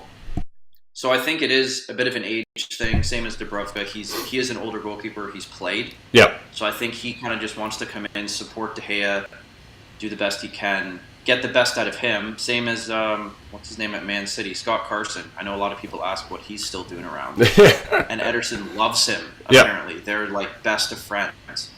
And well, here's another thing though. Said, but like Ederson will never be benched for Carson. That's fair. Like so of course I'm gonna love him too. If there was a shit left back on my team and I was the starting left back, I'd be like, yeah, I love you, dude. You're sick. So I think hold on. We gotta interrupt you. No. We gotta interrupt you. So here's the structure of the deal for all Juventini for the Dennis Zakaria thing. Dennis Zakaria completed his medical as a new Chelsea player, and Juventus are preparing all the paperwork. It's a loan deal with a £30 million buy option, not mandatory. Potential 5-year contract. Chelsea to cover 100% of the salary. So, sorry to cut you off about the goalie talk, but Dennis Zakaria, potentially £30 million to Chelsea after his loan next season. That makes it a little bit better. So, we bought him for €5 million. I gotta edit this. Yeah, well, he's an expiring contract.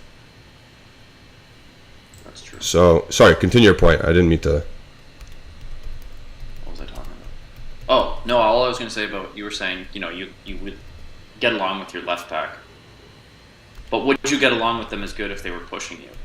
Like, it's one thing if they're bad and you're not threatened by them, but if they're, if you're each, splitting games or each starting a game on and off, would you get along with them as well as you do if you know that they're not challenging you for that position? Yeah. That's a fair point as well. Right. It's a tough scenario. It also depends on what your mentality is, right? If you're a guy who is nervous and scared, you're going to lose out on that job. If you're a guy who is confident in himself and will push, that's better for the team. Because that means the other guy's going to get better, you're going to get better. It's still give and take in that situation. In your university situation, obviously that was not a thing, but you were still able to prove yourself. So goalies, again, strange beasts. They're strange people. That's all I gotta say to them. My roommate in university, he was a goalie as well. Lunatic, but again, they had a different thing. They had a different mentality about them, which is interesting to look at, especially when you're especially if you're a player looking at the inside out, or as a coach looking at that as well. You have to know how to deal with them. So you're coaching under 9 girls now. You're coaching under 9 girls now, and you're coaching. You're still coaching all the goalies, right? Yep. At the academy that you're at. Okay. So you go on holiday and you forget what we do. Honestly, my dad told me so many things about what was going on. I had no idea. There was a lot of turnover and stuff. I was like, oh, sure, I don't know. But yeah, so you're still the goalkeeper coach. You run the goalkeepers at the academy that we coach at. You now took on an under 9 team, girls team. With your licensing, is that helping with the younger age group? I know you just took it on. I know, or just licensing in general? Licensing in general. Is that helping with the younger age at all? I know you just started, but like from what you've gathered, is your licenses for outfield or for a team, is that going to be able to translate into under 9 girls, which is like 5v5, 7v7? I believe so.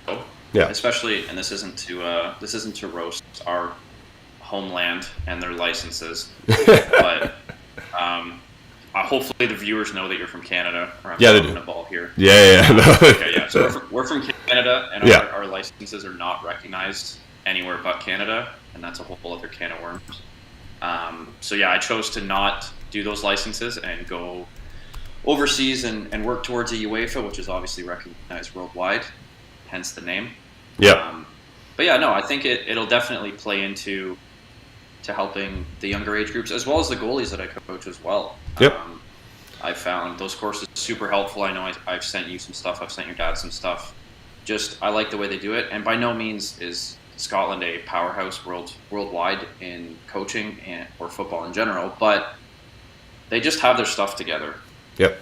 At the bare minimum, it's organized. They have people who have had experiences. Like when I was doing my one goalkeeper license, it was the men's national team goalie coach talking to us. And you know, you can say what you will, oh, it's just Scotland, whatever. Fair enough. But they've been to major tournaments. They have their own professional league that's been around for hundreds of years. Yep. There's at least some history. They've failed. They've made changes. They've learned from their mistakes. They're still learning from their mistakes. But no, I think that's a good question. I think the licenses will help. Just organizing things, and just the expectation of organizing your sessions, not just kind of making it up the day of and rolling a bunch of balls out, because there's coaches, we know this in our country. I'm sure there's coaches in other countries kind of just roll out some balls, okay, play.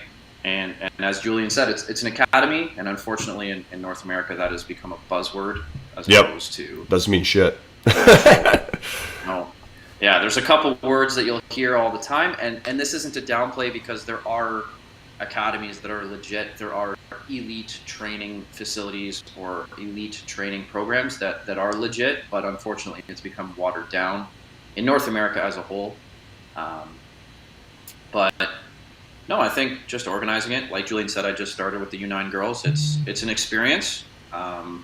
But yeah, trying to get them set up and just understand shapes. You know, if you're going to be a football player, triangles are your best friend. Triangles are the best shape, and getting them to understand that is probably the most vital thing, and spacing and how to understand how to position your body and where to position yourself on the field is huge. And again, being a goalkeeper coach, I know it all starts from the back.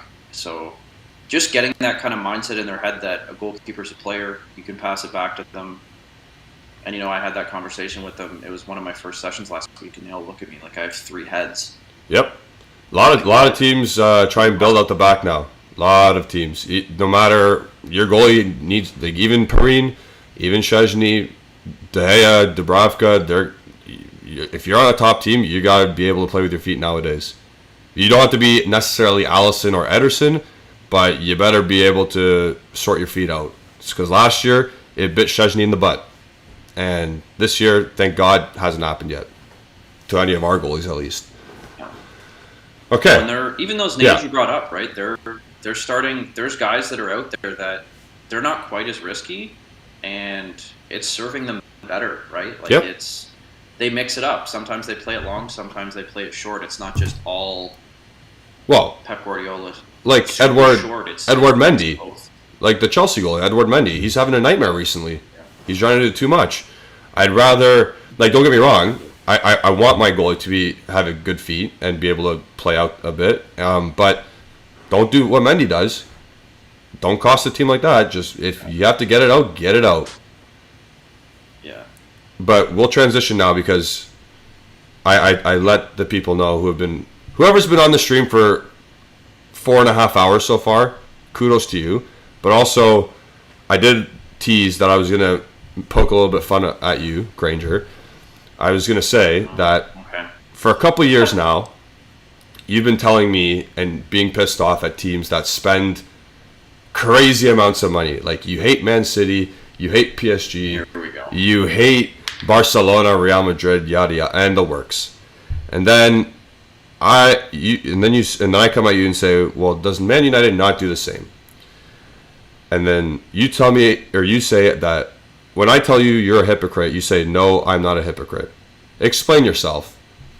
What's the difference between what the fuck Man United's doing now and what Man City, PSG have done in the past, and even all the other Premier League teams are doing now? Like Chelsea, ridiculous.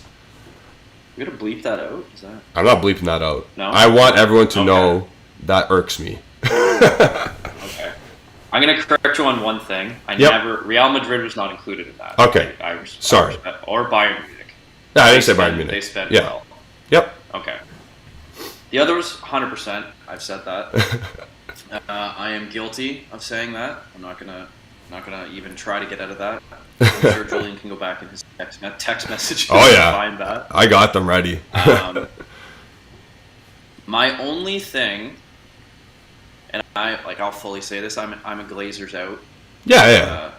One of those supporters, because the thing that irks me, and this is, I don't know the exact financials of Barcelona and Chelsea and City and all these other teams, is there's actually a really interesting video released, I'm not sure who made it, about the Glazers and how they've gone about doing what they've done. And you have teams like Barcelona and City and PSG who have had rich owners come in and flood the club with money. Yep. And that is from their own personal, I'm sure they have multiple businesses to be able to be billionaires, obviously. Or like countries. Exactly. They own countries. Like Real Madrid, yeah, they're literally country owns the club. Yeah. They're flooding money into the club. If you look at the money, even, and I think Mark Goldbridge talked about this, the money that Man U have just spent is probably next year's budget. Yep. I saw that stream. None of the Glazers. Yep. It is none of the Glazers' actual earnings. And they've taken out about $1 billion, and I think they must be probably one of the only clubs that pay themselves dividends for owning the club. I think there's 3, and they're all in England. But I think like they're lower end teams. But the Glazers as owners themselves, they are. And we have a special guest, Boo. Nice. There you go. He made an appearance finally. I think Stephanie was waiting for him. One of our members. Yes. Don't forget to like the video, everyone. Give some support to Granger. We're at 153 likes right now, which is pretty good. Nice, we got there. Yeah. So, you say all this. Fair. Explain Anthony. Explain Casemiro. Explain Harry Maguire. I get that the owners, you say that the countries fund Man City, like the Sheiks fund Man City. Same with, what's it called? What's PSG? And I get that. But it is the same because you're still spending as much as you can. Oh, 100%. I don't defend the thought process behind the spending. Okay. At all. That's fair. And the poorly organized of the spending. Like, I can complain about Man City and PSG all I want. They spend it well. Or at least 7 out of 10 times they spend it well. Yeah. And they've built new stadiums, new training facilities. They spend it well. And it is frustrating. And some of the text I send to you are just pure frustration. Okay, good. Because it's not being spent well. Yeah. Am I super mad about Anthony? No, I'm a fan of the club. Yeah. I'm looking forward to seeing him. Maybe he'll play in an hour. We'll see. Hopefully they play soon. That's right. I think Casemiro should start. The starting lineup should be out now. Let's have a peek. I don't know. I got to stop using the score. No, they have the starting lineups at least. I hope that's not the starting lineup. Rough. Yeah, that's the exact same starting lineup as what's it called? As Saturday against Southampton, no? I believe so. I believe so. At some point, Casemiro will start. At some point, Anthony will start. And you got Eriksen starting already. Martinez has been starting. Malacia is now taking over Luke Shaw. So, I think the spending is justified in the sense that Erik ten Hag is better than Solskjaer, who is better than what Van Gaal was trying to do, who is better than, you know what I mean? Like the guy you got in charge to spend that money, the guy you got in charge now to spend that money and is in charge of spending that money, you're in a better place now, I think. Because when you have Ole Gunnar Solskjaer wanting 80 million Maguire, 55 million Wan-Bissaka, and what was Dan James? What, 17 million? That one transfer, overrated players. That was crazy. And that was due to the coach identifying players. But now you got a dude who can actually identify players, so I think it'll be a little bit different. And yes, Hanin is saying that you have 170 mil on the bench, which you do, but at the same time, those are not Ten Hag's players. Those are mistakes from the past. So, which is fine. Yeah. Other than who's on the bench? Other than Casemiro, Yeah. So like Van de Beek was an Ole player. Fred was a frickin' Mourinho player. Maguire's a Lindelof. Yeah. Like That's a lot of money on the bench, but I understand. I get it. It's a cycle. It's what Juventus are going through kind of right now. You guys were in a bad spot. You guys kicked out your director of football. Now you got Murtaugh. Like it's going to take a while. It's going to take a while. And Juventus fans are going through it right now, except we don't have £200 million to spend. We have to spend what we make. No, and I've always, and this isn't just because I'm on a Juventus thing, you've known this. I've always enjoyed Juventus. Yeah. I remember enjoying watching you guys in Champions League finals with Lichtsteiner, up and down as a wing back. Like that was a nice team to watch. Yep. And it had been assembled, and that was pre-Cristiano as well. Yep. I think. Yeah. Yep. Like that was a well-assembled team, and I think maybe the market had gone crazy, or maybe it was just starting to go crazy because that was a few years ago. That was like pre-COVID. And whenever Neymar went to PSG, that's when everything went to crazy. Yeah, and you guys had put together a team and had same. It's not like you've all of a sudden come into a bunch of money. You're in the same owners and similar situation. Same owners all the time. That was an amazing.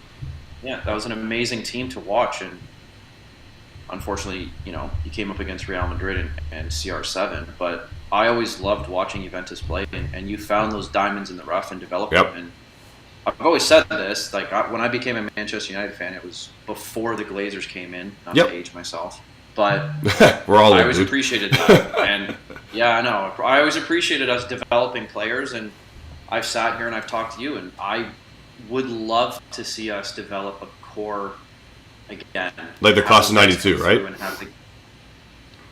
Yeah.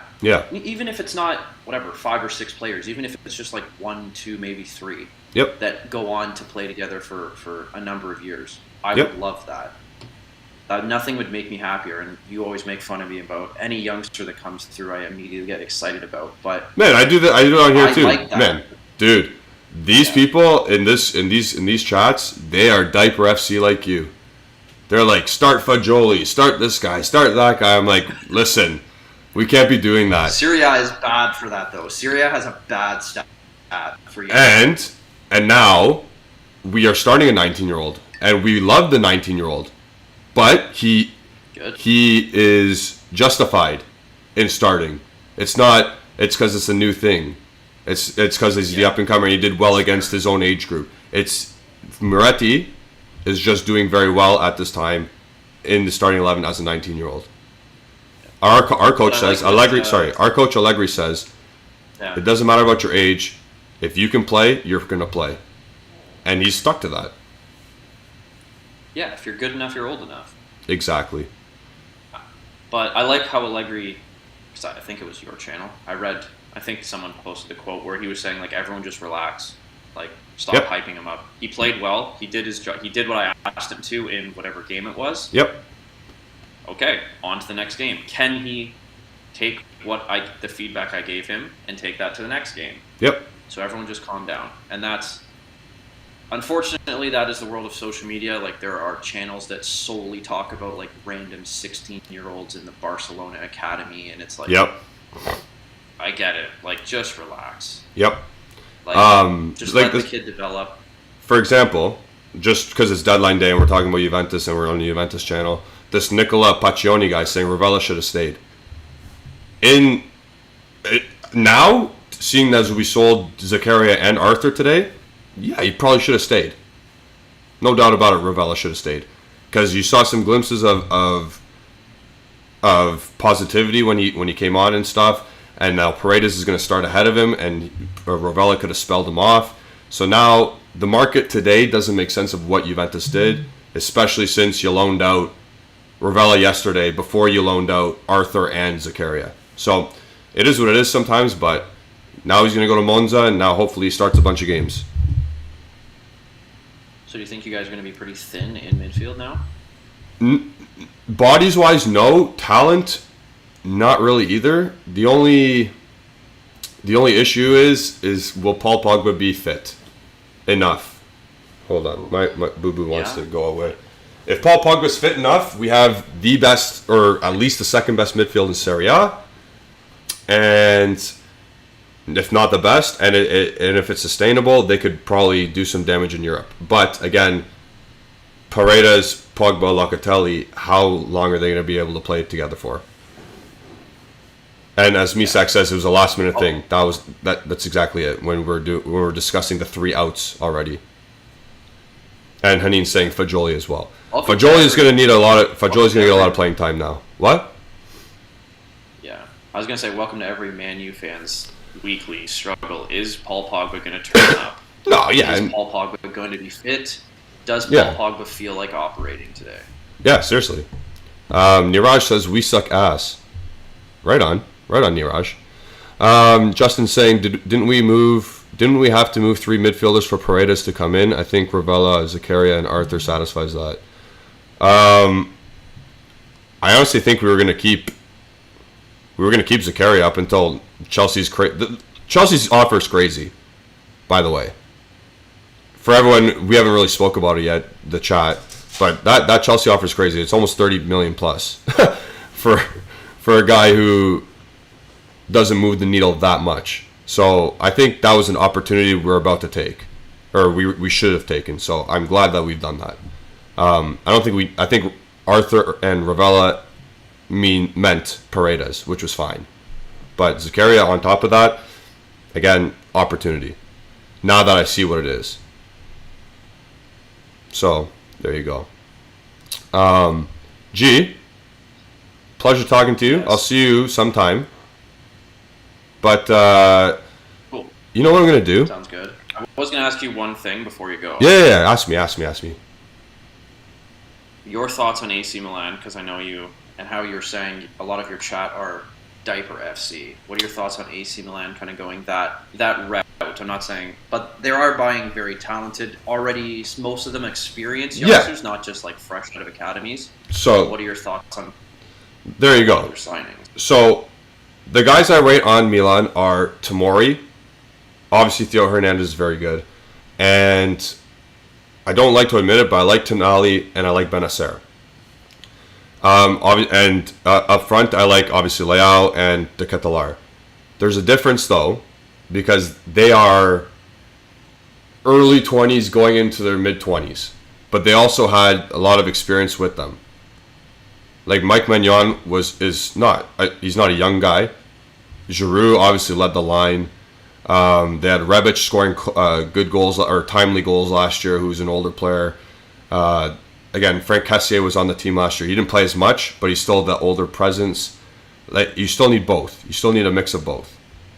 They are younger, but they're not what Ajax and Dortmund are in terms of diaper FC. I respect what Milan's doing, though. Their coach is very good. Yeah.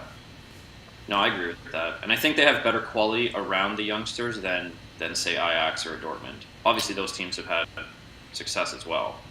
But I think the issue with Dortmund and Ajax are they don't have that superstar ready to rock, like, to finish the job off in Europe. In their Eredivisie, fine, whatever. In the Bundesliga, you'll never beat Bayern Munich. But in terms of Europe, they're not going to have that guy. Dortmund did, and they still couldn't. Like, Dortmund had Haaland, but they still couldn't win. So that's fair. That's the difference. I'll leave you on this. Yeah. I think AC actually, they also have the ability to hold on to these guys. You know what I mean? Like, no, Ajax I disagree. Guy, you don't think so? I disagree because I think they have more power than those other two to hold on. Oh, yes, they have more power. They had the better power to do so, but they can't unless we see, because they just got a new ownership like yesterday. So we'll see what they can do with this new ownership group, because like a guy like Rafael Leao, who was the MVP of Serie A, who's 23 years old or 22 years old, he wants a new contract, 7 million euros, but Milan's offering 4.5. So something's got to give there, right? If this new ownership's saying, yeah, slap the money down, then they're going to keep him. But it's just like Donnarumma last year or 2 years ago. They didn't pay him up. They didn't pay up. They can't pay, like Haneen says, they can't pay those salaries. But now with this new management, who knows? Who knows? We'll see. Yeah, who knows? Okay. All right. Thank you, G. There you go. Everyone. Thanks for having me. Yeah, no problem at all. That was Granger Monroe. Again, we brought him on for some goalie talk, some coaching talk, and how you would handle situations, and some Man United bashing. I love it. So yeah, with that, peace out, G. We'll talk to you later. And yeah. Yeah. Thanks Have a for good having me, day. guys. No Enjoy problem. the rest. Stay tuned for the rest of the guests, guys. Oh yeah, I'm gonna spiel it now. I'm gonna give it up. Okay. So, by myself again. Our 3 p.m. guest has, has confirmed that he is coming. It's Ben Jacobs from CBS. He's a journalist, and he works for CBS Sports Golazo, like I said. He's a good journalist. He's a very good journalist. He's well-spoken. I'm very excited to have him on. I'm going to be asking him a lot of questions about Premier League, about my hypothetical that I still have. He is a fan of a team in the Premier League that it's not shocking. It's cool. But yeah, like Misak said, he's a transfer guru. He's in on every single major deal. He knows. He knows.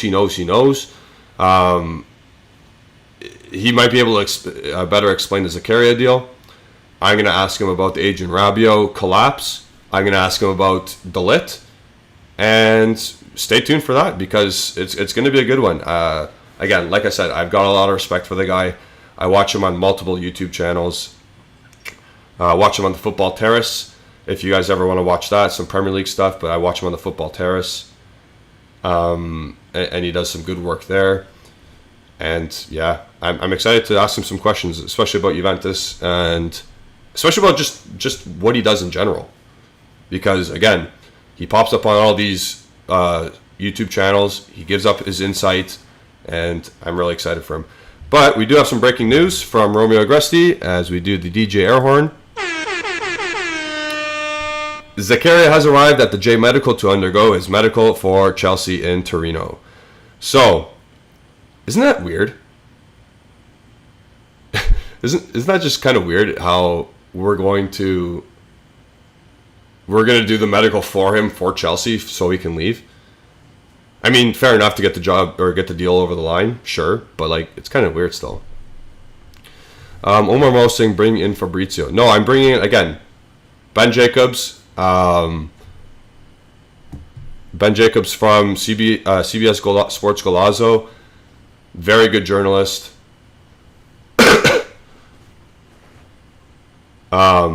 Okay, so Khalid's talking about the medical. Yeah. So stay tuned for that. Our official Bianconeri Zone account is going to tweet it out. But if you're already here, you're already ready. And it's going to happen in the 3 o'clock hour. I don't know. I think I'm going to take a little break. No, I'm just going to drink some water. Just going to drink some water. Forgive me for a second. I've been doing this now for what? 4.5 hours. We still have 2.5 hours left on our stream. After Ben Jacobs, it's going of CBS Sports Golazo. It's going to be Luca Giacometti joining us, my cousin. He's going to be joining us in here, in the dungeon, for some banter, his thoughts on Juventus and what we've done this season. And then at 4 o'clock, we're going to bring in, obviously, our 2 main guys, Alejandro and Justin. I think we can squeeze them both in. I don't know how that works, though. I don't know how to make my screen go like that. But Alejandro's definitely joining at 4 o'clock, at the 4 o'clock hour. And you know he's going to have a lot to say. So, yeah, I'm actually not sure when the is the Serie A transfer window done? Because no one said it was closed. Has anyone actually confirmed that it's closed? Like any journalists at all? And also, get the likes up. Get the likes up for Ben Jacobs coming in. It's a big get for our channel. We're still growing, and it's incredible that he's even taken the opportunity to come in and discuss transfers with us, discuss his insights and knowledge on the game.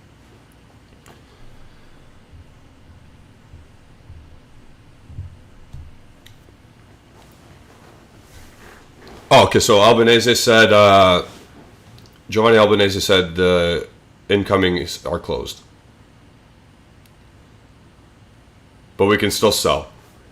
Okay. And then I guess more details from Fabrizio Romano. Oh, he just stole the video from Romeo Gresti. So there you go. Let me just prepare the next screen. He's not Granger.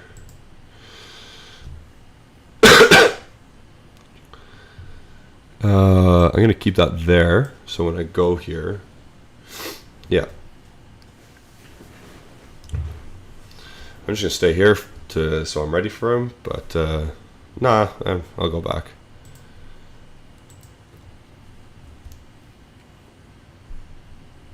So the English transfer window ends at 11 p.m. So their time, so that would be 4 p.m. our time. Oh, and check this out. Just before we move on to Ben Jacobs, our previous guest is Granger, and he just sent us a little note. He says, "Hello everyone, it's Granger. Thank you again for having me. I appreciate the support in the comments section. Get the likes and interactions going for the channel. Huge guest coming up next." Yeah. Also, Granger has that sock company, or that company right there, Axios Athletics. Check that out on Instagram. I forget what it's actually called. On Instagram. Not obviously it's right there, but like I forget what the the handle on Instagram is. Okay. So his Instagram, go check it out. It's Axios_athletics. Axios_athletics. Go check that out on Instagram for all of his stuff. He deals with professional athletes in North America and all over the world, as well as some companies, or not goalkeeping companies. Is that the right way? Yeah, that's the right way to say it. So go check them out. Axios, as you can see in the title, _athletics. Also, don't forget to like the video, like he says, and yeah, big guest upcoming soon. So I guess for the next 10 minutes or so, we can talk about Denis Zakaria and what everyone thinks about Denis Zakaria, because Denis Zakaria is now a Chelsea player. He's no longer a Juventus midfielder. We have how many players in midfield now? We have Rabiot, Fagioli, Miretti, Locatelli, McKennie, Paredes, Pogba. So we got 7. We trimmed some fat. We got 7 midfielders left at the club. One's hurt. One might be hurt for a while. We got Paredes in yesterday, which is massive. And again, Paredes Coach's Corner will be coming shortly. We're doing a marathon today, long day, and we're trying something new here at the show, or at the channel. We're trying something new. Misak is still not sad. It's okay. Listen, once I saw the dollar figure or the amount, I'm like, yeah, if they want to buy it, sure. If they don't want to buy it, then he comes back next year. So, is it a loss? It's a weird loss. Like, it kind of is, because we don't have the player for the season. But they are paying the salary, but like it wasn't making a big salary. There's pros and cons to the deal. Misak says he's already on the market next summer for Plus Valenza. Okay, so again, I have my questions ready for Ben Jacobs. If there is time after that my questions are done, let me know in the chat what you want me to ask him, and I will do my best to get those questions out there. Again, I am going to... There you go. Arthur has finally signed his contract with Liverpool. But I am going to ask him 3 things. Rabiot, well, first Zakaria, Rabiot, and De Ligt. And then I'm going to give him a hypothetical scenario and asking him why. Why hasn't this particularly happened and whatnot.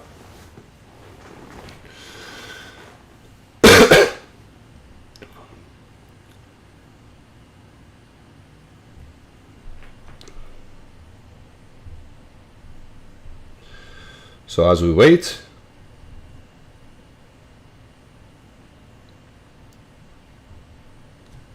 we're just looking at a couple of other things, see if anything else went on.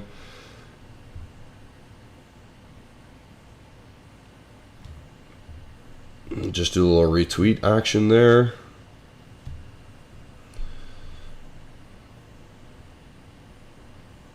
Cool.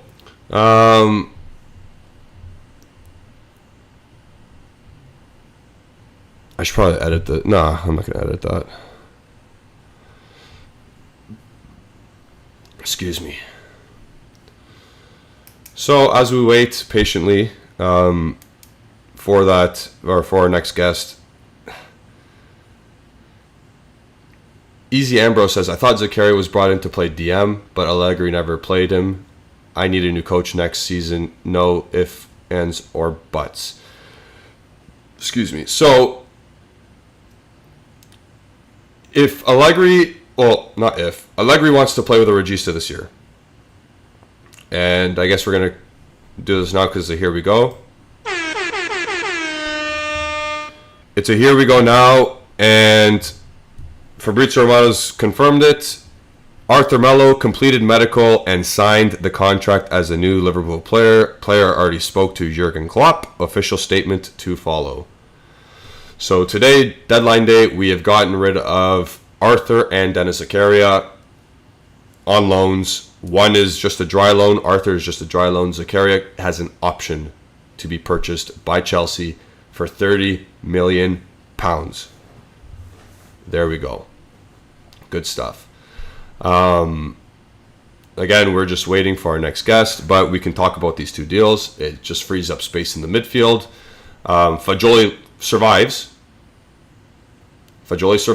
And yeah, it helps out that he's homegrown for the Champions League lists and for the Serie A lists. But is he the best we could have had? And Justin Safaro makes a good point. Would have been nice to have a double Regista and Paredes and Ravella to spell Leandro when he's injured, tired. Absolutely. I think a little bit of squad mismanagement at the end of the window here, but I think they just wanted to get bodies out. Which is, again, deadline day is crazy. Even, I was expecting something like this, but I wasn't expecting a player, not out of the blue, because Zakaria was always on the market, kind of, but at the last hours, it was kind of out of the blue. So that's what I was a bit shocked with. Khalid saying Arthur and Zach were last minute pickups for them, no rumors in the past. Well, no. Well, with these teams that are coming into that have signed him today, yes. But there were teams in the past that wanted Arthur. There were teams in the past that wanted Zakaria. Nico Schera pointed out that Leverkusen and Monaco wanted Zakaria. Arthur, obviously we know Lisbon, Valencia, this, that, and the other team, Arsenal wanted him. And then Easy Ambrose is asking, my question is, why did Juve sign Zakaria if they had no intention to play him as a DM? Oh no, I already answered that, didn't I? It's about... What do you classify as a DM? What do you classify as a DM? Because Allegri wants the Regista role played by Paredes. Zakaria is not a Regista. So therefore he's not a DM. In Allegri's mind. In the way that we want to play. That's why. And Roman wanted Zakaria also. Yep.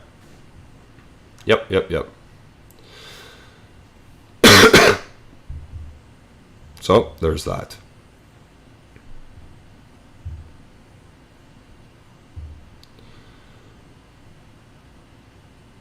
Oh, and the Misak goes on to say we were going to play a 4-2-3-1 last year because we had Dybala. I think that changed really quick as soon as we got Vlahovic.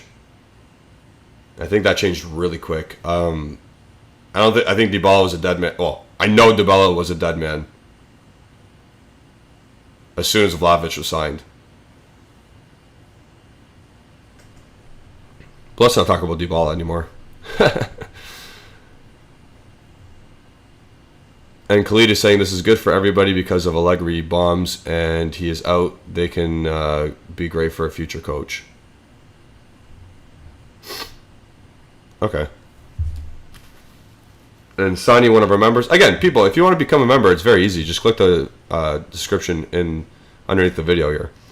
You can become one of our members, join the Prediction League. You could have even joined our stream today, but no one bid at the offer. I put it in there thinking someone would want to join, but no one wanted to join today.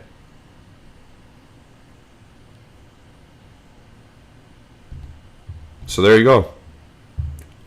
Maybe someone wants to do that next time we do this. Are we going to do a January marathon show? If we have a show like last year, or we have a deadline like last year in January, I think we might have to have one, a marathon show. And this one's gone pretty good so far. So we'll see. Like the video, people. Like the video. I know people have been with us for almost 5 hours now, but I'm sure there's new people in here creeping. Just give us a like. Wing of Winter says, what is the proof Paredes is a deep-lying playmaker regista? The way he plays football. He collects and he passes. And he's a playmaker because he every time he gets a chance, he plays the ball forward and he gets the ball into the feet of players who are dangerous with the ball. Creating plays. So he can pick out a pass to Chiesa, he can get the ball into Pogba or Locatelli's feet. Either or. Either or. Again, I'm a really... I wanted Allegri to get what he wanted with this. Okay, so it's official and confirmed now that Paris Saint-Germain have signed Carlos Soler. Again, that's pertinent information for Juventus, because, or as a Juventus fan channel, because we play PSG Tuesday. So Carlos Soler will be in the lineup. Starting lineup, who knows? On the bench, yeah.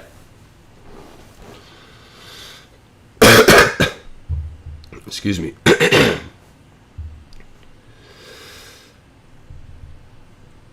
Cool. So, well, I guess we can ask the 68, 70 people in here. What was your favorite moment of Denis Zakaria's Juventus career? Oh, too funny. And Jeremy Boga is officially rejected Leicester. I might bring that up with Ben Jacobs, seeing as though he is a Leicester fan. Misak saying the one goal that he scored against Verona? Yeah, probably. Probably. His only goal? Yep. Omar Mo saying that. New Den Lions saying that? Yep. The Prune is saying we need people who can pass the ball back and back again. I don't know if you mean like 1-2s, or do you mean forward and get the ball back, or because I don't want to pass the ball backwards. That's not what we want to do here. Leicester saying his goal. Justin saying his goal. Wing of Winter saying his only goal. Is it the funniest moment? Like, who have we done this? Have we done this with a more high-profile player before? I know we got rid of Diego after one season, but we got rid of Zakaria after half a season. Weird. Again, it was a market opportunity at the time in January, and this is another market opportunity here as well. Some players are just treated like financial assets. Shervin Logami saying when he dribbled past Inter and shot, he hit the post from outside the box. Yeah, that was he ran like a horse there.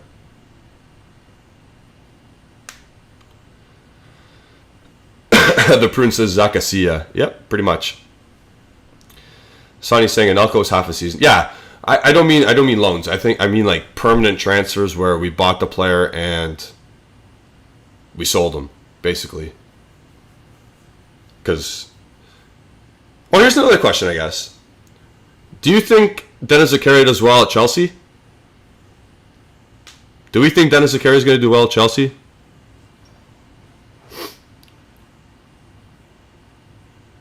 Because I have no idea.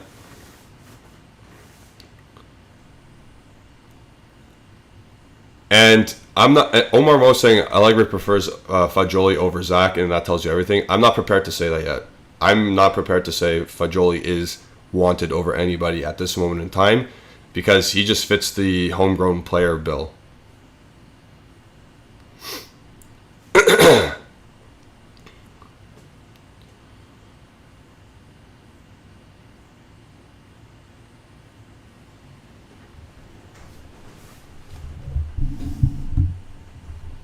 So I'm going to get prepared for the next guest.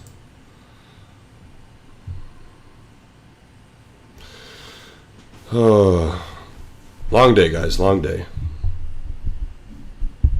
Yeah, Misak, exactly right. That's what I think as well. Mr. Beans is the 7th choice center midfielder, but hey, it is what it is. And he's got to start. You think he's got to start some games soon? I'm perfectly okay with him not playing. If our current midfield is thriving and they're doing well, I don't care if Fagioli plays or not. I'm just going to be completely honest. I'm going to be completely honest with that.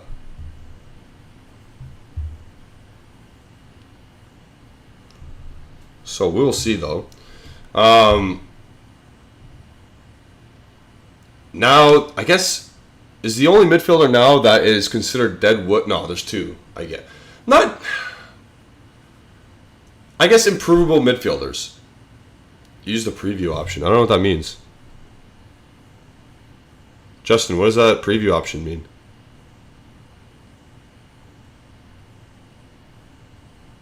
Oh, preview mode.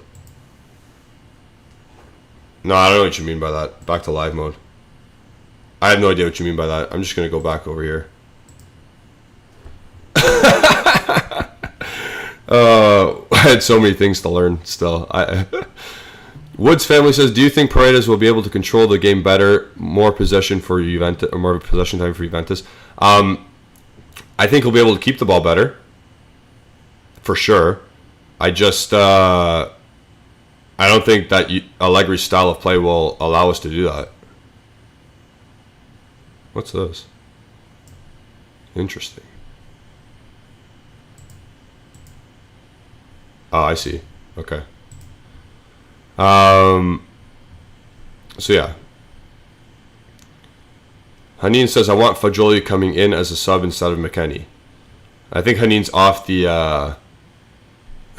off the McKennie train. I don't know if she was ever on it, but yeah. I think McKennie's time here is dwindling down as a Juventus player. So Zakaria's undergone, so here we go.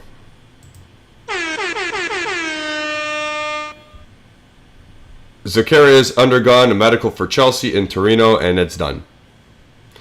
So, he's gone. But I think we already knew that. Omar Mo saying, I wouldn't consider Rabiot dead wood anymore. We should lower his salary. However, okay.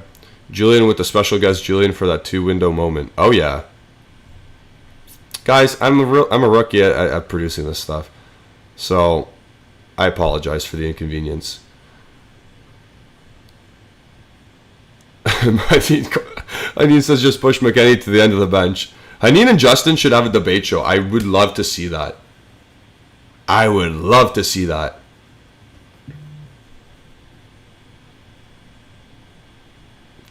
And then, yeah, Granger, our previous guest, he said McKennie's receiving karma for not signing Julian's shirt in Canada. Yes.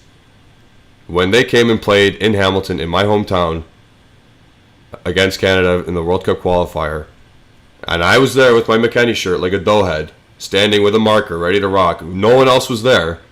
That guy wouldn't sign my jersey. To be fair, the Canadians, us Canadians, were pelting their school or their bus with snowballs. That's the most Canadian thing you've ever heard, I bet.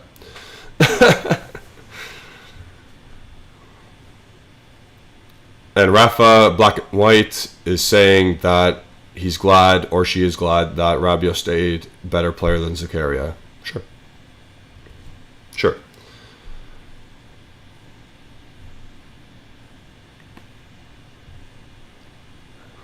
Hanin's in Dreamland here saying, imagine McKennie out and SMS in. Next season. It's fun to dream. It's fun to dream.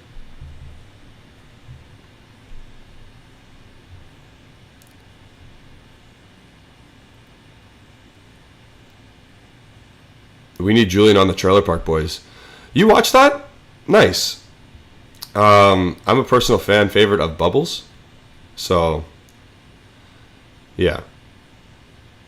So is this hour 6? as hour 6 approaches, I took the timer off because our deadline's done, but we're going to go until 5 o'clock tonight.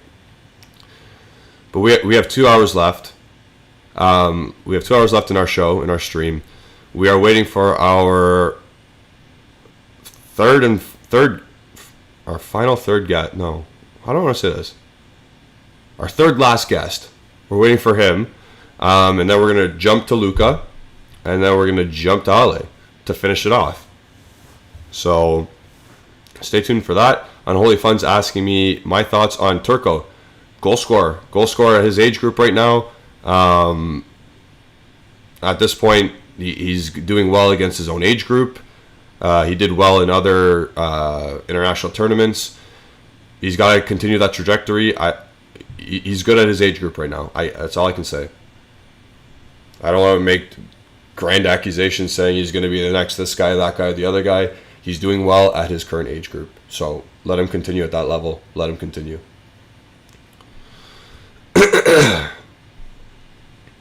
We have hit the 5-hour mark. So bless you, whoever stayed on the stream. But we do need more likes. We have 75 people in here.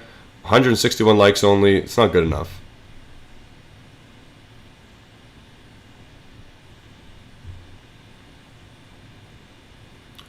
I think Justin said something as well. What did Justin say? I missed it. Oh, people turn on Weston so fast. And then somebody asked me am I watching She-Hulk yet?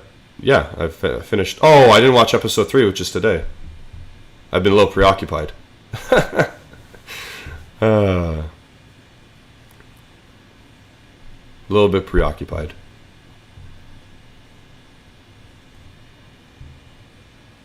We're just waiting soon. Oh. Is anyone else watching She-Hulk? As we, that was a weird text. Khalid, are you from Morocco? Oh, here we go. Ben is calling, and we're going to start the interview shortly.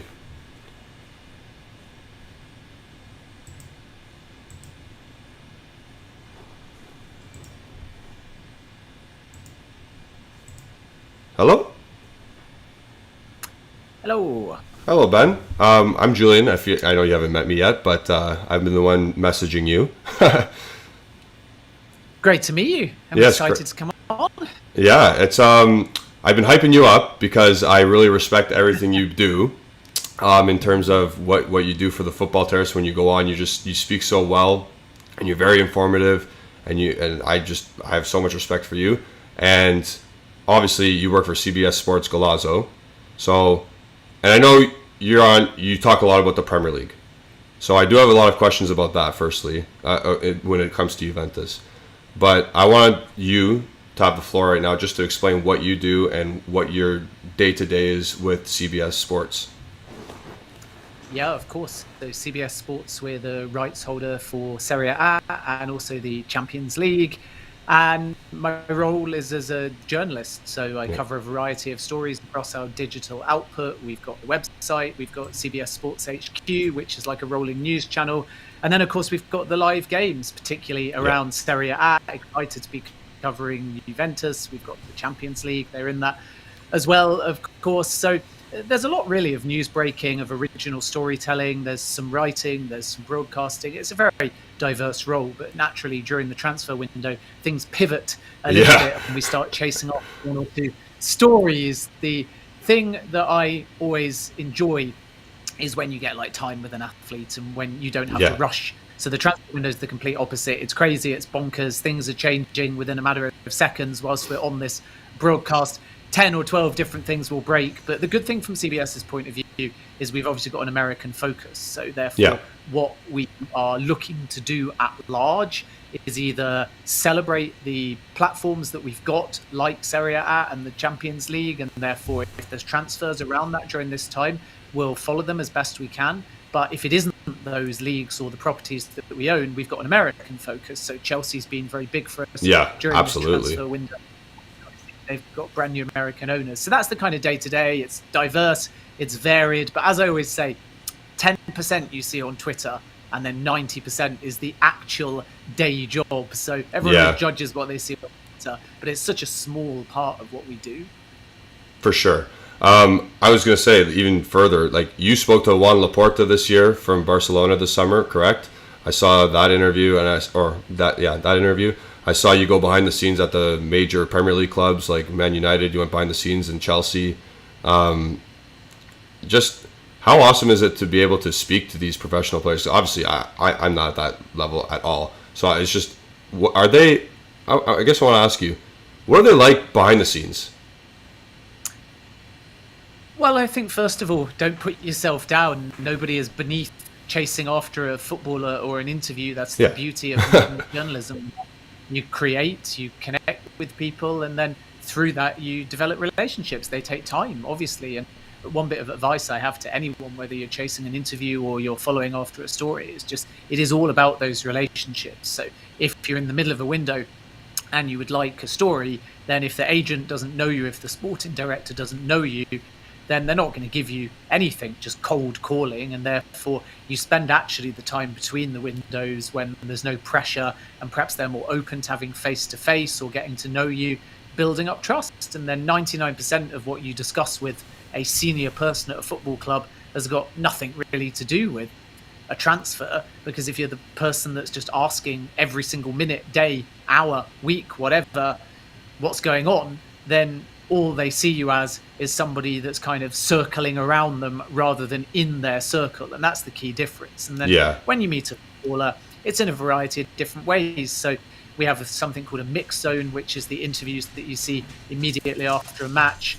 Then we have the obligated media responsibilities, which are organised by the leagues and the federations, particularly for a rights holder like CBS, and you might get 10 minutes with a name. And then you get the more in-depth interviews that perhaps you've got control over and you can organise. And really, a footballer is exactly that. They're a human being. They often have a completely different personality and outlook than you think. They often don't match the playing style. And of course, the bigger the name, the more in demand they are, perhaps the more media trained they are. And your task as a journalist is to try and get something original and the best out of them. And then once again, it just comes down to relationships. So a footballer shouldn't be seen as a superstar. They shouldn't be seen as someone that's not accessible. If anything, we're moving in the other direction, and we're seeing more about the human side and the personality away from sport than we have ever before. And I think that means if you're young, if you're a creator, if you're a fan even, you can have that accessibility and that connection in a different way before, because you may learn you share the same music taste. You may learn that you share the same socially conscious cause or the same mentality around life. And when you see that, that's a new connection. Whereas perhaps 10 years ago, it was all just, why do I like a footballer? Because they score goals. They become a superstar. I don't really know them. Everything I see is through football only. And therefore, I'm a bit starstruck by them. And I think now we just know so much more about the bigger picture of them as human beings. And that connection is both good in the sense that you've got more ways that you can actually engage with a footballer.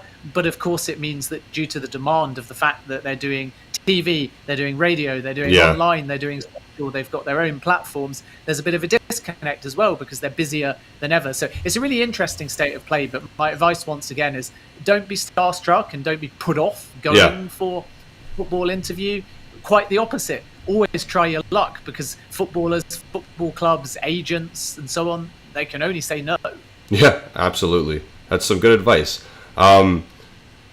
Transitioning it, like going off personalities and whatnot, obviously Juventus have had some players that have been linked to Premier League clubs, like Adrian Rabiot to Manchester United. Do you have any insight as to why that just never happened? Was it due to fans and blocking it off to their owners, or was it just because his mom, Veronique, was just demanding too much?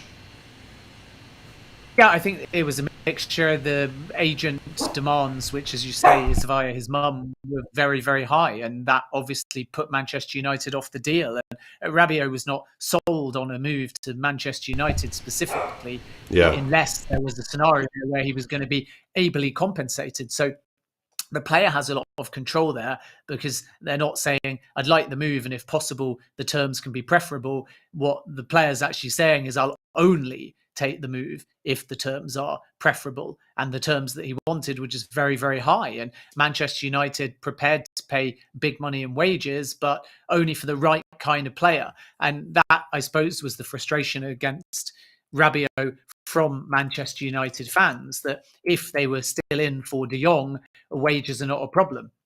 If they go in for, as they then did after this saga, a Casemiro style player, is exactly the position that really adds to Manchester United. But I think the challenge really with Rabiot is just whether or not at 27 years of age he would be worth it for the fit that he would have into the Manchester United team. And I think that was certainly what meant that fans didn't get as excited about him for.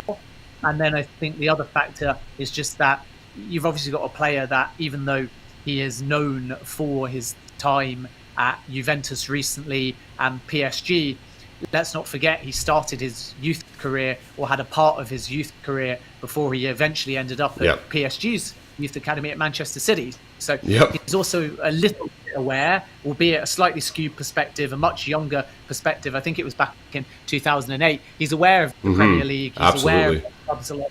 Aware of the culture. He's aware specifically of Manchester. And I think that was a factor in his decision making as well. He was only going to go back to Manchester, not from a football perspective, but a city and a culture and a league. And some players just like a certain climate. They like a certain lifestyle. They like a certain type of food. So when you are being asked to move and you're actually quite comfortable, I mean culturally, personally, where you are, then your agent's basically going to say, you've got to pay the price.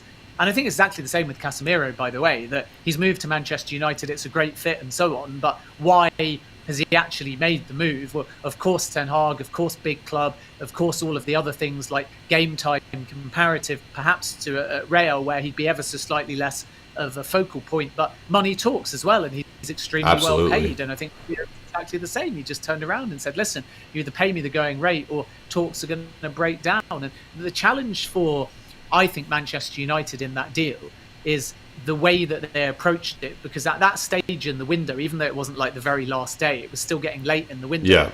They should have known what the wage demands were. So if they broached the deal, they shouldn't have been shocked by the wage. That's kind of poor planning on Manchester United's part, because usually you do your due diligence, and if you get that far in a deal and you get a buy-in from Juve, you then would usually have confidence from the agent and player side that the personal terms are realistic and feasible, and in Rabiot's case they weren't, as far as Manchester United were concerned. Yeah, and you know what? I wish you were coming on 2 weeks ago, because that was the answer we were trying to give people when it wasn't happening, because we were like Juventus fans, we get frustrated with Adrien Rabiot, the way he plays, his output. We expect so much more from a player like him with his pedigree and whatnot. So it was just, we were very happy at the time where we thought he was being sold to Man United. And it's great insight from you to explain that very in well depth. Earlier though in the window, in July-ish, Matthias de Ligt was linked to Chelsea. And Juventus ended up selling de Ligt to Bayern Munich for 67 million euros plus 10 in add-ons. But when we see fees like 90 offered for Gvardiol, 62 million for Cucurella, and what was the Fofana? What was the amount that Fofana went for? 70 million base fee, yeah. So when we see those numbers and we see the amount that de Ligt went for, Juventus fans are probably want to know why Chelsea didn't offer more to begin with. I think it's just a mixture of things. It's context. So at the time that Chelsea were considering de Ligt, they didn't really want a straight cash deal. So they were prepared to meet the overall valuation, but they were ultimately considering sending some players the other way. And Juventus have always had some form of interest in one or two Chelsea players, particularly Jorginho, and they may still revisit that in a future window. Koulibaly arrived at Chelsea, and Jorginho's a lot more settled now, but he was one of the names being mentioned. And then, even though Juve never made a loan offer, they also explored Christian Pulisic a bit earlier in the window as well. So there was leverage and there were options there that potentially allowed Todd Boehly at the Chelsea end to get De Ligt with more of a swap deal mentality. And I think that was of appeal. But at that stage in the window, Chelsea had not necessarily budgeted for the spend on De Ligt, because you have to again look at the overall picture. So at that stage, they were hoping to bring in 2 attack-minded players, and they'd got that sort of 60 to 65 million odd fee for a Rafinha style player, who of course they had a bid accepted for but didn't get. And then it was 2 centre-backs, and they also then thought that Azpilicueta would be out the door, so they may well have needed another fullback as well. So that's when you're adding up the maths and you're looking at the value and you're working out whether this is the right player at the right price. And then added to that is not just the price, but from Juventus' point of view, if they are to do business, what do they want the payments in? Do they want it in a small amount, large amount, and are the add-ons gettable or not gettable? So it's often about the structure of the deal rather than only the number that can put a club off. And then of course there's just market value out there. So if you're looking at De Ligt and it's 100 odd million euros, and you know that Bayern are entering the race suddenly and it's going to turn into a bidding war, and you also know that Juve are not open to a player swap deal, then all these things, plus, as I say, at that time, to be clear, not now, we need 2 centre-backs, we need to replace Azpilicueta, we think Alonso's going to go, he has now gone to Barcelona, and we're probably going to have to spend big money on not 1 attacker, but 2 attackers. And at that point, that 100 million isn't feasible. So then if you flash forwards to, say, Wesley Fofana or Vardiol, with Fofana, it's a little bit less than that 100 million euros. And in addition to that, it's a long-term target that they've suddenly realised was available during this window. But by the time they get to Fofana, they're aware that Rafinha is off the table. They're aware that Azpilicueta has stayed. They've got Koulibaly in, who they also didn't think was that possible at the beginning of the window, and they've not paid a massive amount of money comparative to a De Ligt. So suddenly the maths all adds up, and you actually get Koulibaly and Fofana or De Ligt, give or take. Like, there's a slightly higher value on the Chelsea end than just the De Ligt fee. One's about 100 million quid, the other's about 100 million euros, but there's not a massive difference between those two, and you've got a 2 for 1. And then suddenly there's that money to spare, and then you can move in the market for Cucurella, and at the same time they haven't yet got a player in that Rafinha mould, so maybe there's that 60 million of added budget that they can put on a different player in a different position. So that's why the context is key. It's not only about the number. You can't take 100 million and say you wouldn't spend it on one player, why'd you spend it on the other? They might think one is that market value and one isn't. It's the timing that you do it as well. There's a lot of different aspects, and it's also, is it 100 million or is it just hypothetically 85 million and 15 million in add-ons, and how likely are the add-ons to be paid? So there's a whole variety of reasons why. And then with Vardiol, you see the 90 odd million. It won't be possible in this window because he's signed a new deal until 2027, but you may revisit that one in a year's time. And again, why are they talking about it now? Because it's money that they don't need now. They can negotiate either for January or for next summer, but they don't need to find that money right away. So suddenly that might be their first spend of the summer window in a year's time, rather than their last spend of this particular window, which means that they can afford it. Yeah, absolutely. Again, great insight as always. It does put in perspective the timing of everything out and how it happens and how it shakes down, like you said. Staying with Chelsea and Juventus in particular, obviously we know Denis Zakaria is going to Chelsea, and we see the pretty big option to buy. What do you think? Do you think Chelsea will actually buy this player if he's usable at the end of the loan? I think it's so difficult to say without him actually playing a game, and it works both ways as well. He has to settle at Chelsea, and then vice versa. Chelsea have to assess and determine what they actually want to do as part of this particular. So all we really know so far is that it's a late swoop. It's important to point out that from the perspective of Chelsea, up until lunch today, they were pushing really hard for Alvarez instead. And then finally they realised, despite the fact the player didn't train this morning, that there would be no offer accepted and that Ajax weren't going to even accept 50 million. Chelsea bid 43 million English pounds, and even 50 million wouldn't do it. So they had to turn their attention to Zakaria instead. So it's a season-long loan. He's done the medical in Turin. Personal terms were not a problem. And as you correctly say, Chelsea hold this option to buy. And I think that if Chelsea get the player who starred for Borussia Mönchengladbach, then they'll have made a very good signing.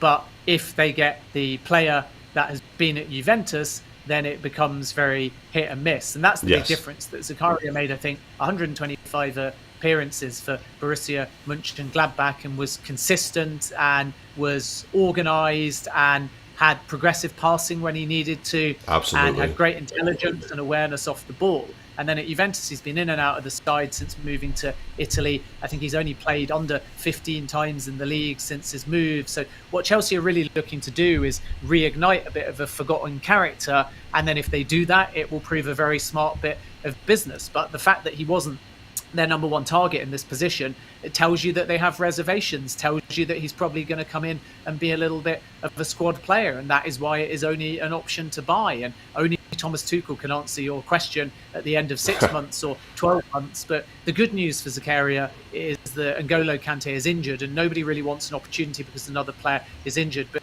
Chelsea are screaming for a DM, and the fact that he has moved is out of that necessity. There were definitely other positions that Chelsea may have strengthened. I mean, attacking midfield in the central area, with obviously their pursuit of Frankie de Jong for some of the window, was probably that number one area that they wanted to try and move late in the window. But due to a couple of negative results, defeat to Leeds, defeat to Southampton, and the Kante injury, and Jorginho is still ultimately getting on a little bit as well, and Kovacic has only just come back, it all transpires to suddenly realising there's a hole there at the moment in the defensive or holding central midfielder role, and ultimately that's benefited Zakaria, coupled with the fact that Chelsea couldn't get Alvarez. So we're going to have to wait and see how this goes, but it's quite clear that there's a very good player in there, more proven at Borussia Mönchengladbach than Juventus, and if they do get the best out of him, and I think he fits Chelsea's system, then it will actually prove to be one of the smarter bits of business that Chelsea have done this summer.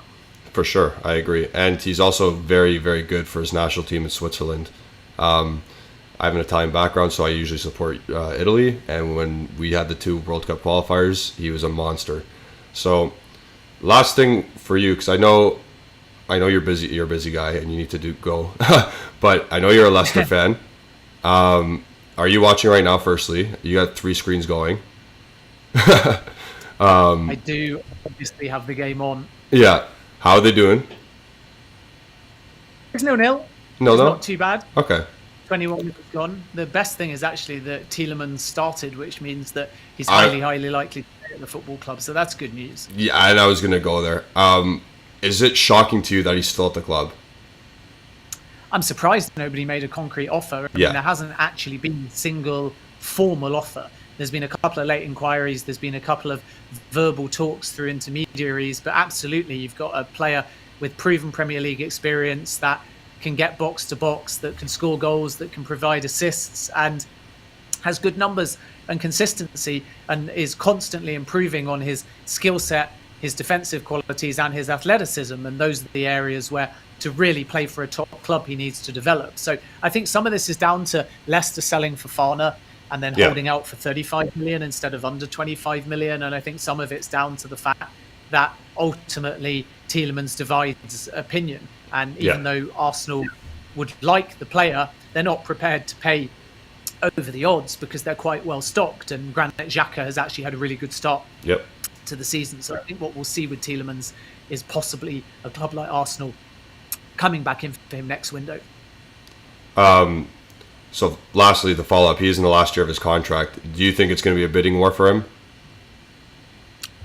Not necessarily a bidding war, although obviously if it takes a year rather than January, then he becomes free. And at that point, there would be far more suitors. If there's still a fee of, one would imagine, under 15 million that Leicester would be asking for come January, then at that point, I don't anticipate a bidding war. And I think the other thing is it all just depends on Arsenal, because if they revisit their interest in the player and make a formal bid, then Tielemans would pick Arsenal. And I think a lot of clubs are aware of that. If it's just a Premier League based race, so then they would probably back off because they know exactly where Tielemans wants to go. But, 6 months or so ago, Real Madrid were creeping in. They've obviously got Tchouaméni as one of their midfielders. There's been a goal, by the way, in the Leicester-Manchester United game, and it's unfortunately gone to Manchester United. It's Jadon Sancho, so that's a little bit irritating. But I managed to keep my flow. Manchester United are recovering well, though. Ronaldo on the bench as well for that game. But anyway, let's see. It's impossible to say. You can't predict that far ahead, but fundamentally, Tielemans will want the stability. His priority is not so much the move now as just playing regularly and in form in a World Cup year. And then after the mid-season World Cup, I'm sure he'll revisit. And of course, if he has a phenomenal World Cup, then like your question suggested, that could prompt a bidding war. And similarly, if he doesn't do that well at the World Cup and is not as in demand, he might say to Leicester, I may as well sign a new deal now. And that will also depend where Leicester are in the league table too. So there's too many variables at this stage to accurately, unfortunately, answer that question. I really wanted him to go to Juventus, but I knew of the interest of, like, he wanted to go to Arsenal. So it's just a player that I've been following for a while. But with that, Ben, thank you so much for joining. We really appreciate your insights for all of the Juventus talk and just football knowledge in general. I'm going to continue to watch you on the Terrace and CBS Sports Golazo. If you guys have a chance, the people in the chat, take a look at his stuff, all of his work, and I hope we do this again sometime, Ben. And I hope Leicester comes back. Fingers crossed. Yeah, keep up the good work, and we'll speak soon. All the best. Thank you. Have a good day. Okay. So that was Ben Jacobs. You can follow him at JacobsBen on Twitter. We have our next guest ready to rock. He's backstage, but not on Ecamm. He's backstage right here. It's the boy wonder himself. Drum roll, please. What's up? Hey! I'm not a journalist, but Luca's back. I'm back. Luca's back out of the. I got a little stool. You haven't. I haven't been on in a while. You haven't been on in ages. How's everyone doing? How is everyone doing? We've grown a bit since you last been here. Yeah. We're at the 3,400 plus subscribers now. Holy. Yeah. Smashing the like button. Yeah, smash the like button. I've missed everything today. I've been busy today at work. Yeah, you missed a couple things. That's it. People in the chat, shout out to Ben Jacobs for joining. That was awesome. And he joined when Leicester was playing, so which is even more awesome. But Luca. I'm here. All right, when was the last time you were not caught up? Like, what are you not caught up Well, with? I literally just saw that Zakaria's Here We Go. Okay. I knew he was going, but I didn't see the Here We Go until like about 5 minutes ago. I opened Twitter. Okay. So I saw that. And Arthur's gone. Arthur Liverpool, yeah, I saw that too. Yeah. And nobody coming in besides Paredes last night. That's it? Yep. So, boring, but not boring, because Zakaria came out of nowhere. That's loan, right? Dry loan? Arthur's dry loan. Zakaria's option. He's loaned with an option of 30 plus million. 30 plus. How does that work? 30 plus. I don't know how much it was. It was 30 something. Oh, okay. It was I think it was 30 million pounds, which is something else in euros. Yeah, I saw. Where is he? Yeah, I saw it somewhere. Yeah, it's probably Fabrizio Romano. So that's cool. What's it called? People like the video if you haven't already. You know, the like master's back. Luca's here. We do have another kind of big name transfer to confirm. It's Pierre-Emerick Aubameyang, so we're going to throw in the horns. Pierre-Emerick Aubameyang is saying, I'm back in London.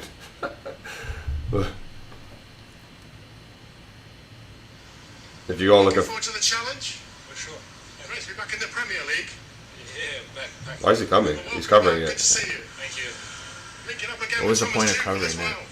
That's nice, though. All right, so Aubameyang's back in the Prem. He's back in London, and he's playing for Chelsea now instead of Arsenal. And he's got like an Arsenal tattoo on him or something. Chelsea's. Does he actually? Yeah, I don't know. He's got like a tattoo of himself on his chest or something, and it has the number 14. And it looks like an Arsenal jersey. So back in the Prem for him.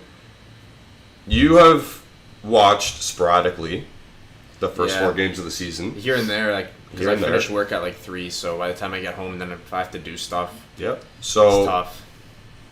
I'm not calling you out on it. I'm just asking. I was going to ask you. You got very defensive there. I'm I'm a busy guy. Yeah. I was going to ask you. You text me all the time that we're a dead club. Tin pot. Tin pot. Are you happy with the 8-point start? What are we in 4th place? 5th place? 4th. I think we're tied for 3rd, but we're in 4th Fourth. because of goal differential. I mean, it's a good start, but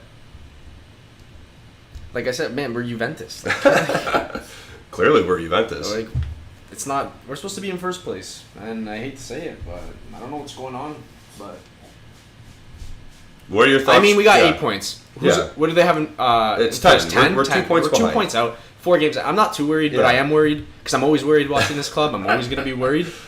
But It's always a panic watching them. hey, we're undefeated. Yeah, exactly. We're undefeated. Compared to last season, we started 0-2-2. We're now 2-2-0. That's So, good. It's a good it's start. And with all the injuries and everything, everyone gets back. Yeah.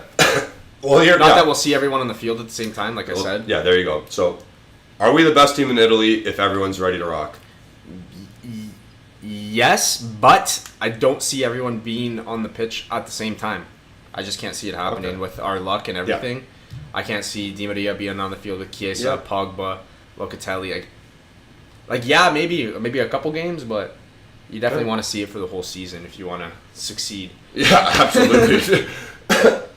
And I've asked this to everybody, but yeah, I think we're the best team in Italy. Justin, you can hop on, and we'll put you in the little black screen Let's again. get Justin on here. Justin, go in the black screen. So call back. Your dog peed all over the floor, just so you know. No, that's water that spilled. It looked yellow. Then he peed on the floor. Oh, there you go. Mr. Dax has a question to you because you're our Mr. Pogba. I am Mr. Pogba. So Mr. Dax is asking you, what is you're my cousin. I want to know of this whole Pogba situation. What's true and what's false. So it's confirmed that he did do witchcraft. He did say, but he said that was for himself to not be injured, is what I read. That's correct. He did not. He said, "Skadim skadoom, I don't want to be injured anymore," and he's injured. It has nothing to do with Mbappe. So where did this whole Mbappe thing come from? That's his bro being a lunatic. I always saw that he has 2 brothers, right? They all look the same. Yeah. Florentine, Matthias, are they triplets? No, they're not triplets. They're just. They all look very similar, like scarily similar. I know Yeah. they're brothers, but like they look like twins. They got good genes. Yeah. I thought they were always like close. I always saw videos of them like dancing and stuff. Yeah, they were. At some point, they have the same friends. That's why the gang is. That's why the gang is involved. So, at this point, I saw Pogba yesterday. You physically saw him? Well, I saw him at the game. He looks mentally fine. He looks all right. Yeah. He's with Paredes. I saw that chilling. clip of Paredes coming in late. Why was he coming in late? Late flight. Oh. Yeah. So, I don't know what Justin said. Justin, you can come right. You can do the little screen again and come right in between us. Yeah, why is he saying damn Luca? What did I do? I think you said because they all look alike. They look like triplets. They look like they're all Whatever, not my triplets. That's what I'm saying. Yeah. Anyway, move on from awkward stuff. Yeah, so he's doing some witchcraft, saying that he's not going to get injured anymore, but he's still injured. That's confirmed. The Mbappe stuff is BS, but they're concerned about it still. I don't know. We still have to wait for everything to transpire. We do know that Paul Pogba did go to the authorities and say, yes, I did witchcraft on my injuries. Is that illegal? I don't What's think the laws on that? I don't think that's illegal.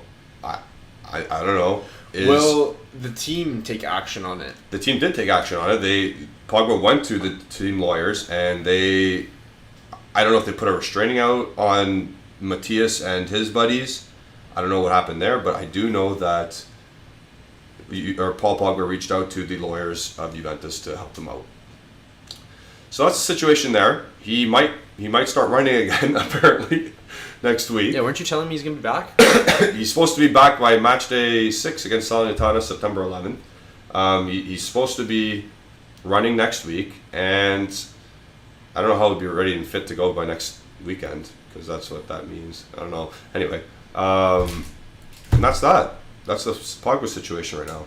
Did Mbappe say anything? I didn't hear anything on Mbappe. But His entourage is concerned, apparently. So is the French national team. But I'm like, what are you concerned about, firstly? Unless you believe in it. I don't know. Because if you believe in it, then shit can make your head turn. So, Stephanie's saying, is voodoo on injuries considered doping? not for Pogba. He got hurt. He reversed it. Yeah. Too funny. So, yeah. The voodoo didn't work for him. And Hasta, yeah, so when Hasta is saying with the Gerard Romero thing, I brought this up earlier in like hour 1.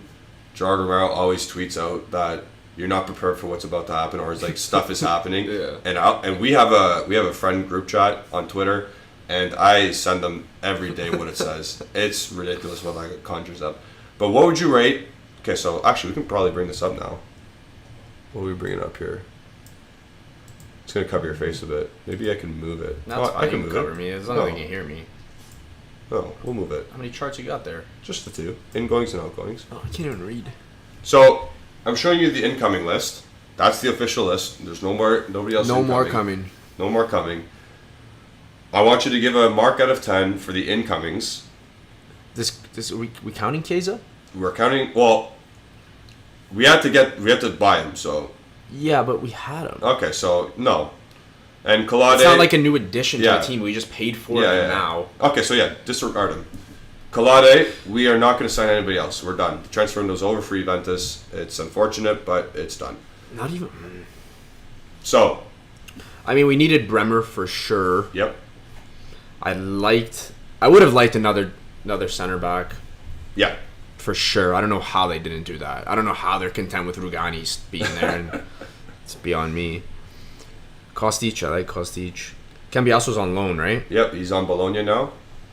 Stinking up the joint over there. Milik.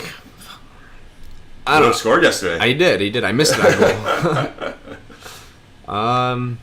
I honestly just wish we signed another. If we signed another center back, I would have been happy. Center back or left back? Yeah, definitely, actually.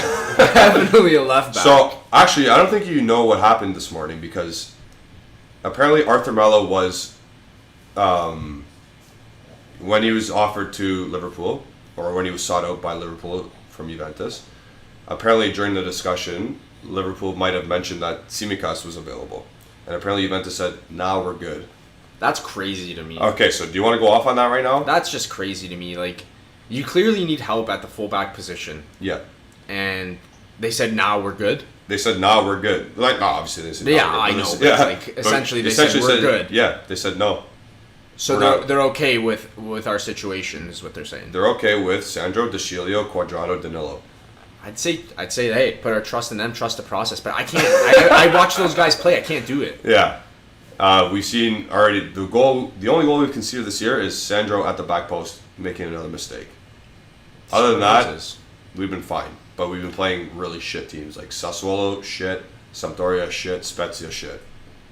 How do they not get a left back? Like what's going on there with Sandro? Like Sandro is in his last year. He's last year of his contract and he's done. He's staying though. Like that's it. Nobody else is coming for him now. De Sciglio got renewed in the summer, so he's here for another 3 years. There's talks about Danilo being renewed, which is crazy, and Quadrado's on the last year of his contract as well. So next year, the fullback position has to be addressed. I think they might be waiting for that. Like, are you talking next year as in January? Nope, as in next summer.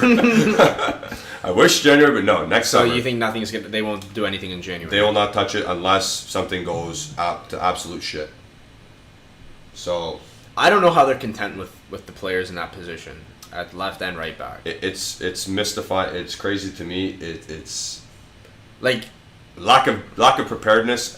But again, as Justin and I went over this in the 12 to 2 hours. It's tough to fix somebody else's mess. Like, what do you mean? Paratici gave Alexandro that contract. Alvaro Morata will stay at Atletico Madrid. So Ali's wrong. We'll just put the. What was Ale saying? Ali's wrong because he said Morata would come to Juventus at the last stage of the transfer window. He never came. I mean, that's a good guess. It is a good guess, but I was saying, Justin and I were going over it from 12 to 2, that hour, those hours. It's hard to clean up somebody else's mess. Paratici signed gave the contract extension to Alexandro. They're the one who swapped Danilo and Cancelo and gave Danilo the contract. It's hard to get out of that mess or someone else's mess. Yeah. So, but like, they literally have a clean slate next year at that position, because next year you could potentially lose 3 fullbacks. You lose Sandro and Cuadrado through free agency, and Danilo pushes over to center back. do you think he pushes over to center back? There's word that Allegri really wants him to push over to center back, so I think that's the plan, and that means you have 3 open spots for fullbacks. Well, that means you gotta sign someone. You gotta fill the spots. Someone has to come in next year, unless they're crazy. I pray it's not Cambiaso, because he stinks. No, he stinks. We bought him, but he stinks. Rafa's saying, I heard in the mercato will be open in December instead of January due to the World Cup. Or sure if the information is correct. I don't know. I think I think it's going to be open in January, same as always. I don't see why they would open up sooner after the World Cup. I don't know. We'll see. And then Haneen saying Ale is wrong again. Go figure. That's a shot. Too funny. Okay, so what would you rate that? You haven't rated that yet. Out of 10. I gotta rate this out of 10. The incomings. I'll give it a 6.5. 6.5? Okay. It would have been like I would have bumped that up to an 8 from a 6.5 if we signed a fullback / center back, anything. Either or. Yeah. Okay. Like that's what I would have bumped it up to, just because of the Di Maria, Pogba, Bremer. I like Kostic too. Okay, so 6.5. That's fair. We'll go to the outgoings, and then we'll get your full total. So look at that. That's a fucking long list. Also, you have to add on Zakaria and Arthur. Yard sale. Holy moly. Yeah. So nothing pertinent. So what am I rating this out of 10 off of? Like, the players that are leaving, it's good that they're leaving, or if they're going on loan, it's good that they got that opportunity, or the amount sold, whatever. Well, obviously there's a few players that I obviously wouldn't have wanted to leave. Like, obviously I would love to have Dillit still there. Yeah. And you know me and Dybala, but we know that situation. I won't get into it. You're Dybala man 69. Because, I don't want to get Julian riled up. Look who's there. Where? Look who's on my little poster there, or my little... Oh, the jersey? Yeah. Yeah, I saw that. I didn't even clue into that. Sorry, what was I saying? You're saying that Dybala's leaving, so it doesn't matter. You're saying Dillit's leaving. The rest, I mean, Piazza, Rovella, Ranocchia, Gori, Frabotta, Dragusan. I forgot about Dragusan. Pellegrini. Ramsey. I have a special hatred for Aaron Ramsey. I don't know why. I think it's when you bought his jersey, and it just rattled me. I was like, why would you buy his jersey? Everyone seems to have an issue. Oh, wait. This is a basketball trade. We'll do it anyway. Who is it? The Cleveland Cavaliers have acquired Donovan Mitchell. What? Donovan Mitchell is relevant to Juventus because he wears the Juventus jersey before games. So there's a little sneak peek. Should you put Donovan Mitchell into football terms? So I people can. who don't know basketball could understand who Donovan Mitchell is? So let's say Chiesa got traded. Yeah. Nicholas says WTF. They all say DP. We don't know yet. Wojnarowski, so he hasn't said what's going on yet. That's wild. We are a multi-purpose show. Is that Nicholas as in, like, my friend? I think that's your buddy. Oh, okay. But, yeah, go off. Go off on the outgoing list. Again, Zakaria gone for potentially $30 million. Arthur gone dry loan. I mean, that's a lot of... As Dillit, Demiral, that's 2 center backs gone. Yep. And they just bought 1 center back. Yep. And then they brought in Gatti, I guess. Forgot about Gatti. Chiellini gone, that's 3. Yep. Honestly, I Dragusan, but like we're whatever. So what am I ranking this off of? Of my That you're happy with the fee, you're happy that the guy's going on loan, or you're happy with that guy's just gone. Okay, well, De Ligt, I'm not too happy about leaving. I mean, if you're happy about him leaving, that's crazy. So I asked these people after the game yesterday for Spezia. I said, "Do you guys like Bremer yesterday and throughout so far this season has made me not even care that De Ligt left? Yeah. Would it have been nice if Bremer and De Ligt were on the same team? Absolutely, but like the replacement, it makes me feel like he never left, or like not that he never like he was never. But here in having the first both place. of them would be so much. Oh, better, of course. like, But I don't think we were ever getting Bremer this summer if De yeah. Ligt stayed. He was the De Ligt replacement. Yeah. But then there's Chiellini gone too. Yeah, and then Gatti came. So Yeah. I know. But Chiellini played what 20 games a year in the last 3 years of his career. He's good though. Of course he's good, but there's got to be some turnover here. Douglas Costa He scored a banger. free kick yesterday. I watched that live on TV actually. Screamer. It's kind of looked like the Vlahovic free kick. Yeah. Gave me those vibes. Yeah, I'm not a fan of the list going. Like some people, yeah, like get out. Like Marco Piazza, get out of here. He's only on loan too. Yeah. Did you know he still has a contract until 2024? I didn't know that. I thought he was like I learned completely that sold, today. to be honest. Yeah. I didn't know he was on loan. Yeah. I mean, all I wish is we still had De Ligt, but with De Ligt gone, there's no Bremer. So Yeah. I guess Julian was right with that. And me, I love Dybala, but that whole situation's ugly, so I won't get into that. He looks like he's doing well at Roma, so Yeah. He's scoring against the relegation fodder again. he's doing good. for him. He's scoring against Monza FC. he had a sick assist against us. Yeah. Yeah. Wait. Atalanta's playing? Yeah, there's 2 Serie A games, I thought. Oh yeah. Bologna Salernitana. Oh, there you go. The Prune just broke down the Donovan Mitchell trade. Laurie Markkinen. Wow. Colin Sexton. Oh, that guy never re-signed his contract yet, so that makes sense. Huh. All right. Crazy NBA trade. Yeah. Stealing deadline day from soccer. There's 69 people in here. Nice. That's Like a the lot. video. Likes too. Yeah. Crushing it. You never gave a number yet. But you still haven't told me what I'm ranking it off of. I've told you like fucking 3 times. No, you haven't, because I you said you're about based- to tell me and then you go off topic with something. It's based off of, does the loan make sense for, if it's a young player, does it make sense for them to get playing time or to just have their salary paid for? Does it make sense for the amount of money they were sold for? Does it make sense just to get rid of the player? But I have to rank it as a whole. Yeah, absolutely.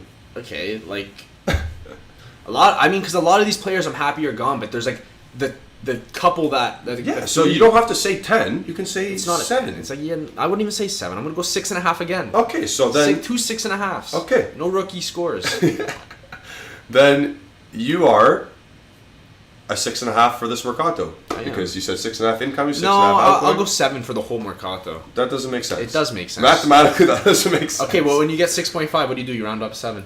Sure, makes Exactly. sense. There you go. Quick maths Quick from maths. Luca. So you give it a 7. I think I give it a 7.2. See, now that you're saying 7, it doesn't feel right to me. I give it a 7.2 for the incomings. I literally want to do 6.8. 6.8? 6.8. Okay, let's leave it at that. 6.8. Done with that. Okay. I feel so much better saying 6.8. Look who's coming here. Ali? Ale. We'll put you... I gotta put you there. We'll take away this chart Take now. away the chart. Take away the chart now. Add right.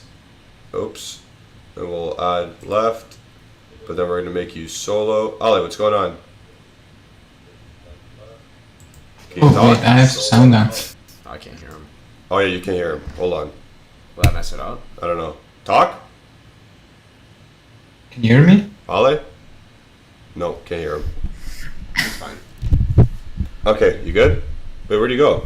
Oh, he left. Sorry, we're still trying to do this nice. Ollie gonna break down the Mitchell trade. Yeah, 100% he is.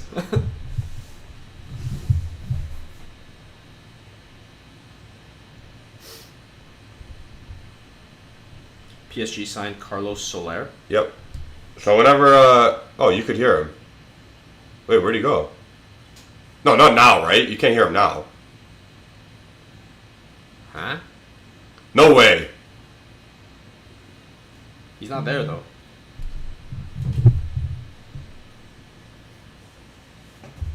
Is it glitched? People, can you... Oh, before we could hear him. Okay. Right on. Okay, I'm gonna ask him, where'd you go? Where'd you go? All I got sold to menu zone. Yeah, he did. Get him out of here. Too funny. Joti Delaveri saying when he was... Oh, yeah, okay.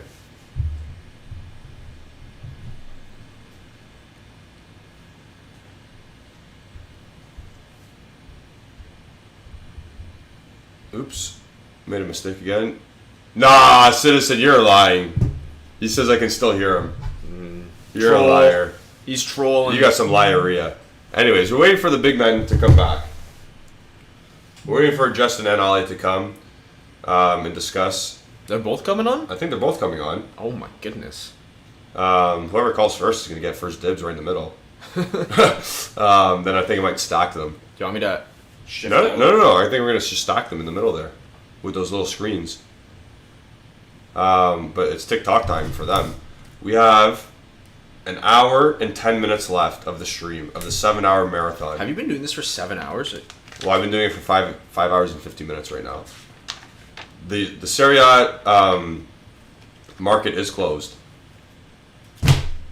Citizen scientists. But can't we still sell to another league? We just can't buy? We can sell to other leagues right now, and we can still sell to Turkey up until September 8th. Turkey till September 8th. Yeah. Joti is that, am I saying that? Oh, Jolty is saying, do you guys think we could at least reach the Champions League quarterfinals? Nope. It's a quick answer. You know the voodoo stuff that Paul Pogba's doing, the magic? He's saying Skadim no. Like he's put a curse on us. He came back and just doesn't want to win. Yeah. Wow, sad. Hey, what? Round of 16. It's written in stars. You know what Raymond Domenech used to do? The French national team used to look at the stars to pick his starting lineup. Juventus is not making Champions League quarterfinal. Written in the stars. You just ruined my entire day. Well, that's realism. Sometimes you just gotta be realist. reality. Yeah. The prune is, where's the Pogba curse video from this channel? Where is the Pogba curse video? Did you make a curse video? I didn't make a curse video. Gianmarco Parente saying, y'all think we're getting out of the group stage? I personally said no when we were first drawn, because we'll get out. Benfica's our bogey team, and PSG is just gonna twat us. So, nah, I don't think so. Well, there you go. Alexandro's got Messi and Mbappe. Yeah. He's fine. Okay, there's a certain request I've been asked by Alejandro. Could you put me on the 2 overlay because I'll have people walking behind me? What does a 2 overlay mean? I don't know. I don't know what that means. Okay, so yeah, I haven't talked to you about the Champions League yet, Luca. Yeah, talk to me about it. I watched the draw at work the other day. Yeah, so we got Maccabi Haifa. Yeah, I found that amazing, and we got them. Yeah, so obviously you need 6 points against them. Yeah. I said if you get 4 points against Benfica, I think we're okay. 6 points against Benfica. Why are you aiming for 4? We'll lose Juventus. Because you just said we're going to get torched by PSG. We'll probably lose both games to PSG. Yep. Realistically, we probably will. So that's saying Benfica and, I don't know, Maccabi, what do you say? Maccabi or Haifa. Maccabi Haifa. Like, that's got to be 12 points. It's got to be. You'd hope, but it's gotta be. Benfica's our bogey team. Man. We have a losing record to them. AD saying, did we get a left back? No, we did not. No. It's Alexandro till we die. Oh, I see what he means. Wait, no, I don't see what he means. Fangy, people in the chat, let us know what you think. Are we getting out of the group stage? Let's think big picture. Are we getting out of the group stage in the Champions League? Put me bigger zoomed in so all the... Okay. Okay, call. Okay, call.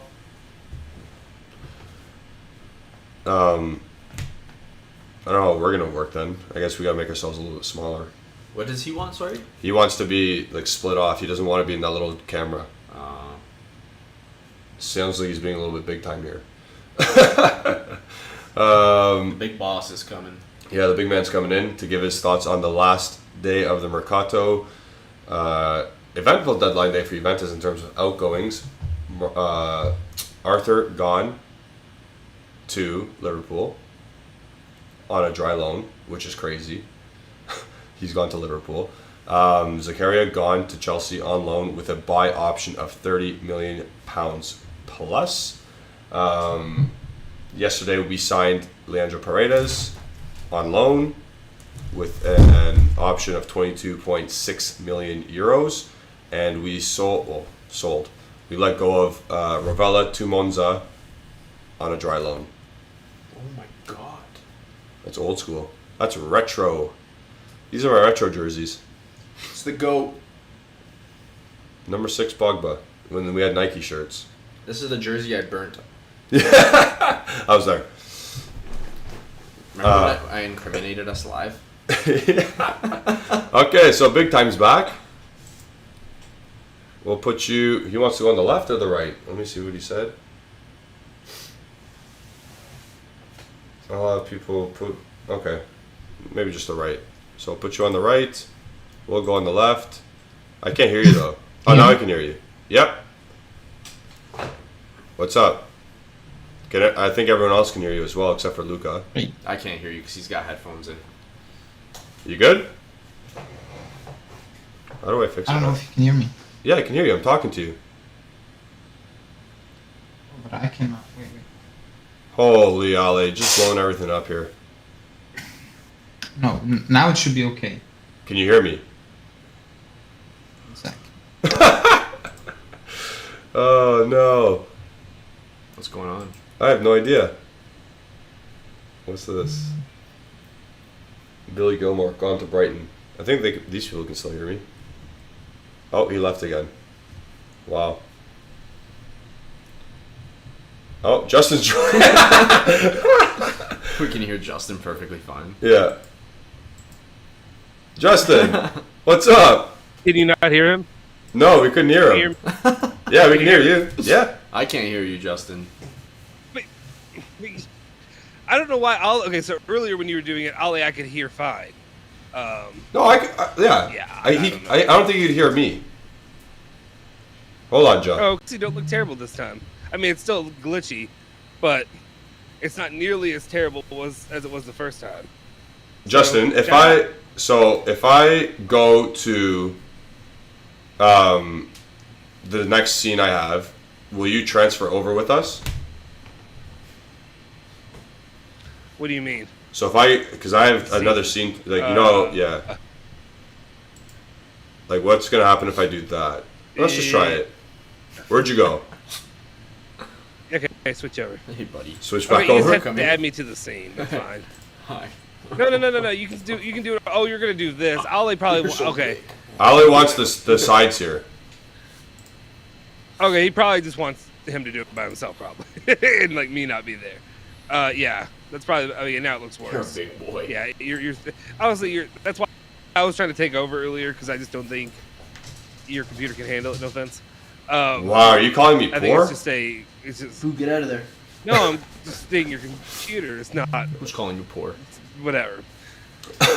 What's wrong with you there? Hey, there's an easy way to do this. You could resize you all on that, or you could just pull your. I wish I just had your computer so I could just do it. Because you can resize you and fit you inside that box. There's 3 ways that I've done it before. So there's 3 ways, and I know we're on screen producing. Sorry, guys. There are 3 ways to do it. You know how I also do the thing where I do a side by side, and we're smaller. Yeah. You can do that. And I hate the stupid boxes. I'm sorry. No offense, Dolly. I don't know if you can hear me. I hate them. I fucking hate them. Well, when it's just very antiquated. It's not like a modern thing. So it just looks a little bit whatever. And I understand why you all do it because, like, no offense, like I have this setup that I've worked on, and like otherwise it's a wall. So I get it. But at the same time, like it's fine. It's what you have. No, my computer can handle this. You're The right. worst. No, okay, okay. I'm getting out of here. Let me just do this real quick before you add Alejandro on. I will announce the winner. You bums can't, like, nobody can listen or nobody knows how to follow instructions, or not you all, but the actual people on that I'm trying to do the giveaway for. Hey, they just left. Just keep switching. Am I gone now? They can't hear me, I don't think. This it's like a bunch of toddlers running a YouTube channel. Like, we're done. The ship sunk. Go. The ship sunk, guys. Go. Am I muted?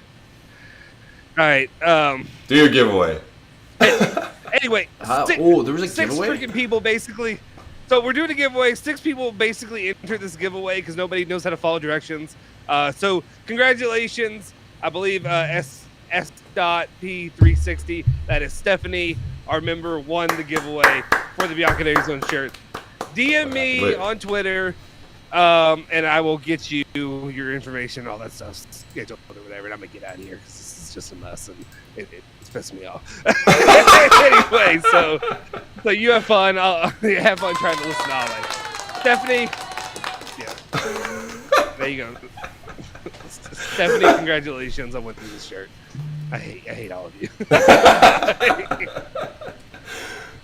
Too funny. Okay, so he's gone again. Carm's on. He says, let's get the giveaways going. He's a Napoli fan. Ooh, we got Napoli fans in Boo, the chat. Napoli. Boo. Boo. Was there actually a giveaway? Yeah. Someone win? Did he just announce that? Is that what he's doing? Yeah, Stephanie won. Stephanie, congratulations. Sorry, I couldn't hear. I don't have Headphones. Headphones Not a Rugani shirt. I think the Bianconeri Zone t-shirt, I believe. If you go check out our store, you won one of those. Congratulations, Stephanie. Yeah, wait, no, we got the applause. We got the applause. I can just do it too. Good job. You earned it. Okay, so a lot of people are drifting out now. Carmen Bianco, Juve chances qualifying for the Europa League this year. Better than Napoli's. You guys are going Conference League. Yeah, there are Crapoli fans in here. Gianmarco, get him. That Carmen Bianco guy, go get him. Yeah, get him. Get him, Gianmarco. Eat him up. Eat him up. I might go to his house later, so maybe I'll beat him up or something. He actually tore his ACL, so he can't do anything. Did he tear his ACL? Yeah. Done, eh? Yeah. Welcome. Welcome to the Torn ACL Club. I think it's torn. Okay. Yeah. Anyway, Ali's not coming back because my laptop is apparently on fire, and it's been going on for so long that I can't hold so much memory. So, actually, maybe what I'll suggest to them is those two do a different stream, and I'll sign off now. So I'm going to suggest that to them. We're going to stay on for a bit longer.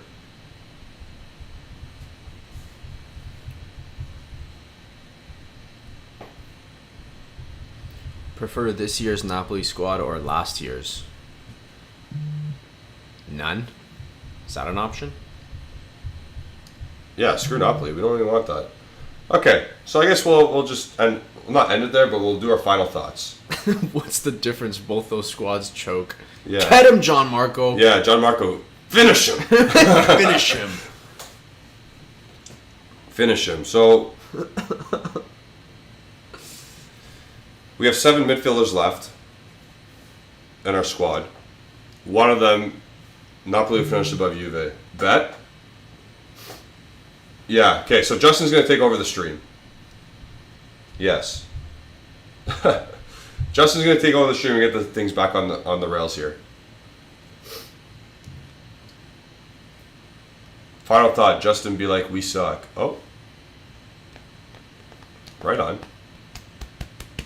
So yeah, I can hear my computer firing on all cylinders here. It's on the fritz it might be. Just wait a sec when I tell you click off. Okay. We might be back on. We'll see how this is going to work in progress. But yeah, If I don't see you, thank you for tuning in. Carmen talking too much now. Yeah, I agree. Sherman, get him! Finish him. Wait, sorry. How do I click off?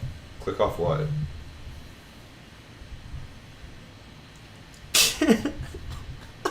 Carmen is an L. Yeah, I agree.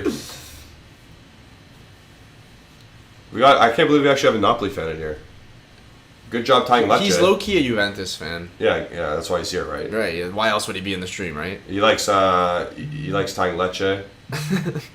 They scored a banger of a goal. Yeah, they did. That was sick. Announcement is coming for Dennis Zakaria. I guess this will be my last shebang. Last DJ air horn. So, with that, official announcement is coming soon for Dennis Zakaria to Chelsea from Juventus on loan with option to buy. So there you go. We're just waiting for Justin to tell me to just close the app. And he's typing something right now, so stay tuned. Close it. Okay. Wait, quit?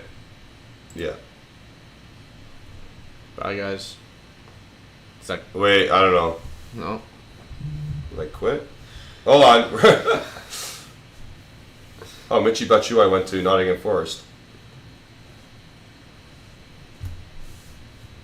So there's another da-da-da. John Marco's eating up Carm right now. Yeah, I know. Napoli will need to not choke for the first time in 11 years to win the Scudetto. Yeah.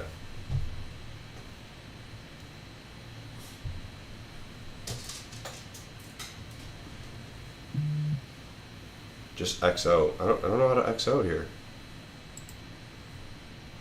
Can you I don't know.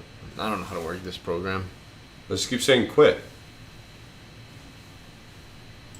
I don't have that option, Justin. What's this X right here? This one? Yeah. That's to close the stuff on the screen. Shut the computer down. Shut the computer. Let's just restart the computer. Close Ecamm. Well, I just asked that. Okay, bye guys. Bye.